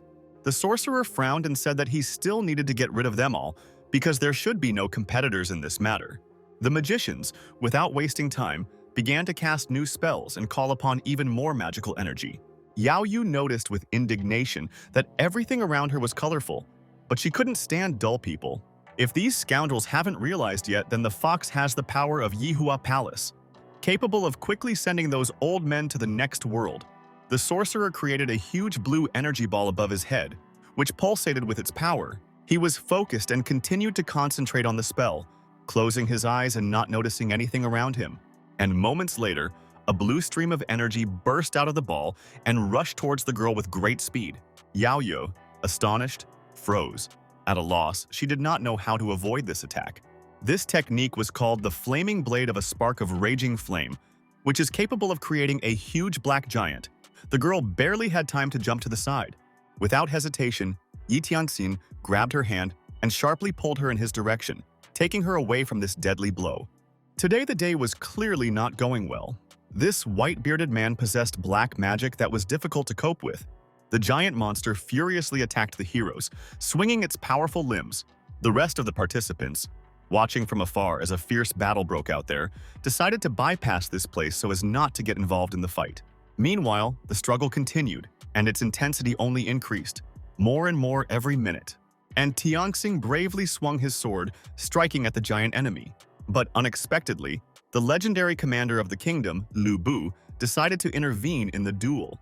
With a cry, he rushed forward on a huge lion, which made a loud roar and intensified the effect of the appearance. The commander was rapidly approaching the giant, preparing to deliver a crushing blow. The man quickly rushed to the attack, not wanting to waste a second of time. There was a powerful collision. The blow of his weapon met with dark magic and the enemy. The knight was confident in his victory and fiercely continued his offensive. However, the sorcerer began to concentrate his forces again.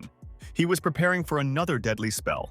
The wizard invoked the curse of Baphomet, and the entire space was enveloped in thick darkness. An ominous atmosphere pressed on everyone who was near this place. The sorcerer mockingly declared that the enemies should try to withstand the power of his halberd. At that moment, giant snakes suddenly appeared from the darkness, wriggling and threateningly rushing towards the heroes. The commander desperately waved his weapon in an attempt to repel this attack. However, he and Yao Yue noticed how the snakes were getting closer and closer to them. Soon, one of the pythons managed to capture the girl, wrapping her in his strong rings. The next moment, the commander also found himself tied up, despite all efforts to resist. The man continued to fight, trying to destroy the snakes with his spear. His faithful assistant rushed to the rescue, and without hesitation, the man rushed to the attack. But the giant monster easily repelled his attack, confusing the assistant. The hero stared at the enemy in amazement. He could not believe this power and incredible strength. Meanwhile, the monster used the Fire Darkness Flame Blade technique, emitting destructive energy. The assistant was confused. He did not know how to resist the attack and was in a daze for several moments. But at this critical moment, Yi Tianxin hesitated and released his powerful technique, the Divine Sea Realm of the Flying Dragon, aiming it at the enemy. The huge dragon rushed forward, rapidly attacking the enemy sorcerers. There was a spectacular clash between the serpent and the dragon. The spectacle was incredibly exciting. The captive commander and Yao Yue watched this grand battle in amazement, and Tiangxin realized that the time for decisive action had come, and began to destroy the formation of the enemies. The sorcerer noticed that the guy was rapidly approaching their positions and decided to act. The chief loudly ordered his subjects to immediately call upon the guard Baphomet, And the next second, a powerful guard appeared, surrounded by a halo of evil power and Tianxing. Without hesitation, he dealt a crushing blow to his opponent. However, the enemy was protected by a magical dome that repelled this attack. Destroying the impenetrable barrier turned out to be incredibly difficult. The young man hit it with all his strength with his fist. At this time, the commander's assistant took a breath and stroked his lion. The man did not notice how the hurricane was rapidly gaining strength on the horizon. The assistant commander turned around in confusion, trying to understand what was happening to nature. The frightened people around began to run away in panic, trying to quickly hide from the approaching elements. The raging vortex began to cover everything around, raising dust and debris upward. The brave assistant to the commander stood in bewilderment. He did not understand where this destructive wind came from. He told his faithful lions to leave this dangerous zone as soon as possible, and Tianxin looked around at the chaos that had formed around him. The guy tried to understand what exactly happened. When he saw a raging hurricane that threatened to destroy everything around him, he silently watched for several moments thinking. The sorcerer said with a grin that he recognized the hero's superiority as a fighter, but it was time to end this fight. The guy, despite the words of the enemy, was not going to give up because many more tests lay ahead of him. The Green Emperor almost fell down as the whirlwind almost captured him, and Tianxin barely had time to grab the dog's scruff and strictly ordered him to be careful. The dog justified himself by saying that the bird's feathers were too slippery, which is why he couldn't hold on. Meanwhile, the sorcerer created a magical pictogram and declared that he would still meet with this warrior of the east. And Tianxin watched the fleeing sorcerer. However, she could not catch up with him. The guy said that you can't linger here. You need to leave urgently. The young man riding a bird rose into the air and left this place of battle. However, Yao Yue was not going to let him go so easily. The girl shouted that their fight was not over yet. Yao Yue rushed to catch up with the young man in anger. The lady in no way wanted to retreat from her plan, and Tianxin irritably reminded that just recently they fought shoulder to shoulder, and now there is no point in continuing this pursuit. But the girl defiantly replied that everyone who sees her is doomed to death. The Green Emperor warned the owner. The dog believed that this girl was clearly hostile. Sooner or later, they would have to engage in battle with her. However, Yi Tianxin stated that he already has a plan to get rid of her without unnecessary bloodshed. The hero proposed a duel to the death on a volcano, where the loser would meet his fate. Yao Yue readily agreed, claiming that this was exactly what she needed. The guy sent the bird forward and remarked that if the young lady loses, you shouldn't blame him for cruelty. The girl answered with a grin that he was only bragging, and she couldn't wait to see what this hero was really capable of. As she approached the volcano, Yao Yue felt the heat begin to melt the wings of the butterfly with a light touch of fire. Suddenly, her pet began to fly around chaotically. The young lady could not calm her down, and Tianxin smiled and quietly told himself that he had made the right decision and now everything would fall into place. But the butterfly has phoctaxis. The light waves that the flame emits affect the vibrations of the insect's wings, which leads to the pet losing control of flight. As the young man expected, this lady's faithful friend, just a huge butterfly, and the flame of the volcano should decide his ability to fly normally, and they will have a chance to leave. But the next moment, the confused girl fell from the butterfly and began to rapidly fall down, and Tianxin, with bated breath, carefully watched what was happening. Nevertheless, he did not wish harm to his opponent and shouted a warning so that the girl was extremely careful. During her fall, Yao Yue was suddenly grabbed by powerful magical threads and kept her from certain death. A mysterious figure, a lady with an unusual appearance, descended on a huge bat and decided to intervene in the situation. And Tianxin watched with interest. His plan misfired with the appearance of another enemy. And the girl, meanwhile, having recovered from the shock, thanked her savior, but noticed that her voice sounded too strange. It was not clear whether it was male or female. The stranger answered with a slight smile that in a past life she was a man, but now she has become a woman. After that, Shifan said that there was no need to thank her, because more than anything in the world she despises scumbags who mock weak women. And Tianxin rushed forward with fury in the attack. He told the Golden Eagle to shoot fiery arrows. However, his opponent used the precious description of chrysanthemums, an incredibly powerful attack. And after that, she used a fusion of thousands of lights that were able to stop the young hero. A huge python freed itself and began to rapidly approach the taken-aback guy. However, Yi Tianxing reacted with lightning speed and released the kingdom of the Divine Sea The guy said that if there is a man in front of him, he will not stand on ceremony. With these words, the fire dragon came out with a loud hiss and began to quickly approach the ladies. The beast looked very fierce and radiated a fiery, life-giving force capable of sweeping away everything in its path. The woman told Yao Yuo to leave, but the girl did not want to do this and decided to fight to the end. But the next moment, an incredibly powerful whirlwind turned on both of them, and Tiangxin noted with a grin that he was very sorry for the girls. Fortunately, in fact, everything was fine with them, and they simply returned back to the Eternal Kingdom. But suddenly, the young man saw several rays that began to rapidly approach directly towards him. It was like a miracle. It seems that in the foreign realm of illusion, one can enter into the dominance of the soul. It turns out that the martial arts society allows one to improve, and the guy again feels how the body is filled with qi. He realized that only a weak spirit succumbs to illusions here, but the one who can overcome the visible and reach his essence will gain true power. And Tiangxin was completely delighted. It was absolutely obvious that his body had become stronger and stronger. After all, now the young man had reached the 6th stage of the Divine Sea Realm and possessed incredible strength. Some time passed, and Tianxing was filled with powerful energy that enveloped him from all sides. The Green Emperor looked at his master in surprise, and a change also occurred in his appearance. The young man noticed that the dog had grown fur, and it was green. The Emperor was happy with the green hair. He knew that he would not go bald all his life. This coat is simply perfect and unique. The dog is truly a born emperor, the dream of any female.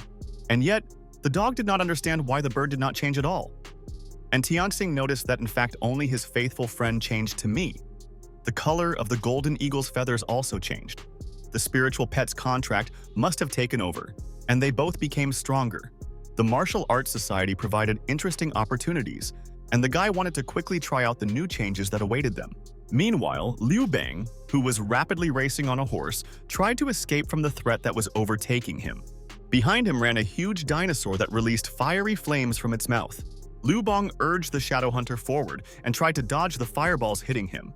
His opponent said that he was trying to perform a dirty trick by trying to get closer to the crowd, and thus use innocent people as a shield. However, the guy said with rage that other people should not suffer because of an evil enemy. He will not allow this. Shang Yu replied that in that case, he should stop and allow him to be trampled into small pieces, and Tiangxin, who was watching all this from above, decided to intervene to help his friend. And even at that moment when the unfortunate Liu Bang was almost grabbed by a huge dinosaur, there was no chance of salvation. The guy was still trying to repel this attack and clutched his sword tightly. Unexpectedly, he saw that a huge golden eagle landed right on top of the monster. Shang Yu enragetedly asked what was going on, who was so brave to interfere in his duel, and Tiangxin said that he was very surprised. Only one day had passed and his friend had already come so far. The sorcerer said with rage that this damned one was again in front of him, who was constantly interfering, and once again advised not to meddle in someone else's business. Liu Bang turned to his friend and said that this time they would fight, and his friend really had better fly forward. And again a fierce battle began, where the opponents fiercely exchanged blows of swords. Yi Tianxing. Watching this battle, he understood that this was the historical struggle for power between Chu and Han, now coming to life in front of him. The guy was fully confident that this time everything would work out in favor of his friend. Suddenly, the earth shook, and a giant octopus emerged from its depths, releasing its vile tentacles. A mysterious creature has engulfed several people, causing widespread panic and chaos. Soon, a huge beetle appeared from underground and, together with the octopus, began to hunt their victims. Confused participants watched what was happening in panic. It seemed to them that this was a created trap. Meanwhile, the octopus continued to grab people with its tentacles and drag them into the depths. Liu Bang rode past on a unicorn, trying to assess what was happening. The guy looked in horror at the giant monster, which was mercilessly destroying everything in its path, and Tiangxin wasted no time releasing the magic cube. He had a wonderful idea. The next moment, an unusual reaction occurred from the cube, enveloping the space in magical light. The guy thoughtfully said that a sword is not a weapon against which a kraken should be thrown. The young man looked carefully at the magic cube and declared with confidence that it was completely safe for Liu Bang. His friend was inside the protected barrier and could continue his fight, while Yi Tianxing remained to fight the enemies outside. Xiang Yu, riding a huge dinosaur, went forward and challenged his brother. Now they are entering into a decisive battle. The dinosaur released a powerful stream of magical fire, directing it towards the enemy. Liu Bang, sitting astride a unicorn, told the shadow hunter to prepare for the attack. With scope and determination, his opponent rushed forward in preparation for battle. He noticed that his brother had strengthened significantly since the last time they saw each other. Liu Bang called on the mysterious shadow hunter for help because all hope was only in him. The unicorn, obeying the command, dealt a powerful blow to the dinosaur's body with its horn. The pet's eyes flashed with green fire, filling the space with an ominous light. And the next moment, Liu Bang was immersed in this green aura, which rapidly increased his strength and instilled extraordinary fear in the enemy. The unicorn began to transform.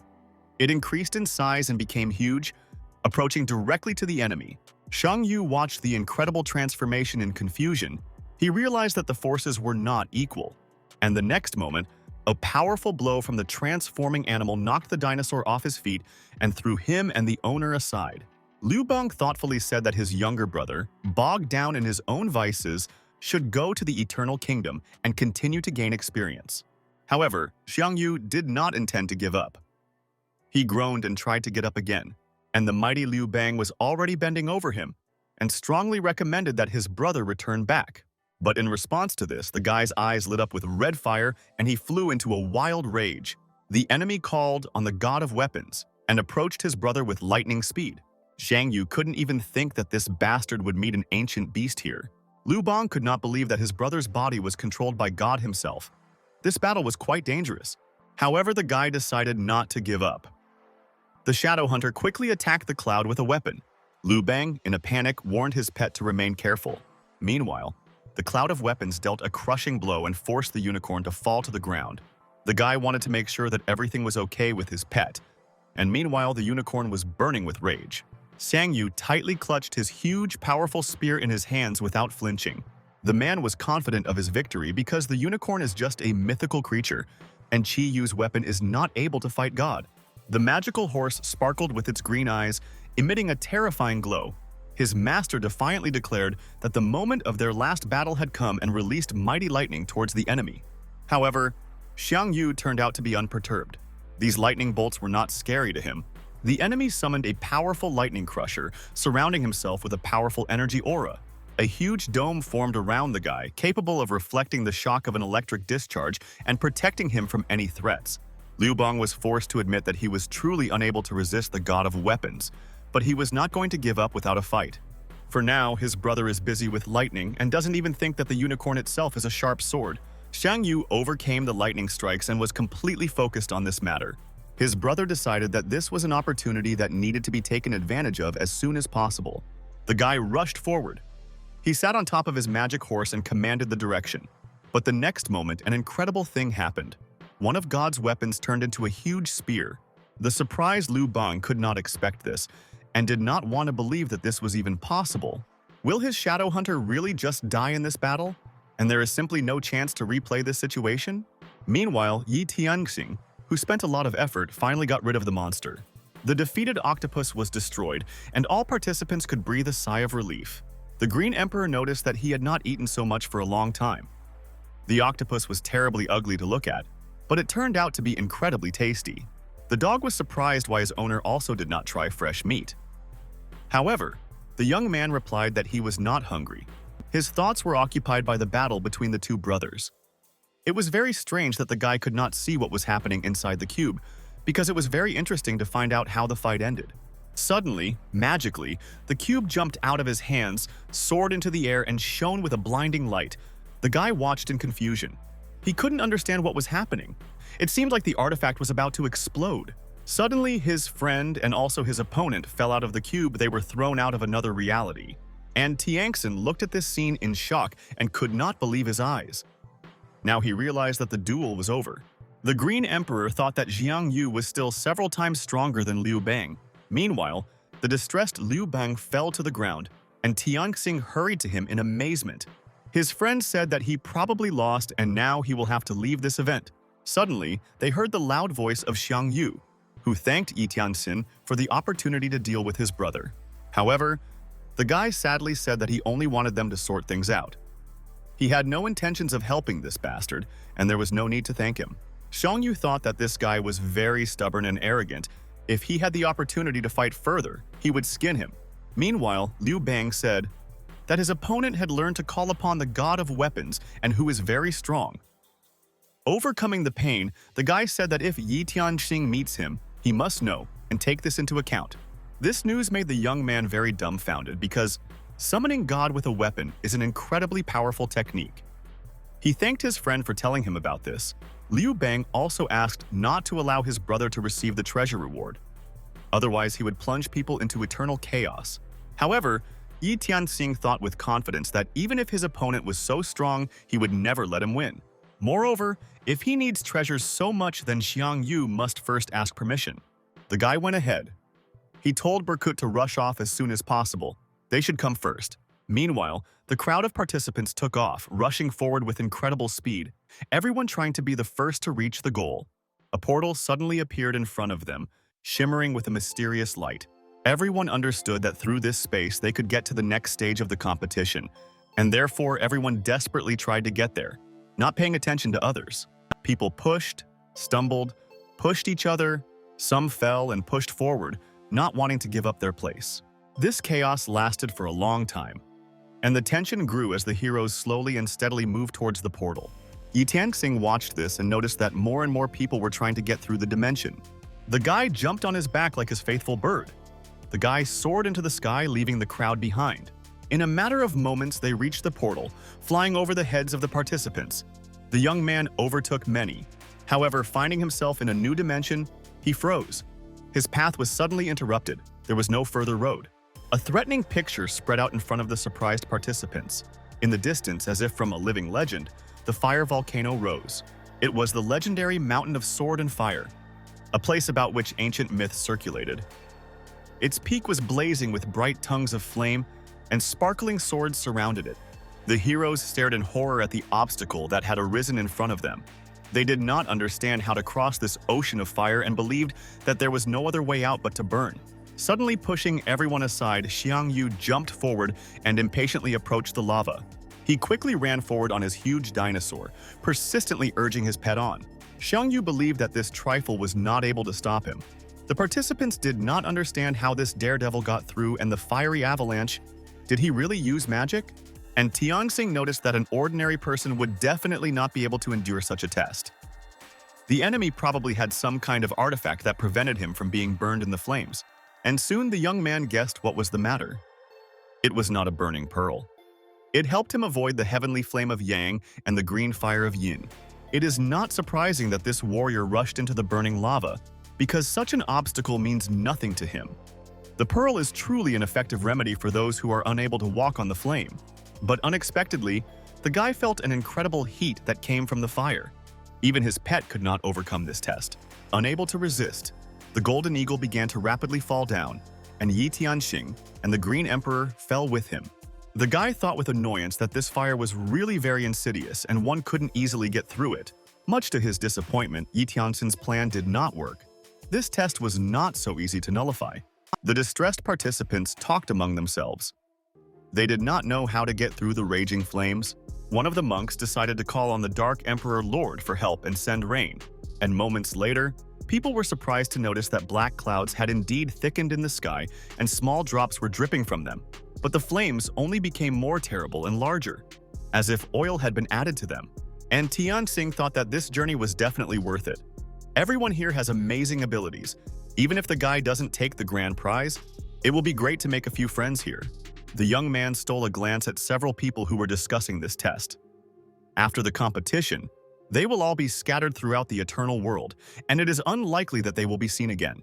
But if Yi Tianxing can help these people get through the difficulties, he will definitely become famous in the eternal world, and thus will not harm Zanhuang.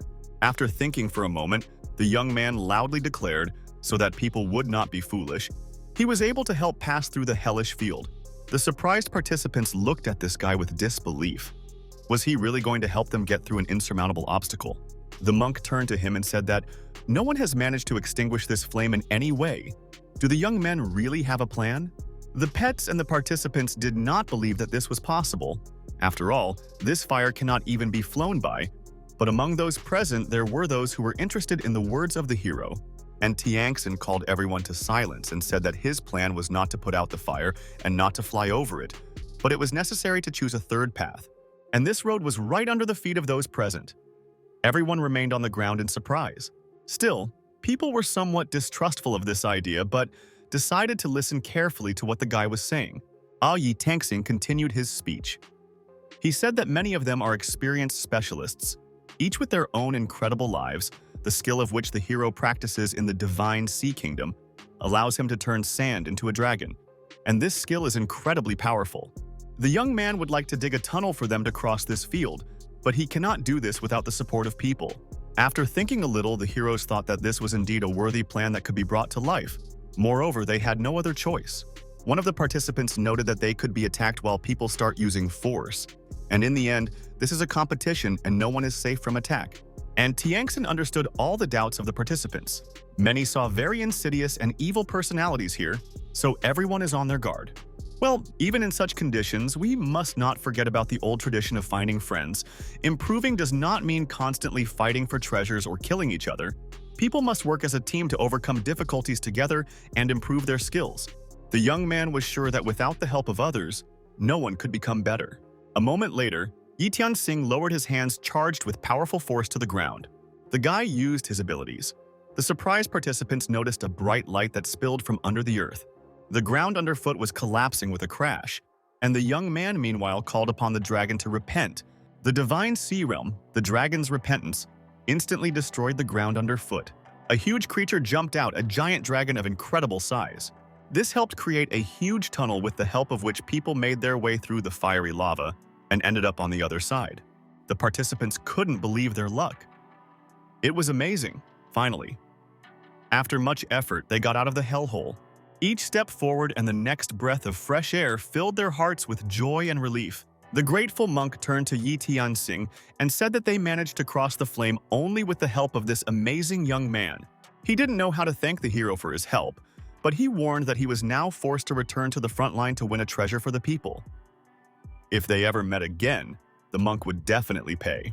The Green Emperor indignantly said that only Taoist monks have a conscience. They know how to be gracious, and other practitioners only know how to run away and take advantage of the kindness of others. And the fraudster Xiang Yu has overtaken everyone, and it is necessary to put him in his place as soon as possible. The heroes did not even suspect that they were under strict surveillance. The guards noticed that this guy was incredibly talented. Kabu said that this is his favorite, and he cannot wait for this guy to show himself in the next round. His friend noted that Yi Tianxing had never been in the lead, so it was unlikely that he would win. However, Kabu stated that now it is not necessary to be first. The key to victory is overcoming difficulties later. In addition, the participants will soon reach the foggy swamp anyway, and if they do not pass this round, then the whole situation will change dramatically. By that time, twilight had already descended in the sky, the full moon was shining, and the participants had already reached the next test, where a terrible swamp lay in wait for them. People noticed that there was only swamp water and moss, not a single trace of human life. All this time, the team was following the tracks of the people ahead, but for some reason, there was not even a hint that someone had passed earlier. One of the participants said that it is not only cold and gloomy here, but also the smell is strange. In any case, the group should be careful and not step on holes. Also, people found it very strange the ability of trees to emit thick fog around them. As soon as the participants entered the vile slurry, they felt how unknown creatures grabbed their legs. It turned out that there was a new trap. Many disgusting women approached the participants and began to pull them down. Those remaining on the shore looked at what was happening in surprise, trying to understand what had happened, and a terrible creature jumped out of the swamp. Her eyes sparkled with evil fire. She tried to devour as many people as possible, and that sight shocked everyone present. They screamed in horror. It seemed that there was no way out. The women deftly slipped out of the swamp and intended to drag all the participants deeper into it. Not at a loss, one guy grabbed a weapon in his hands, even though these vile creatures were not his enemies, but he was forced to kill them. However, suddenly, the young man felt a bite. His body was numb from the fog and he could not move. Exhausted, the guy called for help. He shouted that he needed a ghost devouring human souls. Completely exhausted, the unfortunate man called for help. However, underwater creatures had already enveloped him from all sides. Meanwhile, Yi Tianxing was flying forward. the guy noticed that something was clearly wrong with this forest. They had been moving for a very long time, but it seemed as if this movement was in a circle. The young man had not seen anyone since they left the canyon. Suddenly, the guy heard desperate cries for help, people begging to be saved. Terrible monsters mercilessly attacked the participants in the duel and absorbed their souls. Without hesitation, Yi Tianxing released his yin-yang chains and thereby enslaved the monsters. The guy angrily asked who they were and why they dared to touch innocent people.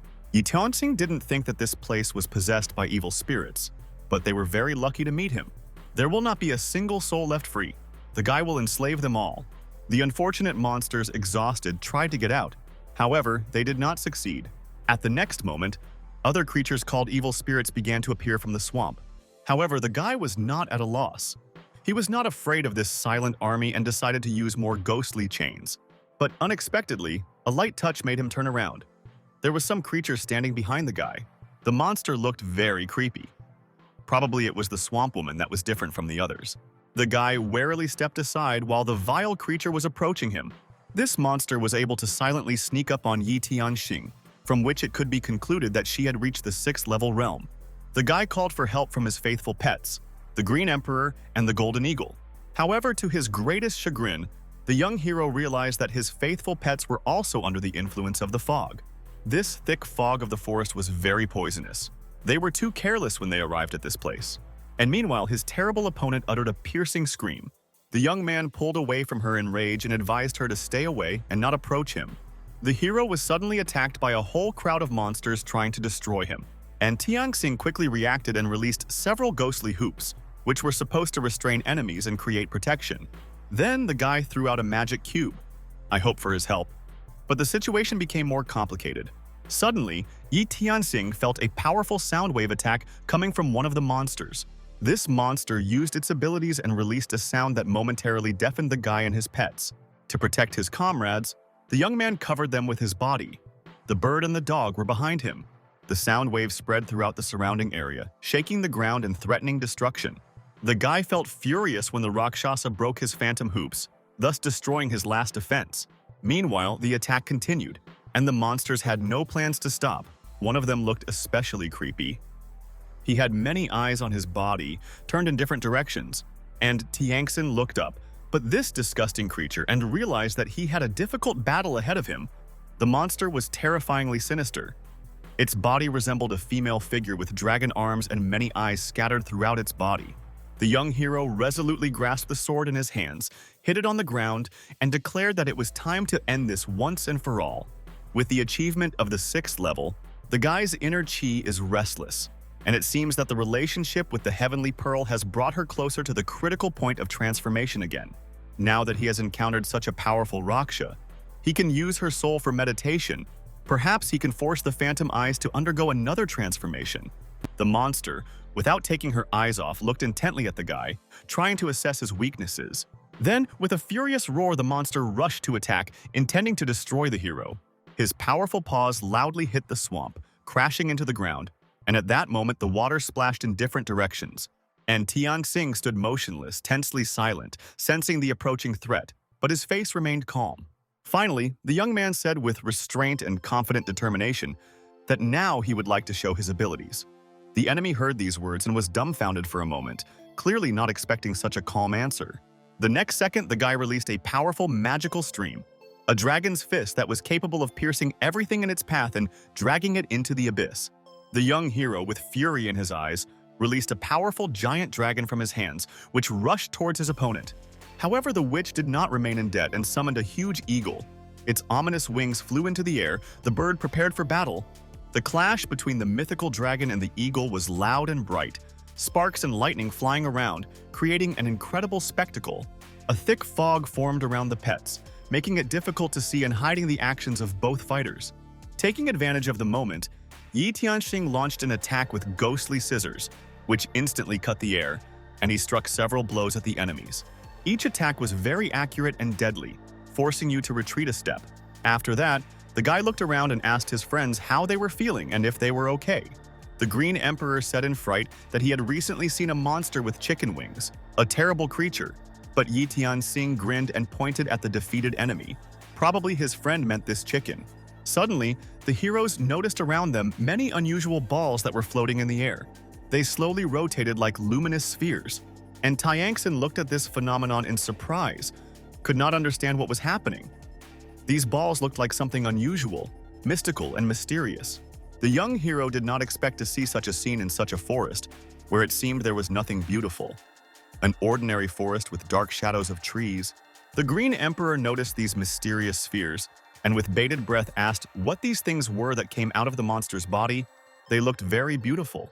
His master was also intrigued by such a sight, a monster that looked disgusting, the kind of creature that one would not want to face, but the magical bubbles seemed almost fabulous. Inside one of these balls, the guy recognized a familiar face. There was a monk whom he had seen before. Besides him, there were other heroes in the bubbles, and Taiangson realized that these were the souls of those who had not passed the test. Now they were locked in these balls. Among these people, the young man noticed a girl who had once pursued him. Her presence caused mixed feelings. But the strangest thing happened when the young hero noticed that the souls of these people began to resonate with his inner chi. Souls may have turned out to be illusory, but they really existed. They are formless. They are not visible to the naked eye, but for those who have reached the realm of essence, they can improve their own energy. When ordinary ghosts and evil spirits died, they produced wish beads. And here in the realm of fantasy, if a participant was eliminated, it produced a ghostly entity. The appearance of this soul brought endless luck, and the next moment the guy was enveloped in phantom chains. He felt this incredible power and strength. And after that, the phantom scissors were revealed to him. They appeared from the very foggy depths of consciousness. The guy assumed that the phantom eyes resonated with the celestial pearl, and this meant that there would be another transformation. The young hero felt his strength begin to change, growing into something more complex and powerful. Yin and Yang divided into two. While evil plunders the heavens, the good side of Yang helps overcome difficulties. As long as the evil side of Yin destroys evil, they can drive out all the treachery and misfortune of this world. The guy approached the ghostly mirror, which was a reflection of the inner eyes, and Tianxing read that it is divided into two parts, male and female, and where Yang helps people and Yin eradicates evil. But now, it requires a lot of qi, so care must be taken when using it. The guy slammed the book shut and smiled. He didn't even know that the third level of ghostly eyes was so powerful. A ghostly mirror that helps people eradicate evil is exactly what he needs. But the guy couldn't use it as often as phantom chains unless absolutely necessary. They went further. The Green Emperor could not understand what was happening to the owner. He noticed that the guy's mood had changed. He was constantly smiling. As soon as they got out of the swamp, Yitangsing smiled mysteriously. Some things are better left to oneself. The guy thought that this competition was teeming with opportunities. In just a couple of days, he reached the 6th level. Phantom Eyes also reached the 3rd level. Progress is much faster than in the eternal world. He even has a pet in the form of a golden eagle, with which he can easily cross the entire ocean. Suddenly, the hero became wary. He saw that several people were floating and fighting furiously on the water. The young hero recognized this man who was standing astride Behemoth. There could be no doubt. This was the same Lu Bu who had helped earlier during the fight with wild monsters. The friend clearly needed help because he quickly repelled the attacks of the man attacking him. Brave Lu Bu fearlessly looked into the face of his opponent and proudly clutched his weapon. He wanted to find out who was in front of him, why this unknown lord decided to attack him, and demanded that the enemy say his name. The hero did not have the slightest desire to kill some non-entity. However, the enemy mockingly said that even if Lu Bu's powerful wars of the late Han dynasty were known to him, he would not say his name until he proved himself worthy of it. The two heroes fought in a fierce battle. Lu Bu's opponent was the most mighty warrior of the Sui Tang dynasty, and Li Yuanba sent the links of Feng Strike. A loud splash was heard, and Tianxing, riding his mighty pet, barely had time to fly to the side. The guy suggested that this lord had incredible courage. Perhaps he was an influential person. An extraordinary battle arose before the hero, and perhaps he was honored to witness a historical spectacle. A huge, fierce cheetah emerged from the depths of the sea and attacked its opponent. However, Li Yuanba looked incredibly powerful and deftly repelled all attacks. Lu Bu, in confusion, noted that he had once heard about this person who is at a high level, wields two 800-pound hammers, and who cannot be defeated with one action. His enemy said that everything was correctly noted, but he also completely surpasses his level. Lu Bu thought that this was very arrogant, and his opponent was only talking but could not do anything concrete. The next moment, the hero attacked the 7 forms of the pit and created a mighty sword from the wave. And Li Yuanba saw this sharp blade right in front of him and pulled away in horror. He managed to protect himself with his shield from this wave that rushed over him, but the man was able to do this with great difficulty. And Li Yuanba had to admit that the enemy was incredibly strong. He had turned the waves into his weapon. They even had killing intentions. He should not be underestimated. But without allowing Lu Bu to come to his senses, he sought to strike the next blow, and again caused waves that now became powerful arrows. The waves that turned into an arrow flew towards the enemy, carrying enormous destructive power.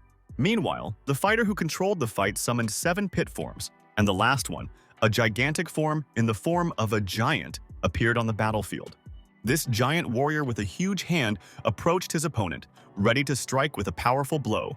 However, Yi Li Wanba managed to put up his shield and held back the attack by creating a barrier of magical energy. Suddenly, the water rose up, and Tian Xing on his bird flew sharply to a safe distance. The guy watched this from above. He noticed what incredible strength his friend demonstrated. If he were in the enemy's place, it would be impossible for him to block such a blow. But suddenly, the wave, as if by magic, transformed into a giant tsunami that overwhelmed everything in its path.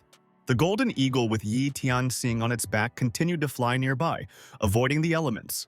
Below, you could hear the screams of people who did not have time to leave the danger zone and drowned in the raging waves. The battle between the 2 warriors and the giant man continued, so nature itself took part in this battle. Lu Bu, realizing that there was little time left, he shouted that the tsunami was approaching and he needed to immediately leave this place. But his enemy, not wanting to give up, replied that the man should die in battle and not avoid it. At that moment, Lu Bu pushed his opponent with such force that he lost his balance and fell to the ground. Falling, Yi Li Yuanba looked at his enemy in surprise, not understanding how he could use his strength so easily. Lu Bu, meanwhile, stared fiercely straight ahead, preparing for the next step in the battle. The general decided to use the truth of the doctrine, a special magical technique that should help maintain victory. And Li Yuanba noted that an ordinary person would not be able to withstand the force of such a tsunami. And Tianxin decided to intervene and used his powerful ability, the Talking Abyss Dragon, to change the course of the battle. The giant, seeing this, looked down in surprise. This attack was a little unexpected. Lu Bu barely recognized the same guy in front of him. He didn't expect to see him here. However, a rational decision would be to get away from trouble because it is extremely difficult to continue the fight in such conditions.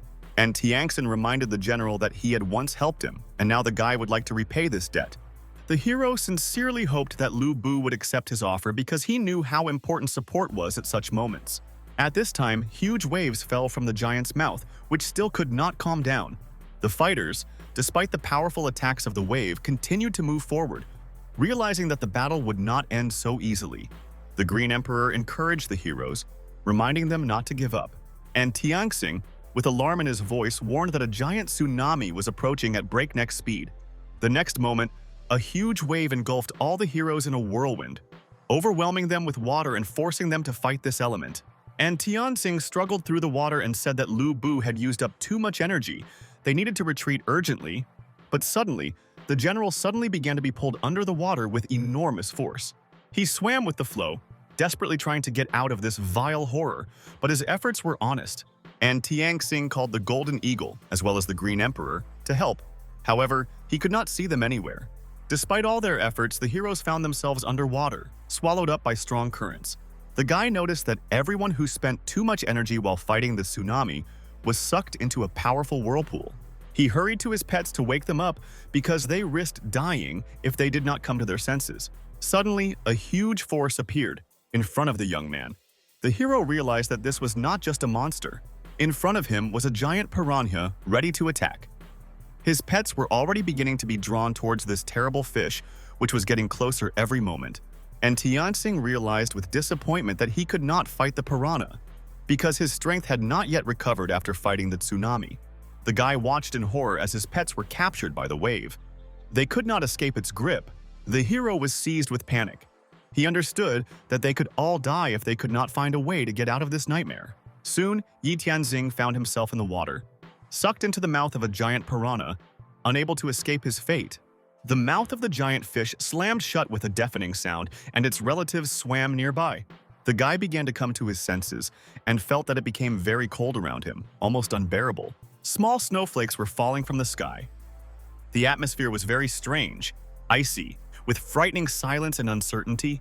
Suddenly, Yi Tianxing felt the touch of the Green Emperor's tongue. The dog happily jumped around him. The pet was pleased that the owner had finally come to his senses, but the young hero could not understand where he was and why it was so cold here. However, the Green Emperor didn't know this either. He recently regained consciousness in this strange place, and the nasty golden eagle didn't listen at all. After thinking a little, and Tianxing came to the conclusion that they were in the belly of this piranha, probably there was an entire universe inside this creature. Suddenly, Burkett burst out in a frightened, wild cry which instantly broke the silence. The young man instantly tensed. He felt an approaching threat. The guy noticed how sharp ice arrows were falling and heading straight towards his friends. Having gathered all his will, Yi Tianxing concentrated energy in his palms. A fire flared up in his hands and took shape, and a moment later the magic cauldron crackled merrily and released golden sparks. With the help of this fire, the pieces of ice began to melt and did not have time to reach their friends. They scattered in the air. Suddenly the pet screamed and warned the owner to be careful. The next moment, the icicle, like a poisonous arrow, passed straight through them, leaving no chance of defense. The guy could not understand how such an icy threat could pass right through his protective mind as if it was not physically felt. However, Yi Tianxing continued to defend himself from them, creating a barrier and neutralizing any danger. Suddenly, the guy noticed that inside the icicle was hiding a real ice spear, which could become a deadly weapon. Yi Tianxing didn't even expect that the fire from the ancient cauldron could transform ordinary ice spears into something special and a real treasure. The young man held the weapon tightly in his hands. He felt warm energy spreading across the ice. The hero swung his spear several times to test his balance and strength. But what surprised Yi Tianxing the most was the amazing resonance between the silver spear and his book. Every time he touched the ancient weapon, the page glowed. The guy thought about this phenomenon and wanted to guess why and how it is connected with the book. He felt that the weapon really had a special property when it was warm enough, as if a river were breaking through barriers and falling in a powerful stream. The interested hero opened his book and read about an ancient skill called the second level of the Sky of Feathers, which, as it turned out, was ideally combined with a spear. The Green Emperor, carefully observing the owner, noticed that he had changed. However, the dog himself had changed. He finally had thick, long hair. The only upset was the fact that there was not a single dog of the opposite sex nearby, and Tianxing came to the conclusion that his pet was right. For practitioners, there are many opportunities for training, and even their spirit animals receive blessings from this. In addition, the guy was glad that he had two whole friends. Suddenly, the guy noticed how an ice dragon, covered with a bright blue skin color, flew towards a group of people, preparing to attack them. The hero could not stay away and decided to quickly find out what was happening, following the dragon. Meanwhile, the beast, waving its sharp claws, approached the people, their fear growing with every second. A girl named San Yang, trying to avoid the attack, tripped and fell straight into the icy water, which instantly became covered with ice. Her companion, General Li Guang, frightened and confused, turned around, noticing that everything that was happening had become too dangerous for both of them. At this time, the dragon let out a loud and powerful roar, shaking the air, preparing for the subsequent attack. The girl, realizing the seriousness of the situation, barely rose to her feet and desperately shouted to her companion to save himself and not die here because of her. But Li Guang, unable to leave her, took aim with his crossbow and fired an ice arrow right at the dragon's head. The arrow hit the target, but to the surprise of everyone, there was no reaction. The dragon only stuck out its tongue, as if it had not felt the blow. The man, no longer hoping for victory, thought that this was probably the end for them. But suddenly, right in front of the desperate general, a hero jumped out, and his appearance became a real salvation. The guy abruptly threw the dragon aside and, without wasting time, turned to the people asking if everything was okay. The young man took them on the golden eagle, and they flew into the distance, because Yi Tianxing had not yet restored qi, and it was dangerous to engage in battle. The dragon, noticing that his opponents were trying to hide, prepared to jump. The force of his swing was very enormous. The reptile, rising into the air, quickly threw the general and the girl down. Their bodies began to fall quickly. Yi Tianxing tried to hold the people back, but it turned out to be difficult to accomplish. Sanyang rushed straight to the ground. Her eyes were full of horror and despair. She called for help. The general wasted no time in reaching out his hand in an attempt to catch the young lady, but the distance was too great. At that moment, their enemy, using magic, summoned huge deadly icicles like sharp spears, and Sanyang landed on one of them, and the tip pierced her body. Li Guang instantly picked up the wounded girl.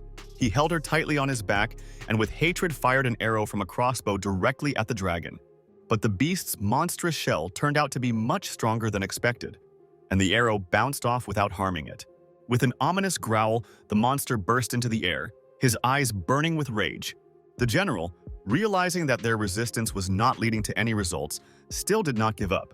And Tianxing gave them his hand, helping Li Guang to rise and climb onto the golden eagle. The general noted that this young hero had already saved their lives twice, and it was a pity that the participants had to endure so many trials. And Tianxin replied that this giant lizard was walking along the glacier as if nothing had happened. It would probably be extremely difficult to win now, but the young man had already matured a plan because during the fight, he discovered that even this monster had a weak point. As the general fought, Yi Tianxing noticed that the enemy was constantly protecting his chest with his front paws. Therefore, it is likely that the dragon is least protected in this part of the body. The eagle is quite agile, and when the chance arises, you will need to keep it busy with bait, after which it will not be difficult to kill the enemy with one shot. The heroes quickly rushed forward, intending to get closer to the enemy as quickly as possible. The golden eagle decisively rushed straight towards the dragon, ready to pounce on it. Their enemy, noticing their approach, roared very loudly and furiously. His voice spread throughout the entire space, and Tianxing decisively acted proactively. He released the phantom chains from his hands. In the blink of an eye, two huge pythons burst out of their chains, their bodies twisting and turning. Well, no matter how hard they tried to attack, everything turned out to be unsuccessful. The reptile easily avoided this fight. The guy realized that his chi had not yet recovered, and therefore the phantom chains were much weaker.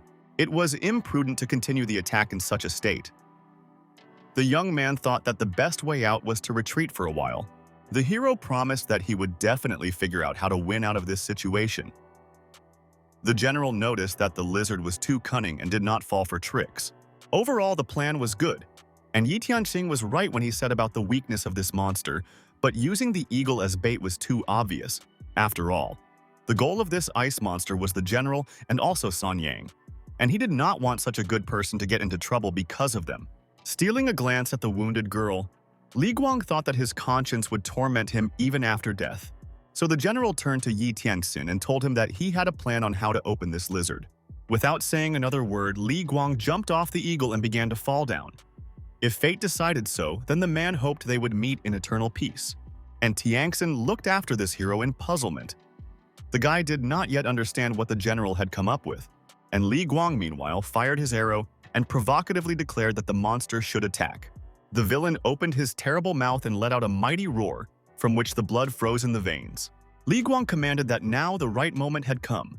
Now Yi Tianxing realized what was going on. He was ready to act decisively. The guy clutched his ice spear in his hand and quickly headed towards the enemy. Using the new technique Heavenly Feathers acquired recently, the hero intended to close the distance with the enemy as soon as possible. The next moment, the spear reached its target. The giant monster roared desperately. However, his fate had already been decided. The reptile was unable to fight. He had lost too much blood. And Tianxin straightened up and looked straight ahead. Finally, they managed to defeat this monster. After which, the young man and the general shook hands. Without mutual assistance, it would have been difficult to achieve such results. And Tianxin introduced himself and said that it was a great honor for him to meet with the same flying general who fought against Xiungnus. The man noticed that many people knew him only from this side. However, he had one more request to this guy, and Tianxin listened carefully to what his interlocutor would tell him. The words he heard plunged the guy into a real shock because the general asked to kill him. Li Guang said that he joined the competition only to help Sanyang find the treasure, in the hope of finding her parents. But now the girl died, the man would like to return to the eternal world to be with her. After all, he once promised that they would die together, and the generals never, they go back on their words. And Tianxing said, touched, that he would never have thought that in this world there is love stronger than death, so the guy is ready to help. The young hero carefully sent the lovers home, and they gradually dissolved in space. The Green Emperor shed tears. He said that his chest was compressed from loneliness. He also wanted love. However, Yi Tianxing noticed that the dog should not think about it. Suddenly, they felt the ice floe move under their feet. The ice began to crack dangerously and swayed more and more underfoot with every second. And Tianxin noticed that an unusual creature was approaching them. And meanwhile, the guy and the dog found themselves floating in the air. Many giant piranhas were flying towards them, looking very scary. One of them opened its terrible mouth and let out a long, loud roar, and Tianxing saw a flickering light in the distance. Probably they were approaching the exit. The Green Emperor laughed. Now he realized that he would never die. He no longer needed to be afraid of freezing to death. The giant lizard that they had met the day before was just one of the tests. And now they came to the final part of the competition, which was supposed to put an end to this story. An incredibly creepy picture appeared before the heroes. A mountain was visible in the distance, and right next to it there were many terrible monsters. Guan Yu, who had fought on the battlefield for decades and seen a lot, had never seen such disgusting scenery in his life. The man decided that he would not die in such a place. Despite the impending threat that was approaching him, a creepy spider with many sparkling eyes looked straight at him. Observers watched with interest. Guan Yu was able to fight on an equal footing with the god of war, but unfortunately even he did not reach the end. The guards are unable to influence this. After all, this is the first heavenly martial arts competition. Only the strongest should have the privilege. Meanwhile, the host laughed loudly. He said that He Shuai is right. Origin and reputation are worth nothing. What is more important is luck and fitness. Those who hold on to the end should have incredible luck. Now, all the new ones are following the same path, and it is really interesting to find out who will take first place after colliding with this lightning catastrophe. And Tianxin was happy to notice familiar faces in the crowd of survivors. They all coped, and this incredibly inspired him. The guy was glad that they managed to meet again and wanted to know how the guys coped with all the obstacles. General Lu Bu noticed that now they were calm. When the guy fell into the water and lost consciousness, he thought that everyone would die and could not believe that there was a chance to meet again. In honor of this, he went to offer Yi Tianxing to fight him, but he politely refused. Suddenly, Temujin, the great Khan of the Mongol Empire, with his army approached the crowd of survivors. People solemnly raised their weapons. Finally, they arrived. And Tianxing thought that this Mongol guy didn't just bring his army here. The participants felt this incredible competition. Everyone wanted to get the treasure. And by that time, Temujin commanded his army to certainly go on the attack. But unexpectedly, the sky above became very black. Powerful electrical discharges burst from it. The brave Mongol felt this powerful explosion himself. People ran away in horror. Those who were under the influence of this lightning asked for help, but could not escape from this attack. And Tianxin now understood that this is the final test that can choose the winner. This lightning acted very interestingly. It straightened the body of every person who came under its influence. People looked at each other in horror. They could not believe that they had worked for so long to end up in such a dead end. One of the heroes formed a powerful ball lightning in his hand. He trained for 30 years and will finally be able to use this technique. The hero used an energy shield that was able to protect him and the huge turtle. People looked in surprise. This hero managed to get through such an obstacle. However, the next moment, the guy received a powerful discharge that penetrated to his very bones. Surprised, Yi Tianxing and his friends cautiously dialed for this. This element turned out to be almost irresistible. This lightning was incredibly powerful. Even Yi Tianxin's dragon skin was unlikely to be able to block it. However, the guy noticed an unusual trend. The lightning only attacked people who practiced. Spirit pets were fine. This discovery threw his very doubtful reasoning into disarray. It could only mean one thing. Some of the participants also guessed what the goal of the last round was. Sang Yu quickly realized what was happening and hit his pet. This attack caused the dinosaur to stagger. The general said that his pet must again help his master and show what he is capable of. The man grabbed his beast in his hands and said that he was incredibly powerful because he could hold such a huge creature. People watched in surprise as this man went forward and lightning did not strike him. Behind Yi Tianxin, indignant screams and many different statements could be heard. Some thought it was cruel, but someone actually followed Xiang Yu's example and tried to deal with their pets in order to move on. Each participant, alienated by his greed for profit, killed his faithful friends. and Tiangxin silently watched for several moments what was happening. As the cruel participants dealt with their pets, many of them fought among themselves. However, becoming a champion at such a price is an impossible task, even for such a fearless warrior as Yi Tianxing.